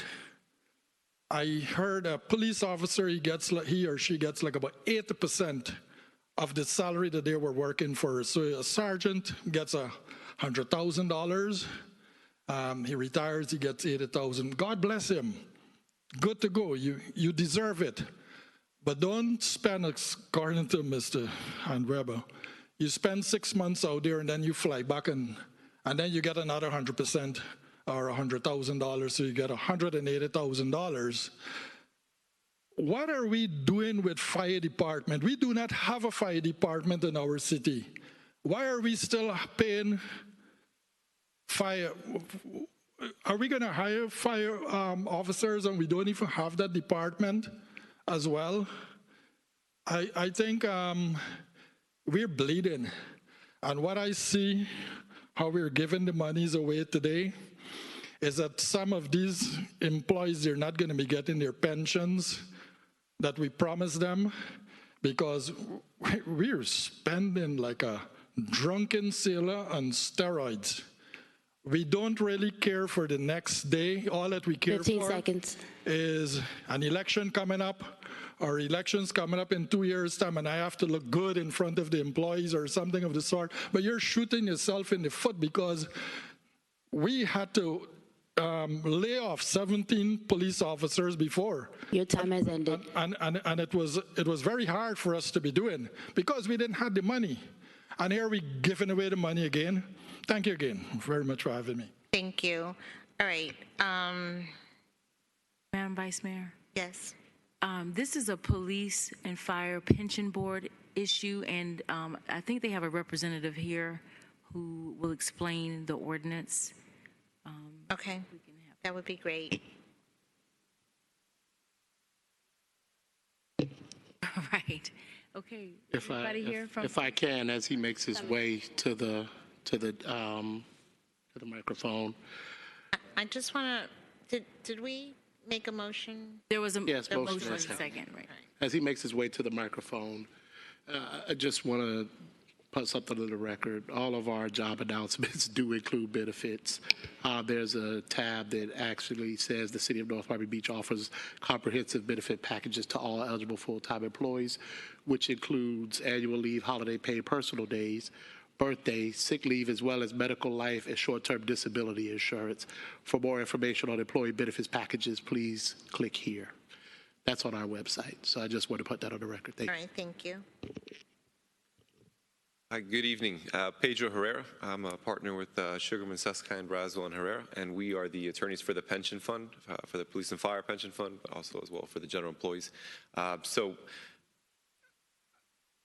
I can explain the ordinance, and then maybe if you'd like me to address some of the comments, I will, but otherwise, I'm happy to take any questions. So essentially, this ordinance, our pension fund is a tax-qualified entity, which means essentially that we are a tax-exempt entity, which is integral to the viability of the plan, right? So contributions from employees go in pre-tax, so our members are not taxed on those contributions to the plan, and our investments, the plan's investments, grow tax-free, right? And so without these tax advantages, the defined benefit model that the city enjoys and the employees ultimately are rewarded with would not be viable, right? So as part of the qualification for our plan, we need to specifically allow for what's called an in-service distribution. Essentially what an in-service distribution means is that you have retired, you are collecting a pension, you are re-employed by the same employer to the same position and remain eligible to receive your benefits. Right, and so this ordinance does not require the city to rehire any police officer. Obviously, there's no firefighters being rehired. It does not require the city to rehire any police officers. It does not require any retired police officer to come back and work for the city. It simply allows for the flexibility should the police department need to hire. My understanding is potentially school resource officers, part-time officers as well. They have the ability to do so while not being a detriment, right? While still adding value to the position to the point of we want to advertise benefits, right? And so this is a benefit for a retired police officer to come back and potentially be rehired, but still be collecting their pension while they're working. And I want to add that because you could have different situations, the pension board decided to only allow it when a police officer is being reemployed as a reserve officer to perform off-duty police services. You know, they do the off-duty detail, or during a state of emergency declared by the mayor of the city, the mayor of Miami-Dade County, and or the governor of the state of Florida. So those are the only circumstances. And they can't come back and start getting a new pension. That's the other part as well. So, and I just wanted to ask, you just said the state emergency declared by the mayor of the city. Isn't it the manager that declares a state of emergency? Governor can too. In our city. I think the mayor does. In this city, yes, the manager does declare the state of emergency, I believe. I thought it was the mayor, but I thought it was the manager. I think it's the manager because I know I've signed all the documents that go out continuing the state of Because I emergency. remember Esmond did it several Esmond times. was doing it, yeah. Right, right. Okay, so maybe we need to correct that? Sure. Okay, all right. Second reading, we'll have that corrected. Okay, thank you. I have a Motion to question for Jose. No, we're not. Everything's such a rush around here. Long time no see. Hi. You know, again, had there been a background, an analysis, if there was a budgetary impact here, this is not something that is coming from one of us. It's, the manager's bringing it up or the mayor and commission. I don't know, but I think it would help our residents to understand this more clearly if there was some background listed on these, and also so they could understand if this is going to affect us in our, budget. And then maybe, it would be more clear. And of course, if you would have spoken naturally before the public spoke, they would understand this because sometimes they're not reading these details. So I just... Again, Commissioner Kramer, this is not a administrative item. This is coming directly from the pension people that came here, and they said they would be here to discuss their item. I know, but we're also voting for it. It still ends up that I understand it's coming from them, but even though the pension wants to do something and all the members of the pension vote for it, that still, we take that hat off. Like when I come back here, that doesn't mean that I'm going to vote for it, and that it definitely impacts the city. So even though it's coming from the pension boards, and even through us bringing it here because the pension board wants us to, doesn't mean that my other colleagues or the residents understand the background, why we're doing it, and is it going to affect us, in our budget. So agreed, and we definitely made sure that they were here. It was our request that they be here to present their item. So Commissioner Kramer, that's exactly right. And so just to address a couple of the points, and you're exactly right. I think the purpose or the recommendation is coming from the retiring committee as well as obviously the membership, who I believe has also voiced their approval or their support for the proposition. With respect to speaking in terms of what is it going to affect the budget, I'm nowhere near intelligent enough to be an actuary, but there will be an actuarial statement prepared in anticipation of your second and final reading, which is required by state law. But I can tell you that, and I think you heard your city attorney mention as well, there should not be any fiscal impact to the plan, which ultimately means to the city as well, because again, they're not accruing a second pension. All of the assumptions in terms of funding for the pension that they are receiving have all been satisfied or met. So fiscally, there shouldn't be an issue with the plan and ultimately the city as the guarantor. And then lastly, obviously, it's the city's ultimate responsibility, right, with respect to whether or not it wants to rehire these individuals. So it's not the city still controls. I think to your very valid point, the city still controls the quote unquote the cost, which would really just be ultimately the salary or the benefits that are paid to these Right. these And all I'm saying is it would just help our residents. You know, if my colleagues understand this, I understand it. Obviously, I've been on the general employees pension for 13 years. But I just, you know, some of this stuff would help everyone if it was laid out here a little bit better. But thank you. I agree. Oh, thank you. All right, Commissioner Joseph, any comment? No comments. Commissioner Florimond? No, they were addressed. There's no double dipping, so it was addressed. Thank you very much. Commissioner Jean? I did have a question.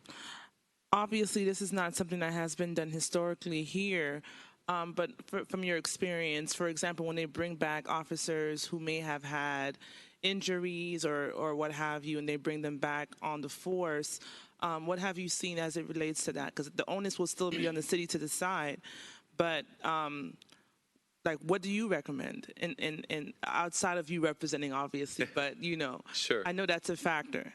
So, you know, I think there's several different, I think, maybe recommendations, but ultimately, I think the crux of and I think the retirement committee's intention, I think, was to hopefully assist its partner, the city, which really, the city as the employer, right, they have the discretion as to who to hire and who not to hire. So presumably through the hiring process and the due diligence that goes along with that, I would hope part of that process would be if an individual is potentially injured or likely to maybe become disabled to something to that effect, that would be screened out in the hiring process.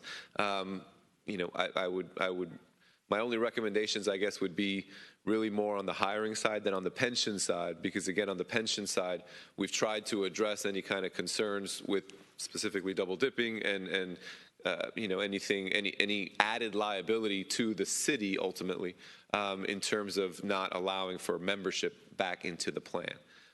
So you know, I think the part-time status would also, you know, potentially serve as a qualifier that could be used to maybe alleviate some of those concerns. But you know, obviously, I would have to defer to your city attorney and Thank you. those matters. City Attorney, I wanted to know, what were the conditions as well? What were the conditions again for bringing them back on? Okay. On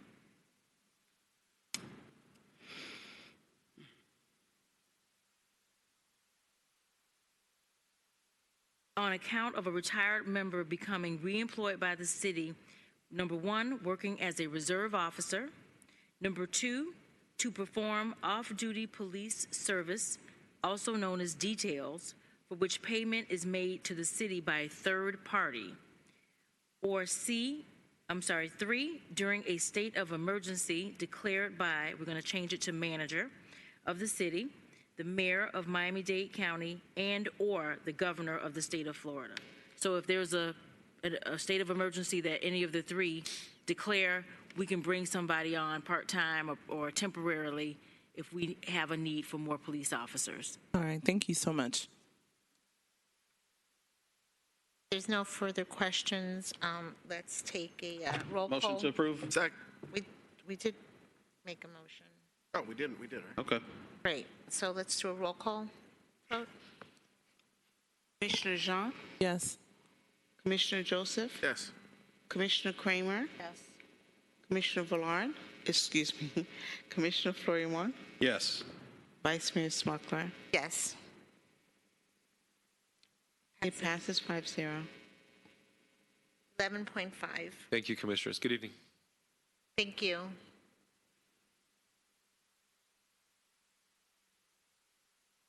11.5, a resolution of the Mayor and City Commission of the City of North Miami Beach, Florida, approving the award recommendation of the request for qualifications RFQ 21-025-MC, design build services for the Norwood Ofler Water Treatment Plant, authorizing the city manager to execute an agreement with PCL Construction, Inc., authorizing the city manager or designee to expend a budgeted amount not to exceed $34.4 million and providing for an effective date. Motion to introduce.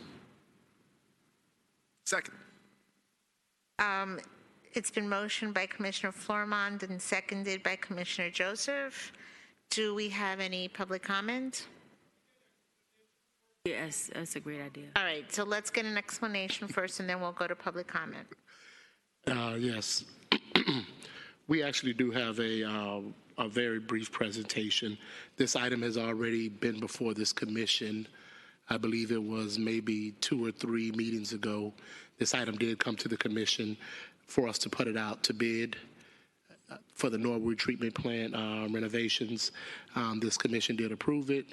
This is now, after it's gone through the procurement process, we're here for the commission to approve this vendor and the amount to move forward. I will call up Andrea Suarez, our Utilities Director, for a very brief presentation. I do believe that the contractors are here in case we need to hear from them as well. But Andrea will go through a very brief presentation for us real quick. Good evening, everyone. I'm just going to wait for them to put up the presentation, but just to provide a little bit of the background, the plan was, can you go to the next slide? A little bit of the history of the Norwood Treatment Plant. It was originally constructed in 1945. Since then, there has been some expansions done to the plant, and the last part of the expansion was done introducing membranes. So if we go to the next slide, the project need is, right now we have 3 treatment processes at the plant. We have lime softening system, which is the original system treatment that we have. We have nanofiltration, and we have reverse osmosis.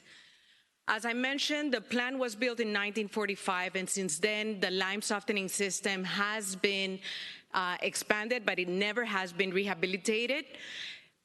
Given the history that the plant has, given the maintenance expenses that we are having, and the history that there has nothing been done to the lime softening system, this is a time that we need to do something to it. There is a lot of signs of corrosion, structural issues already with the lime softening system. Therefore, we had included this plan in the CIP, in the 5-year CIP, and this is what this project is. As the city manager has mentioned, we brought this for negotiations after the qualification process has gone through back in October. We negotiated with the chosen design builder, and then we're now moving into this. Next slide. So as discussed, as part of the items that we need to process for the lime softening system, there are a few items that we need to do. The clear well is one of them. We have to do the clarifier, some of the silos that are there that are showing some signs of deterioration already.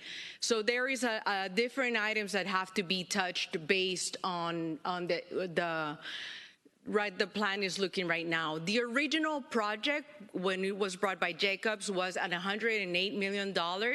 Now this project is $34 million for rehabilitation of the plant. And for this one, we decided to go for a progressive design build, and there's 10 list of priority items. So if you can go to the next. We have 10 priority items that we have to take care of with this project. So the progressive design build, which is the method that we chose to deliver this project, is where we bring one team together, which is the designers and the construction team. And that's what we did, went for qualifications. So right now we're doing this in 3 phases, the preliminary phase, phase 1, and phase 2. In the preliminary phase is where we're gonna go and do a study to determine which of the 10 priority items we really have to do. So you can see that in the next slide is the 10 priority items that we have to address. So the lime softening system includes the clear well structure. It has the clarifiers, the backwash, and the thickening tanks. We're also proposing to do and replace the 2 million gallon tank with a 5 million gallon tank. So based on what we need to do from the priority items and the preliminary studies, we're gonna decide which of these items actually get through, and we're gonna be completing as part of the $34.4 million. This is a progressive design build at a budget, so any items that I cannot reach with those $34 million, we're gonna come out of the list. And the next slide. As we mentioned, PCL and Carollo was the design builder that, based only on qualifications, were chosen. We completed negotiations, we came up to an agreement, and one of the reasons why they were chosen is because they provided some alternatives that we can look at and decide if we wanted to keep the lime softening system or if we can look at other alternatives for treatment of the groundwater. So the other alternative could be additional of a nanofiltration, but that's something that we're gonna determine and how to move forward once we start the project. If you have any questions, please let me know. Thank you, Andrea. I know we can open public forum, but I know I've spoken to, met with everyone to go over this project, and it's, a great explanation by our utilities director, and look forward to moving forward. I would say the one thing that I've learned in this process and working with Andrea is the lime softening is old school, very non-environmental friendly way of producing water, which we've been doing. So this will actually look at other ways, the study, and just see if we can enhance our other systems as well. But this does buy us another 15 years on our lime softening plant. So we recommend moving forward. We can go forward with public comment now. Thank you.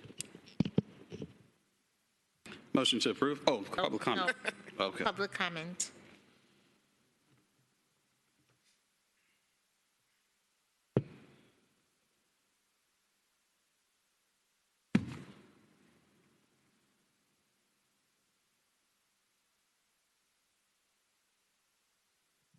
Good evening again, everyone. My name is Mubarak Azan. Okay, I think you're going to have a great director here. She's a hard worker. However, we did purchase the plant in 1945, and we did do a lot of rehabilitation, a lot of expansion on this plant over the years. The latest expansion we completed in 2008. From 2002 to 2008. I think we doubled the size and everything from land space, and it's not that this lime softening treatment, it was old and outdated. Everything was refurbished or was brand newly built and completed by 2008. And we could have been cutting the costs down here if we had our own engineers, but every time we have to do a work, we outsource. The city manager just now, he was saying, I looked at the job advertisement, 32 jobs you had advertised. Which little tab do I have to be tabbing to look at the benefits to come and work with North Miami Beach? If you hide it in a little tab, I looked through the 3 pages that you had the job advertisement for, and there was none of that. You have to put it in a manner where all the engineers, even around the world, would look at our city. Oh yes, this is a good deal we're getting. Let us go there. We had top-notch engineers working for us. Dr. Jeff Ann, Carl Thompson, all of these people, well, competent people, and for reasons that I don't want to explain now, they were forced to leave the city, outsourcing, going with all of these high-paid people. We give out to Jacobs $38 million plus in 2018. Didn't they do anything of the sort on this, what we're coming back here? Because they were like the coup de grace or whatever you call it. This was like the cream. They were going to be the best. And now we heard that it's not the best. And every year, a new city manager, a new administration, and we keep spending money. Oh, that's what we had there the last time, 2 years ago. That wasn't good enough. This one is going to be the best. And we just keep spending taxpayers' money. We keep burying this city in the hole. Thank you very much for having me.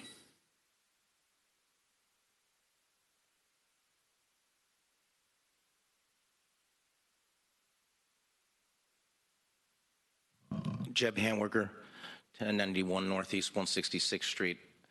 I'm confused about, maybe you can answer the difference between Jacobs and, that seems like a huge drastic difference between Jacobs and what, 34 million versus 108 million. That seems a little scary that Jacobs was so much higher.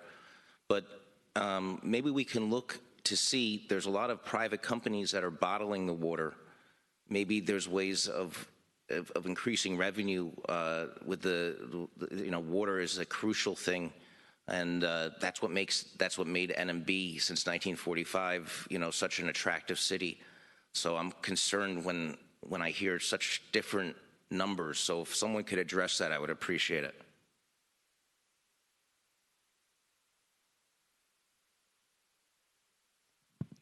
Yes, good evening. I'm going to address that. The $108 million included also a brand new lime softening system. So there was a validation done for this project. So what was determined is instead of doing a brand new lime softening system, we could rehabilitate what we have right now. And that's what, it was value engineering and then removing. They were also proposing doing an elevated tank, which we really don't need. We're going to leave just replacing the 2 million gallon tank that we have with a 5 million gallon tank. So the elevated tank was also removed. And then there were some issues with the high service pumps too. So there was some value engineering done to reduce the pricing. I have a question. Go ahead, Commissioner Formand. Thank you. And thank you so much, public comment. I just have a real quick question as to the CIP amount that we allocated previously. The savings that we are reaping from the value engineering, how have we decided what would happen with those particular funds? Because I know a portion was supposed to come from WIFIA, another portion we took out a bond for. So all the money is there, correct? All the money's there. Okay. So we have $108 million sitting there.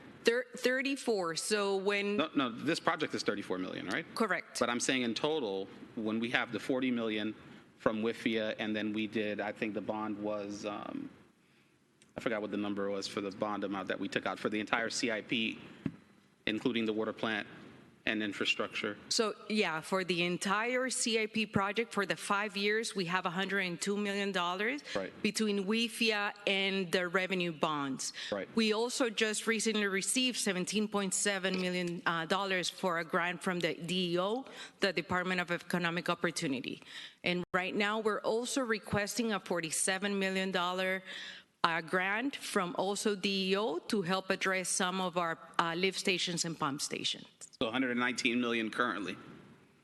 But you're saying that at least for the water plant, it's gone down to the 34 million is not our entire CIP.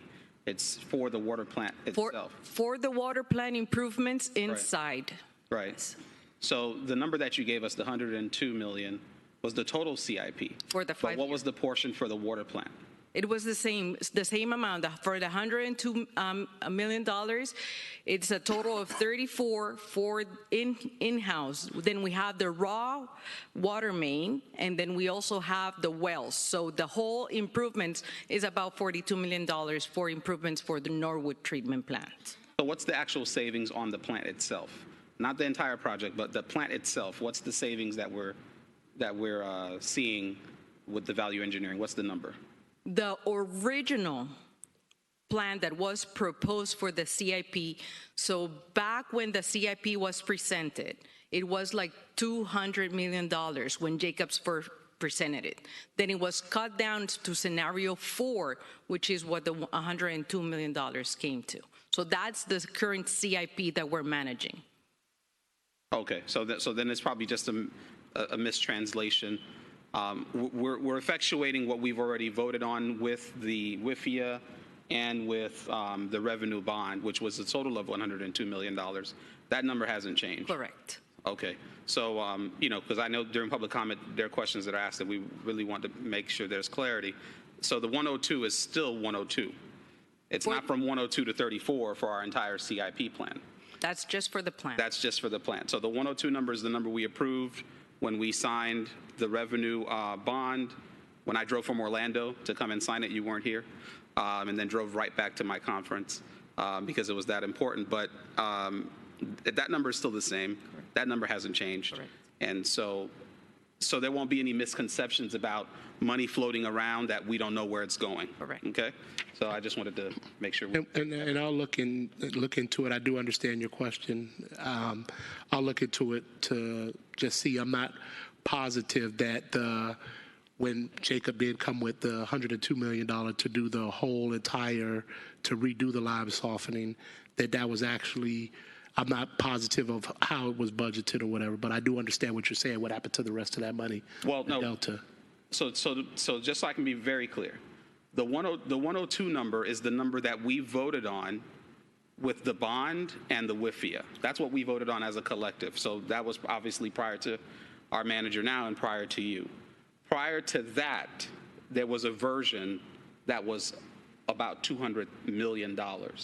So that version was not what we voted on, was not what we took out the bond for. We took out the bond for what we're currently doing at this point. Correct. So all the money that was allocated is going to be used for our entire CIP. Correct.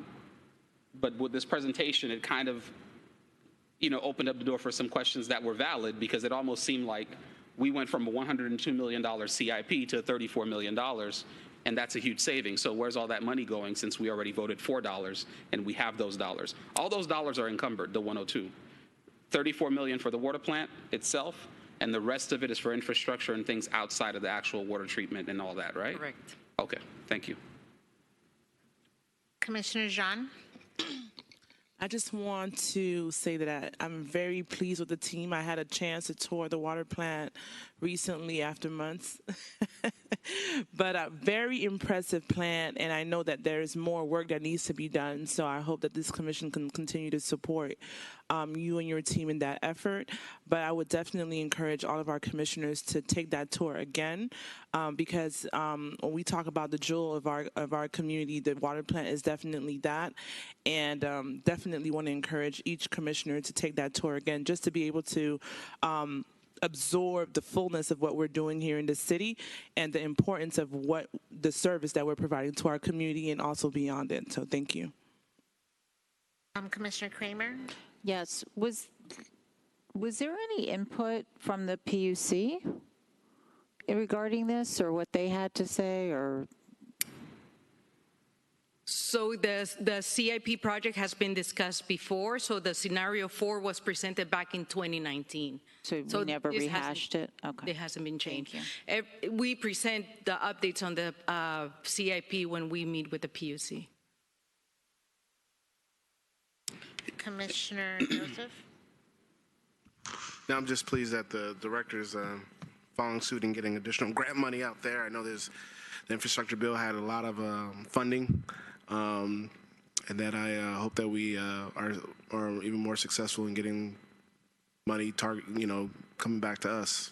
I think we will, because of how many customers we have and what type of impact. I know when we went up to Tallahassee, we mentioned to the governor how big of an impact our water plant has to this region, And he spoke, and he was I think he was kind of surprised at that fact, but knowing that we supply so many municipalities as well as unincorporated debt.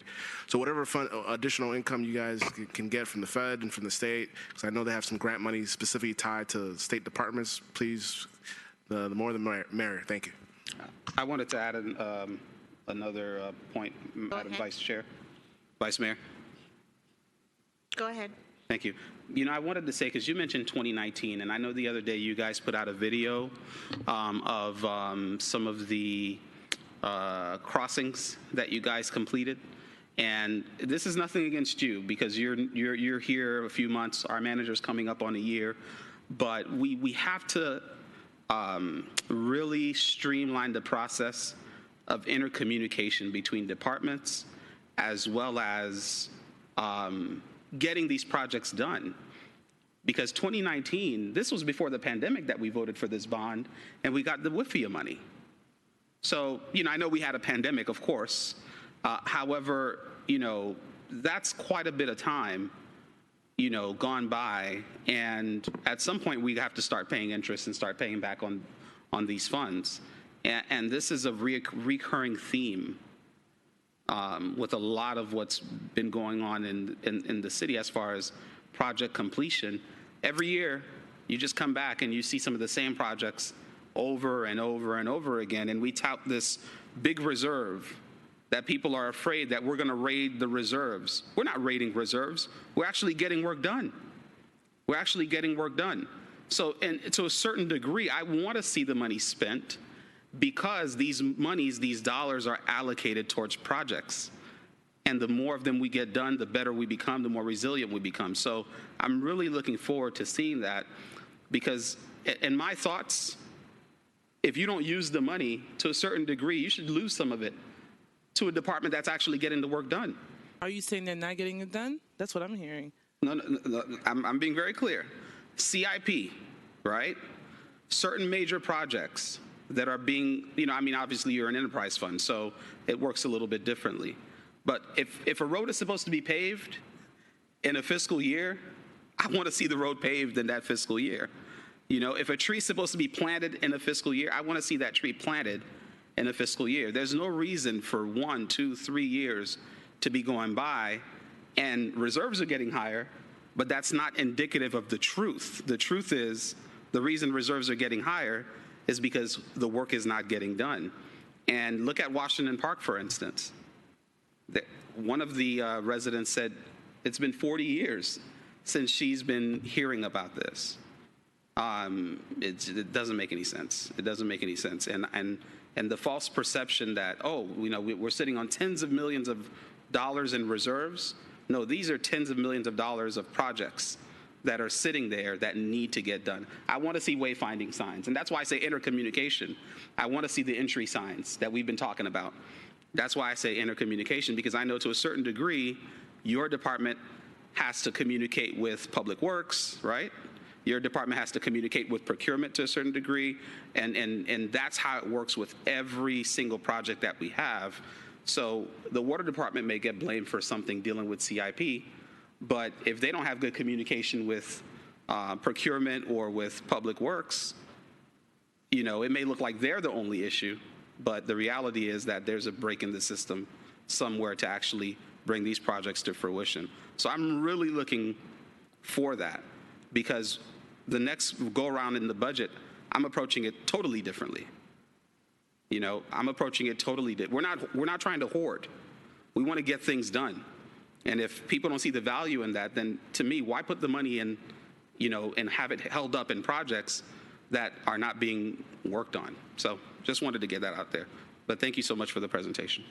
And I just want to add to what Commissioner Florimon was saying, and I mentioned this before, that bike path, we broke ground 2 years and 4 months ago.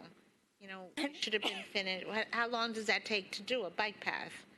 And the pipes in Eastern Shores, that should have been started in 2019, I believe, 2020, and we're in 2022 and it hasn't been started. So like he said, like Commissioner Florimon said, if it's supposed to start and be finished, or at least start in a fiscal year, it should start for all projects.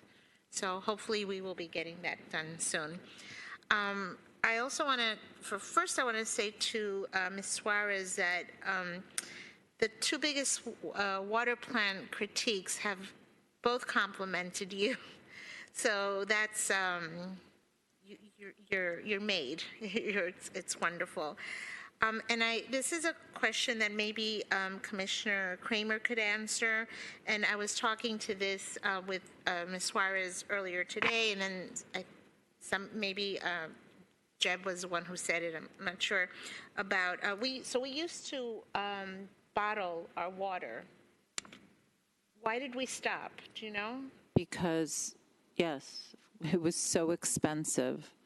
It was ridiculous. It was, it looked good, and it was a real, sales pitch, but it was extremely expensive to do it.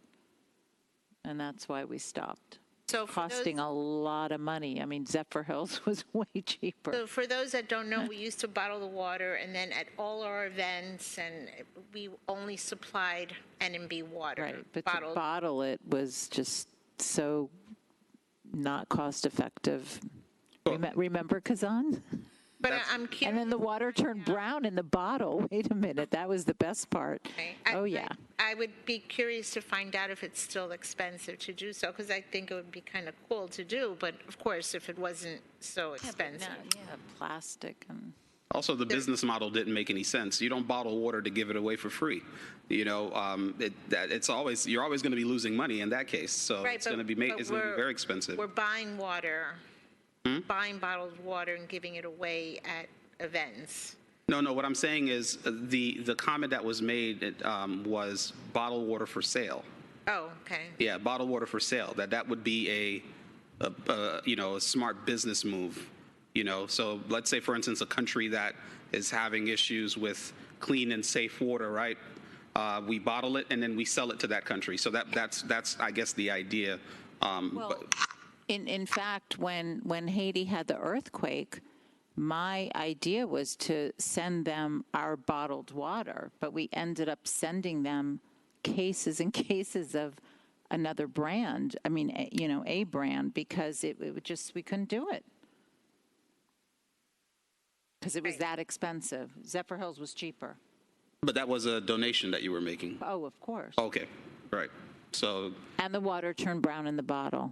That part about the water turning brown, I don't remember. But oh, I had, yes. Right, Kazan? Oh, God. So now you think I'm a liar? It's true. Trust me.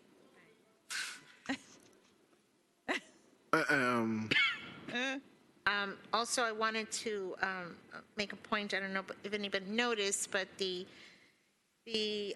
contractors that we're using for this project, one of them is the Carollo Group that helped us bring back the water plant to the city of North Miami Beach. So thank you for that. And also, I just wanted to say lastly, this doesn't really have to do with the water plant, but I just quickly went on the city's website. I applied, I searched for a job, I applied for a job, and it was just quick. You click on benefits, and that's it. It tells you the benefits, so it's not complicated. And if you can't click on it, if it's too complicated, you shouldn't even be applying for a job here. So it's really easy. You either click on description or you click on benefits, and that's it. So don't complain. Vice Mayor, if we can get clarity on the bike path, was it not? I wasn't going to interrupt. I was trying to let us get through. So the bike path is done. I want everybody to know the bike path isn't just go out there, stripe it, and say that's the bike path. No, that's not the bike path. It's a lot of underground work that took place. It's supposed to have been prevented flooding also, and I know we got a complaint about flooding, so we'll look into that. But it's not just that stripe line, so it wasn't that easy to do the bike path. Again, as Commissioner Flourmont did say, we did have a pandemic, and you had to remember we lost 3 months of our lives during the beginning of the pandemic. So, getting everybody back and getting back focused on getting the job done, I sure took part in it, but you can rest assured that we will be getting projects done. We will be moving fast. We are moving fast, and we're going to continue to knock out these projects and not blow the reserves, but finish the projects that are budgeted, that are in reserve. Right, but 2 years and 4 months so far. So just saying. Motion to approve? Second. All right. This is a voice vote. So those in favor? Couldn't hear you. Oh, I said this is a voice vote. All in favor? Aye. Any opposed? It passes 5-0. 11.6.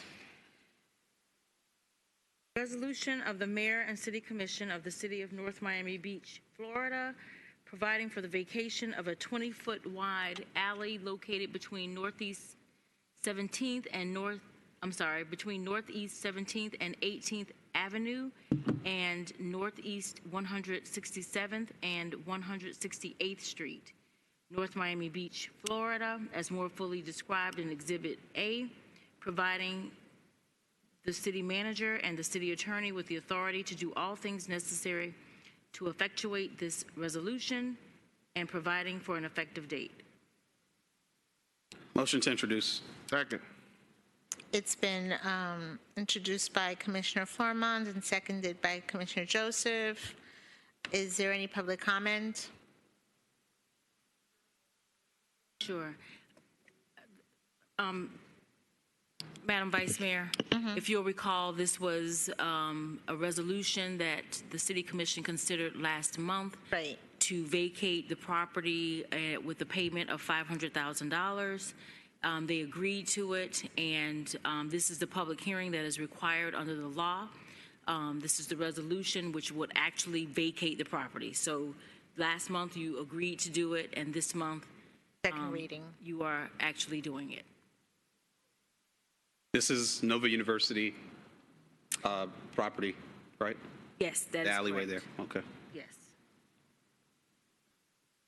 Okay. Mr. Kazan? Did you say a nice comment? Yay, we'll take it. Mubarak Azan. Okay. All of you, ladies and gentlemen, you have the staff, you go to the staff, you get in-depth explanations. We who come here to the meetings, we do not get that. So if you discussed it last month and I was not there, or the other 42,000 people looking at this meeting was not here, we would not know what you're saying or voting on. So if you can get like an in-depth explanation, we would much appreciate it. Darcy Siegel, she used to start doing the explanations, and then she got fired. So we would appreciate it. You guys get the top staff. Whatever questions you throw to them, they give it to you. We would like to do the same thing here. But, you know, throwing this thing out, oh, they want a 20-foot alleyway, giving up, and whatever, or whichever topic you bring up, we're left in the dark. Thank you for having me.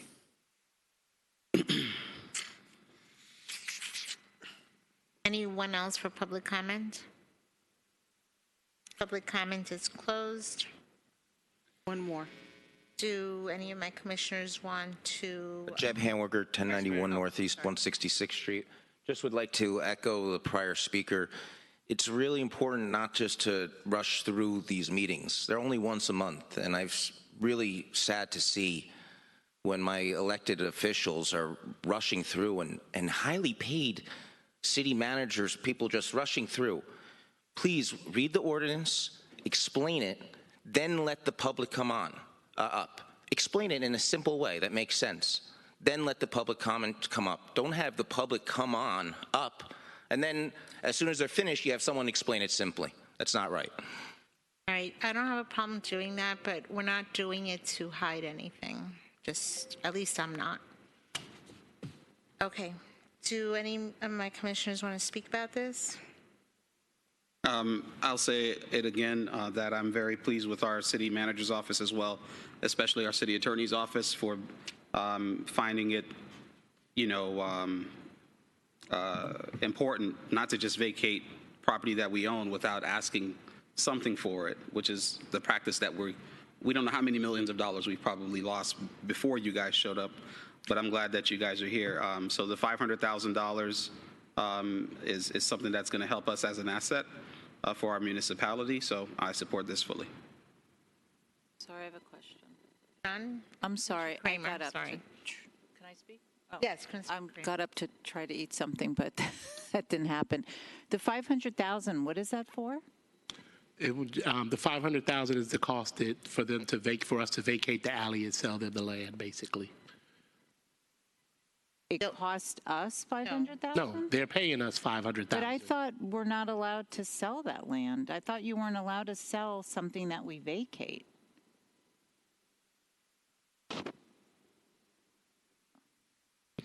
They need the property, and we don't have to vacate it. They asked for it, and they voluntarily agreed to pay $500,000 when it was appraised at $1 million.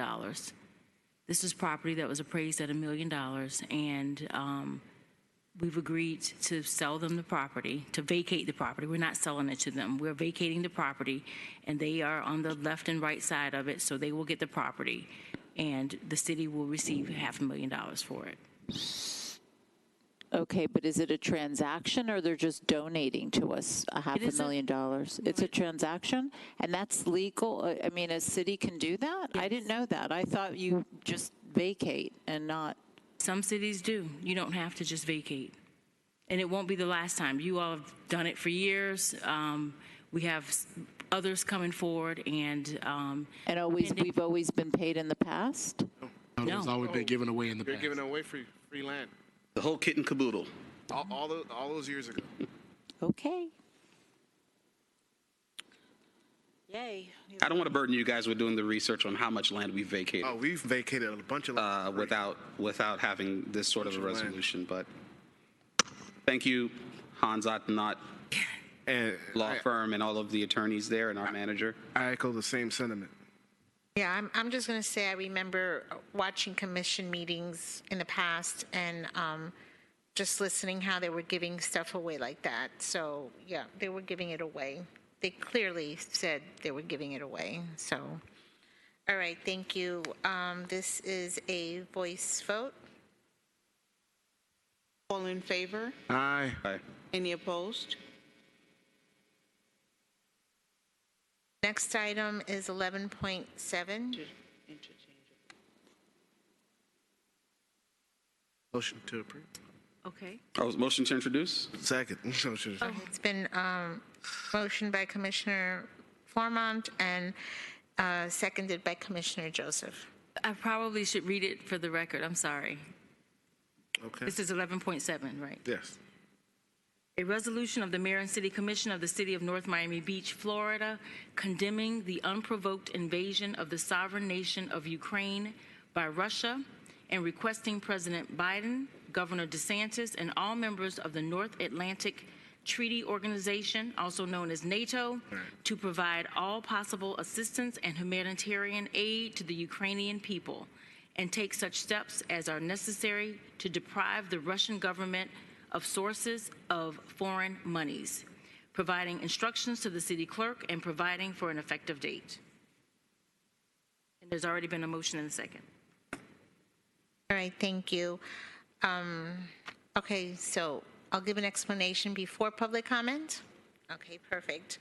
So first of all, I just want to say that, you know, we don't realize, we assume that many people are Russians, and they're not. Many are Ukrainians. You know, they live in North Miami Beach, mostly in Sunny Isles and Hollandale. I myself had a neighbor who, for many years, I thought she was Russian, and it turns out that she's from the Ukraine. And in speaking to her one day, I just and Commissioner Kramer knows her, it's Larissa.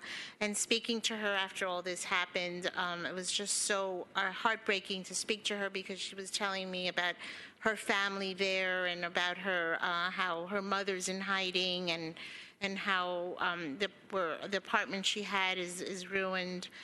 But, I also got to find out later that my husband's grandfather was actually from Kiev. And I also know that Commissioner Kramer's family is from the Ukraine, or has some family from Ukraine. And my mother's family is from Romania, which is like 400 miles away from the Ukraine. So, this is all, it's important to me. But look, I know we're just a little city that, Governor DeSantis and Biden are not going to really look at this and say, hey, North Miami Beach did this, let's show this to the world. And Putin is definitely not watching this commission meeting and is not going to increase our gas because of this, whether this, hopefully if it passes. It's just something that I wanted to do to show support. I saw this happening at a city at Sunny Isles Commission meeting, and I just wanted to, even though we changed the verbiage a little bit, I just wanted to show support to the city of Sunny Isles and to those residents of Ukraine that live in North Miami Beach. And that's it. So if we want to do public comment now, please come forward.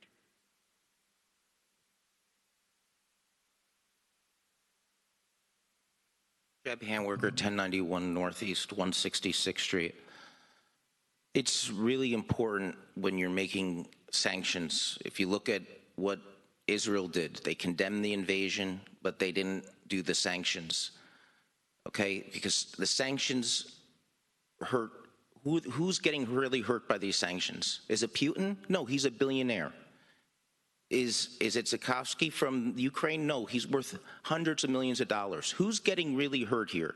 It's the people of Ukraine and the people of Russia on the border. It's a border crisis. And when we start sanctioning and we start encouraging, what we're doing is we're putting ourselves in a very dangerous position of starting what could be World War III. It's so important now to not get caught up with the media. Okay, it's not completely unprovoked. There was a coup in Ukraine in 2014. There was a lot of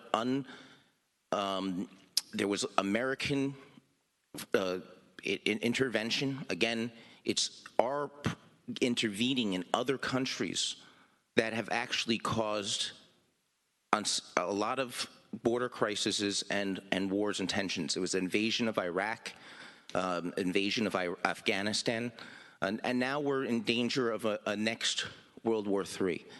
We need to take a step back and try to say, hey, we're a city government, we're neutral, we're against Putin, we're against Ukraine neo-Nazism, nationalism.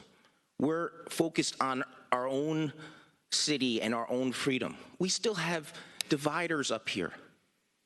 COVID theater is over, guys. Why are you so divided? I mean, you're not wearing masks anymore. They just lifted the masks here in North Miami Beach. Why am I saying about the masks? Because it's about freedom. We're dealing with our own freedom here. We can't even have a united council. We see everyone divided still, even though all the mandates have been dropped in Miami-Dade County. When are we going to focus on freedom? We had parks closed in North Miami Beach. The kids at the NMB library, they just got their masks taken off last Friday after 2 years.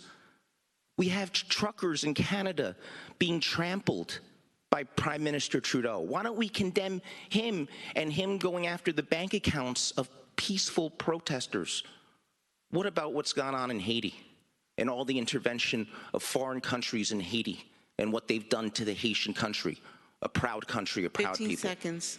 We need to say, you know what, enough with the interventionism, enough with taking sides, let them duke it out, and let's focus on North Miami Beach. All right, thank you. Any other public comments? And just for the record, I have brought Haiti forward before, and I have brought Cuba forward before.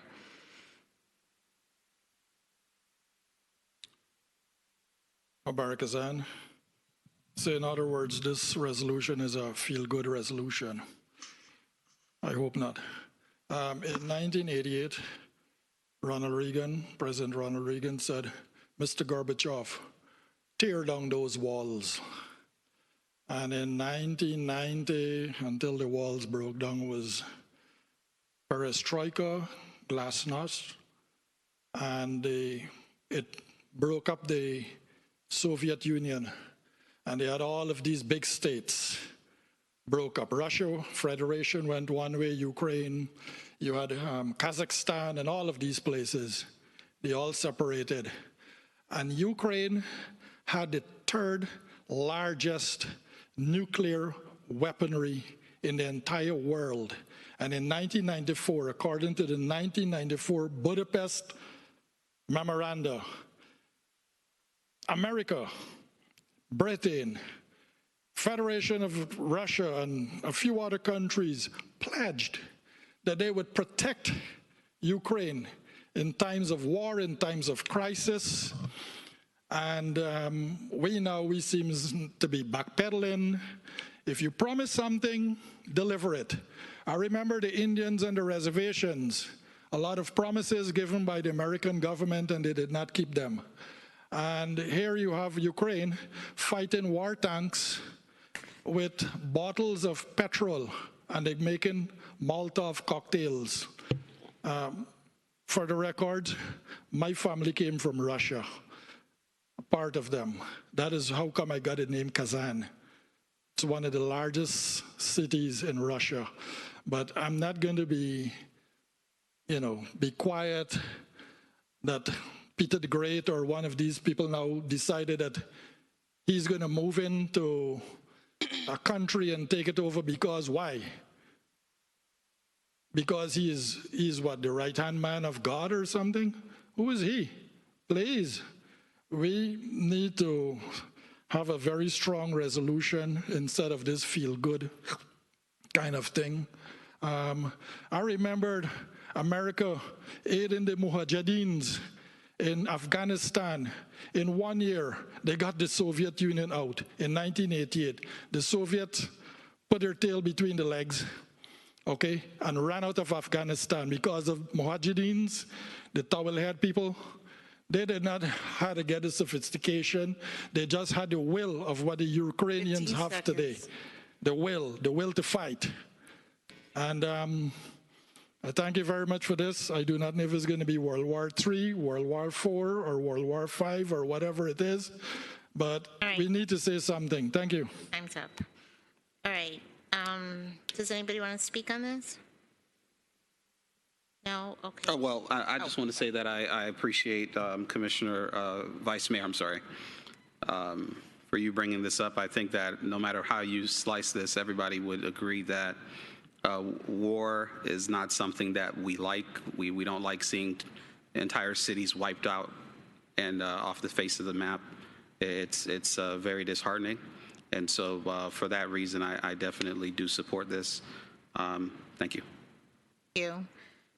Anyone else? I just wanted to read this quote: "Injustice anywhere is a threat to justice everywhere." So thank you for bringing this forward. Thank you. Thank you for bringing it forward. I'd like to motion to. Commissioner Kramer? Any comment? All right, so voice vote? Yes. All in favor? Aye. Any opposed? Did everybody say aye? Oh, I said aye. I said aye. Okay, I couldn't hear it. Oh, okay. Any opposed? All right. Thank you. The motion passes. Thank you. 11.8. A resolution of the Mayor and City Commission of the City of North Miami Beach, Florida, approving a consultant agreement between the City of North Miami Beach and Willis Howard, attached hereto as Exhibit A in substantially the same form, authorizing the city manager to execute said consultant agreement, providing the city manager and city attorney with the authority to do all things to effectuate this resolution, and providing for an effective date. I would like to give a description of the matter. Our current Chief of Staff, Mr. Willis Howard, has submitted his resignation letter effective, I believe it's April 13th. He'll be moving on and going to do some greater things. Since he's been here, one of the main reasons that I did hire Mr. Howard to become part of my administrative team was to work on the annexation to get North Miami Beach to entitlement status over 50,000. We've made great strides with moving forward with this annexation. The ball is rolling. We're attempting to add to the current. We have something that's already down at the county. We have an application in place already. We're looking to add to that a second application, and that's what Mr. Howard has been working on since his time here. I just think it's prudent for Mr. Howard to continue on working on this project with myself and my staff, since he's been really carried it himself since he's been here. Also, he's been working with us and with dealing with the county to move forward with our expansion, extending the life of our CRA. So fiscal impact is about $70,000 for us to continue using the services of Mr. Howard. I did want to put this on the agenda. I wanted to have it here so everybody understood what was going on.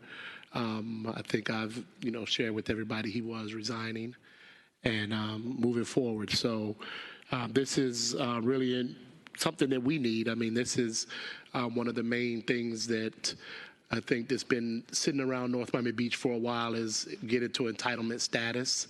There are a couple donut holes here that I've heard about as soon as I got here, as well as some other areas that are immediately east of I-95 that we need to look to bring into this city as well, down toward, I believe it's, 6th Avenue, to bring in the Wawa and all of those other commercial properties.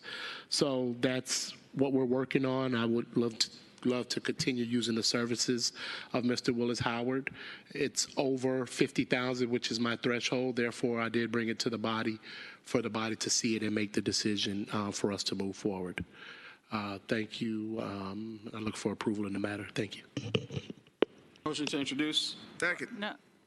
All right, it's been introduced by Commissioner Flourmont and second by Commissioner Joseph.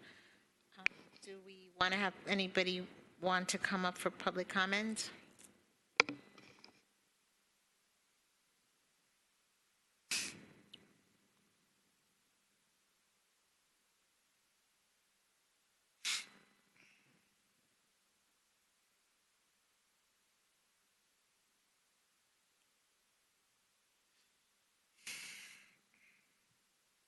Mubarak Hassan.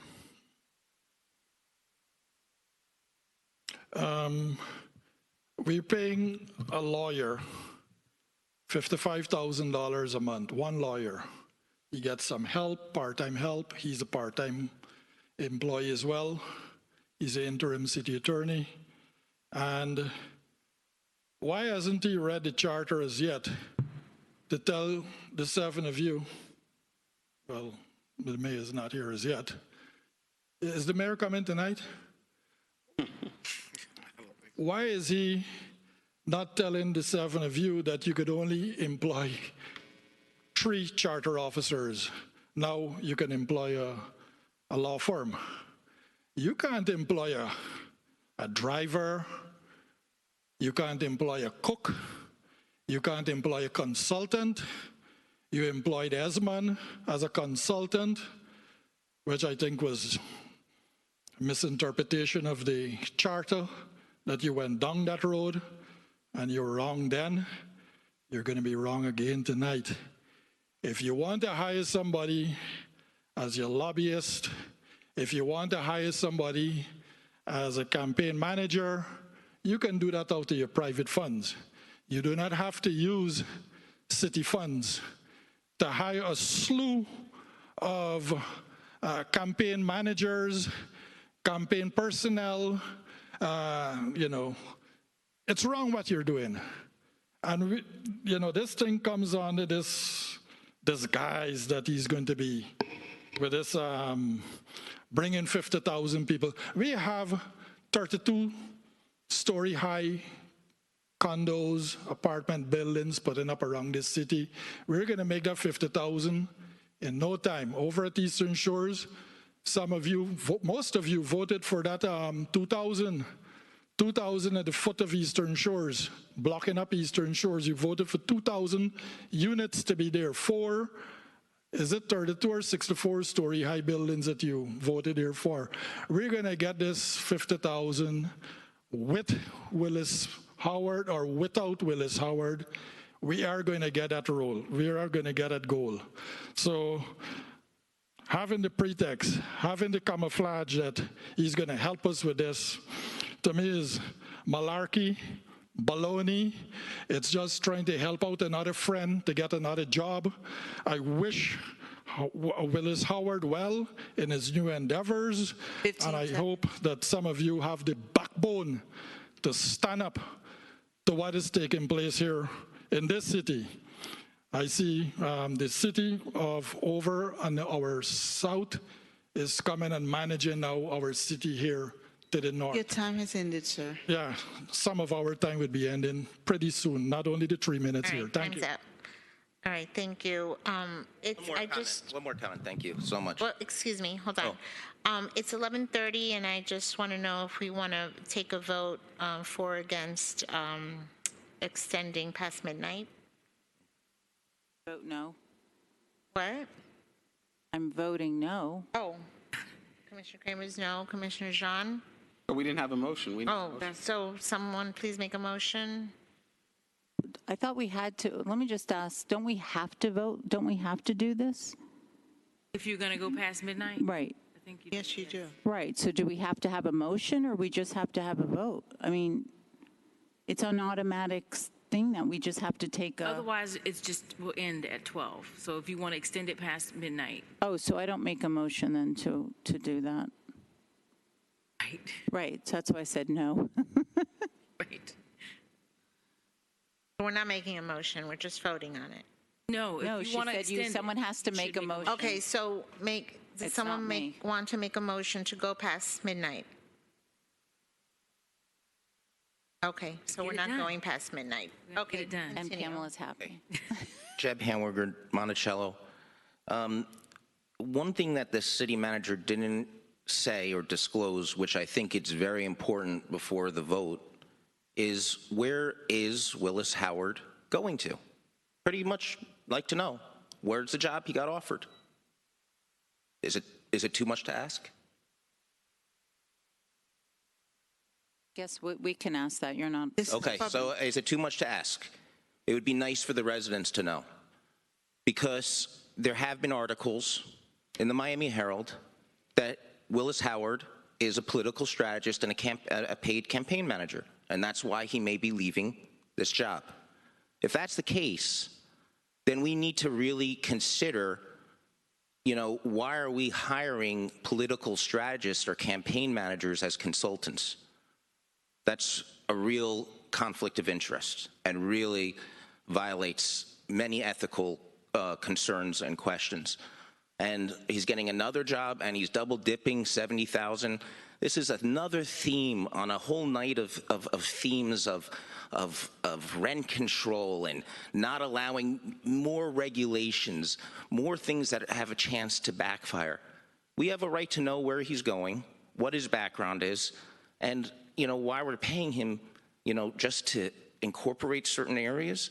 We just saw what happened with incorporation with Biscayne Gardens. Did you see the vote? No, there's not a really, we have to entice people to become City of North Miami Beach other than having a different color garbage can. Thank you. Okay, public comment is closed. I did want to ask a question, but Commissioner Kramer, go first. So I have lots of questions about this. Number one is, why do we need to hire a consultant who isn't an attorney? So in the past, when we were working on annexation, we had a law firm doing this for us. They were both consultant, lobbyists, lawyers. You need lawyers to work on annexation projects. Now, I don't know if Mr. Howard is here, so maybe he can brief us on why we should hire him. You're asking us to give you your blessing, to give us your blessing for this. So is this something, we're hiring him, are we allowed to hear from Mr. Howard? Or is this not something, we just vote on it, but it's all up to the manager to be able to interview and talk to him? What I will answer is that I do bring all consultants before you that we do hire, and I don't think you interview any of the consultants. You just hired a $34 million firm and you didn't talk to them. So it's, I'm bringing it saying what I need to move the city forward, as I do with everything that we do here. So I'm just bringing it here asking for the vote, as I do with every item and every item that was on this agenda. We didn't bring the unleaded fuel people here to ask them why should we pay them. Fine. You made your point. So, I mean, you did, so you don't have to go on. I'm not trying to cut you off, but there's just no point, and I understand what you're saying. So I would like to know then, because I have not been briefed about anything as far as annexation goes. I had no idea that you were considering annexing anything east of I-95. We were always concentrating on the donut hole, which was the enclaves outside of Monticello and you know, the 10th Avenue area. So what is it, where have we gotten in all the time that he's been here? Please let me know what he's achieved for us.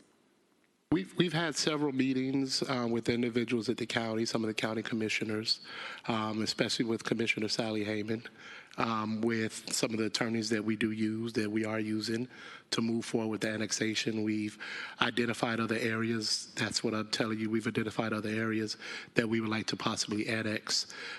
We were really waiting on the final vote, as the gentleman alluded to, for Biscayne Gardens.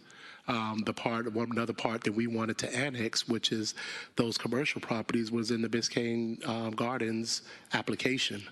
So, but are you also looking to do the residential part of Biscayne Gardens? There's a portion of residents that we are looking at also, but we had to wait.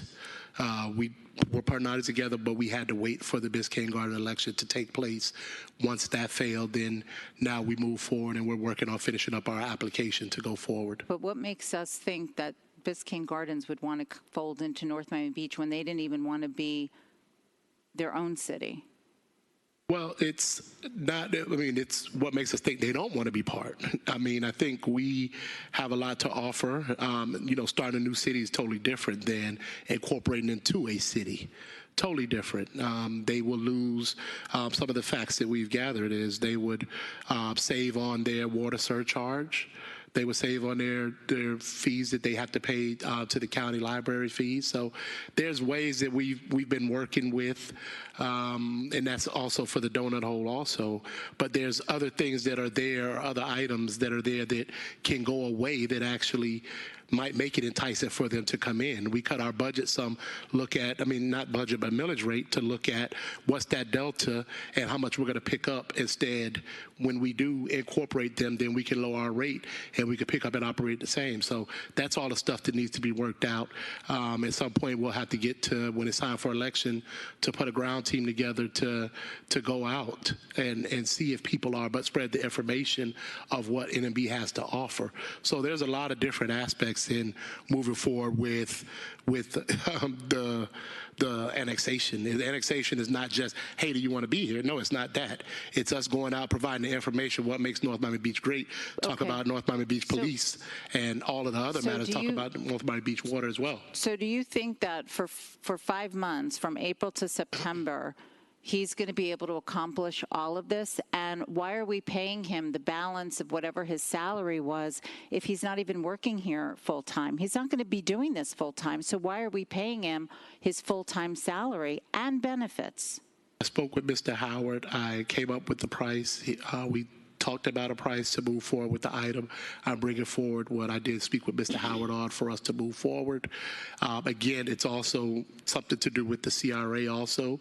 We will be having to lobby and go to the county for our CRA extension. A lot of the projects, you know, the NMB Place, the NMB Venus. A lot of these projects are coming up or are looking for CRA money as we continue to try to develop Hanford Boulevard in our CRA district, the West Dixie Corridor. All of this stuff is contingent upon our CRA being renewed. Nobody sees it right now, but we're going to have to bond for Snake Creek Canal, the same meeting that we just had. That bond doesn't happen if we don't get the CRA extended. Okay. So those are the things. There's no way. If you're going to hire a consultant, you don't hire a consultant for 5 months. There's a very specific dates that you have here, and there's a reason for that. And I'm not going to sit here and speculate, but obviously there's a reason why it's specifically this amount of time. And since when do we give consultants health benefits? Yes, when I understand when the chief left or whoever, you've done this for, but this to me doesn't sound right. I think this is very shady. I'm extremely skeptical. I think you're paying him way too much because he's not any longer here full time, where you had him here from whatever hours his hours were as a full-time employee. He won't be a full-time employee. He's a consultant. He's going to be working with other people, yet we're going to pay him more money because you think he's so great, and yet I have not seen the fruits of his labor. It's very unfortunate that you would say shady. I'm offended by that because it wasn't shady when I just approved the $34 million contract. It wasn't shady when I talked about unleaded fuel. It wasn't shady with anything else on this agenda. So please do not use the word shady when referring to your city manager. Please don't. I didn't refer. I said you did. You said shady. It's a shady deal. It's the deal that I brought forth. Well, I think it's a ridiculous deal. Make a better deal. Make a better deal. Make a better deal. Why are we paying him a full-time amount of money for a part-time job? Then why doesn't he just stay here? I've stated on the record what I'm bringing to the table. And you think that people want to come here from Biscayne Gardens so that they don't have to pay for the library? They have a county library right there. I can't even believe you use that as an example. It's but I know exactly why, we're looking, whatever. I'm just Can we, I was saying we can call the Why don't you call the vote because, it's all benefits. I wanted to ask a question. So he's going to be working until September 30th as a consultant? And it might be beyond September 30th that I meant to address that in my comments. The September 30th is the end of the fiscal year. So I'm just putting it down for the end of the fiscal year. That's what I'm putting down. So it might be extended. I do believe we won't get to the county and all of this stuff with annexation won't get to the county until about November. So November, December is when we're going to get to the county with the annexation. So he'll be on board, most likely past that, but I'll just put this together for the end of the fiscal year moving forward because I knew people would talk about the financial implications of it. But at that point, if he's on past September 30th, are you going to pay him more? Well, we'll have to come back or come with another contract for him, but I might have to bring it back to the commission. Right. So then the question is, if he's going to be working as a consultant to the city, can he also be working as a political consultant to whoever is running? Him being a consultant to the city has nothing to do with whatever outside employment he has. So, I think it's unfortunate that we're trying to mix the two. It has nothing to do with the other. If he works as a consultant to do the annexation, that's what he's doing for us. And the CRA, that's what we're hiring him to do. So I do want to say that when we did the tour with the county mayor, with Daniela Levine Cava, I did overhear him telling her that if Biscayne Gardens didn't pass to become their own city, that we would try to take part. I think everybody knows exactly because I've had this conversation with everybody. I've had this conversation with the Miami Herald as to why I hired Mr. Willis Howard. This was no secret. Everybody knew this from day one, what he was here to do. He was here for annexation in the CRA. Right, but I'm just saying I did overhear. Yeah, and he's been talking about it. We've been talking about it. And I've, talked to all of you about it as we've been moving forward with talks of annexation. This is annexation. We didn't just you know, it just didn't fall out of the sky. You guys have been working on annexation for years, like every other project you've been working on that hasn't gotten done, and I came to get it done. That's what we're going to do. Madam Vice Mayor, can I call the vote, please? Thank you. Prior to doing that, I just want to say also the memorandum of understanding that we have with the county, that's one of the accomplishments that I do want to make sure we effectuate because that's desperately needed. Also, the meeting with the governor, which even Ron Book himself said is something that's almost near impossible to get a meeting like that. So I want to thank Willis Howard for making sure that we did meet with the governor on our trip to Tallahassee. So I'm going to have one more bite at the apple. Okay, Commissioner Villard. I'm sorry, Commissioner Mackenzie, you done? Oh, yes, I'm done. Okay. No, I was gonna say like, believe it or not, the people who live on the side of the Biscayne Gardens, they usually, most of them think they are in North Miami Beach. You know, when you talk to them, they say, yeah, that's, oh yeah, we're in North Miami Beach. Who's responsible for our part? Because they always want to get something from North Miami Beach. So I think they used to be called, North Miami Beach. And, I'm sure they're going to be great. They're going to really want to be part of North Miami Beach. Maybe they didn't want their own city, but I can assure you that talking to a lot of residents living in that side, they want to be part of North Miami Beach. And then I just want to say, like, Mr. Howard, I really appreciate you. I think you've done a lot of things for our city. So we're looking forward to bringing the 50,000 plus so we can be that entitlement city that we missed during the census. Yeah, during the census. So thank you. Can we call the vote, please? I just want to ask the manager one question. So if we did incorporate that part of, and maybe we should be talking about this in another time, but I'm just going to ask this question, not ask anymore. If we did incorporate that small part of Biscayne Gardens into North Miami Beach, do we know what the population is in that area? It definitely, between that and the donut hole, it puts us over 50,000. It puts us well over 50,000. It would have to be that and the donut hole. Yes, Put us yes. over 50,000. Okay. All right. Thank you. Motion to approve? Second, yes. Can we call the vote? We did the motion to approve, but we just have to call the vote. Right. Okay. So it's a voice vote. Madam Clerk?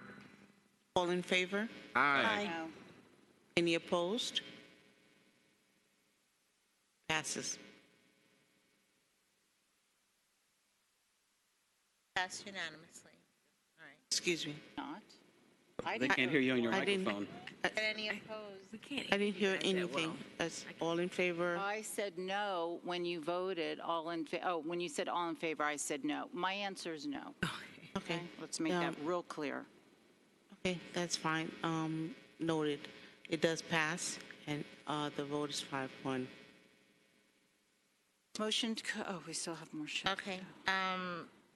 No business tax receipts. Our next item is appointments. Motion to approve. Well, 13.1. Who's reading it? I'll read it. Okay.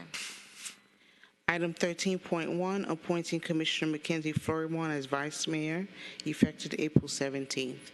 Motion. Second.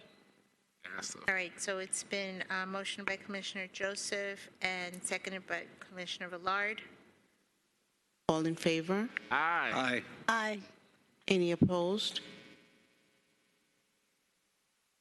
Motion passes 5-0. Thank you to my colleagues. Congratulations. Thank you. 6-0. I have those discussion items. I misspoke. Motion passes 6-0. Right. At 5. Oh, okay. All right. All right, so we have 12 more minutes. Commissioner Florimon. I can get it out in 12 minutes, no Okay, problem. so the restatement of the 2013 benefits for current participants in the general employees pension plan. Yeah, so I believe that my colleagues have been given this GRS actuarial study from August 20th, 2020, as it relates to the general employees of the city of North Miami Beach, and making sure that we that we effectuate this recommendation. As proposed, COLA retirement eligibility for post-2013 benefit accruals changed and drop period maximum of 60 months. And there is an amount to this. And also there was the normal retirement eligibility recommendation to change it to be earlier of the attained of age 62 or the attainment of age 55 with 20 years of credited service. So I wanted to get a consensus to see if we can get the manager to move forward with this recommendation. May I, sir? Sure. And I know we did speak of that, and I spoke of also that there was a matter with the police. Right. With this same thing. It was brought up to me during the negotiation with general employees, and we did discuss that we would be speaking about it in the reopener. It was also brought up at the police thing, and we also spoke with the police about it being brought up at the reopener. So we are looking into moving forward with it. Of course, it has to be negotiated back in. That's the only thing. It just can't, and we have to negotiate it back in with the union. So this particular portion has to be negotiated with the union? Any benefits that we give to the employees, we have to negotiate it back in. But I got the clear direction of moving forward with it. So can we have the consensus right here? Motion? Second? Yes. All right, so it's been motioned by Commissioner Joseph and seconded by Commissioner Flormont, right? Yes. Okay. But this is a discussion item, so I think we're providing consensus. We're providing consensus for the manager to go ahead and negotiate this particular study with the with the union and come back to us within 30 days, the next commission meeting? 60 days? Okay, 60 days. Thank you. Are you okay with that, Commissioner? I'm okay with 60 days. All right, I amend my motion. I'm trying to understand exactly what we're doing right now. So within the small time that we have left, we are basically approving the manager's ability to negotiate what is in this GRS study to basically allow a COLA and retirement eligibility changes for union employees, general employees. And it would have to come back to us. Yes, so that we still would have to approve it later on. Correct. It would have to be ratified by us. So no more than 60 days. And no more than 60 days. In short, Commissioner John, back some time ago, I believe the pension rules changed for employees. The employees have been trying to fight to get that back for a while now. It did come up during their negotiations. We had no information to move forward on it, but we are now, the actuaries have provided some information to move forward on it. Commissioner Flormont is asking that we move forward on it. I'm just saying that it has to be negotiated back into their contract, but I need to go ahead and review it with the actuaries, go over everything, and get everything together to put that in place for us to go back to negotiate it in. So you guys have given me the consensus that you want me to move forward and look into doing it and get it done. And to be back within 60 days to ratify what's been negotiated. All right? Yes.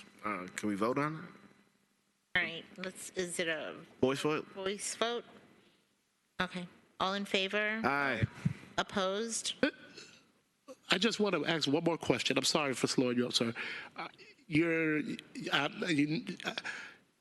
We're not, it's not going to be put back in place in 60 days. It doesn't get put in place. It's not. Oh, I understand that there may be some. Okay, you're going to come back with the. Exactly. Yeah, okay, I just making sure. Yeah, because it has to go through ordinances. Yes. Yeah.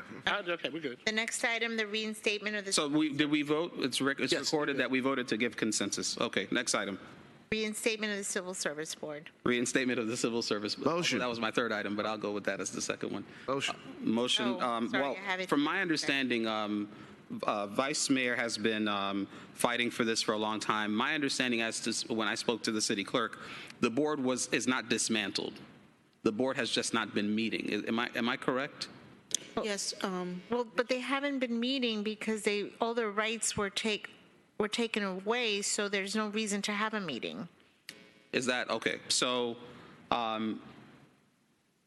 I'll work with the clerk to look at the rights that were taken away to see how we fix it and get the board back moving. So, but I did send the email out to everybody to give me appointments for the Civil Service Board, and I don't think everybody sent their appointments in. well, that's the conversation that I had with the clerk, and within the 6 minutes we have left, there's still members.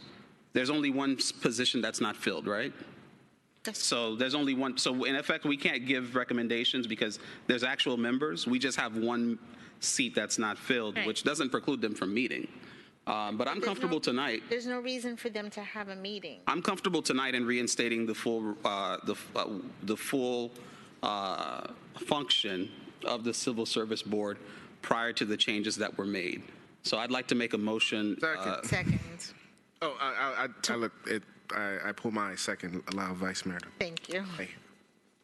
And Vice Mayor, I mean, you know, I know you've been pushing for this, so if you want to make the motion, it's fine with me. No, it doesn't matter who makes it as long as anybody makes it. So the motion is to be made clear is to have the Civil Service Board back and reinstate the function, the full function of the Civil Service Board prior to the changes that were made. 2017. And 2017. Thank you for reminding me of that. 17 or 18? 18. It was 18 in 2018. So that was my motion. All right, we'll have to bring back an ordinance with that, and we need to look to make sure that there are no provisions that have been irreparably taken from them, meaning you may have I don't know anything about your Civil Service Board, but you may have already given away some of their responsibilities someplace else. So it's not just, it may not be cut and dry. How much time would you need to come back? Who knows, but we'll give you an update. How about that? No, I think they want a specific timeline. Just for the record, the Civil Service Board did approve some changes, but the commission then went and changed it completely. Dismantled. So just to be sufficient, To be able to dismantle. just to be sufficient so we can make sure that we're doing this the right way.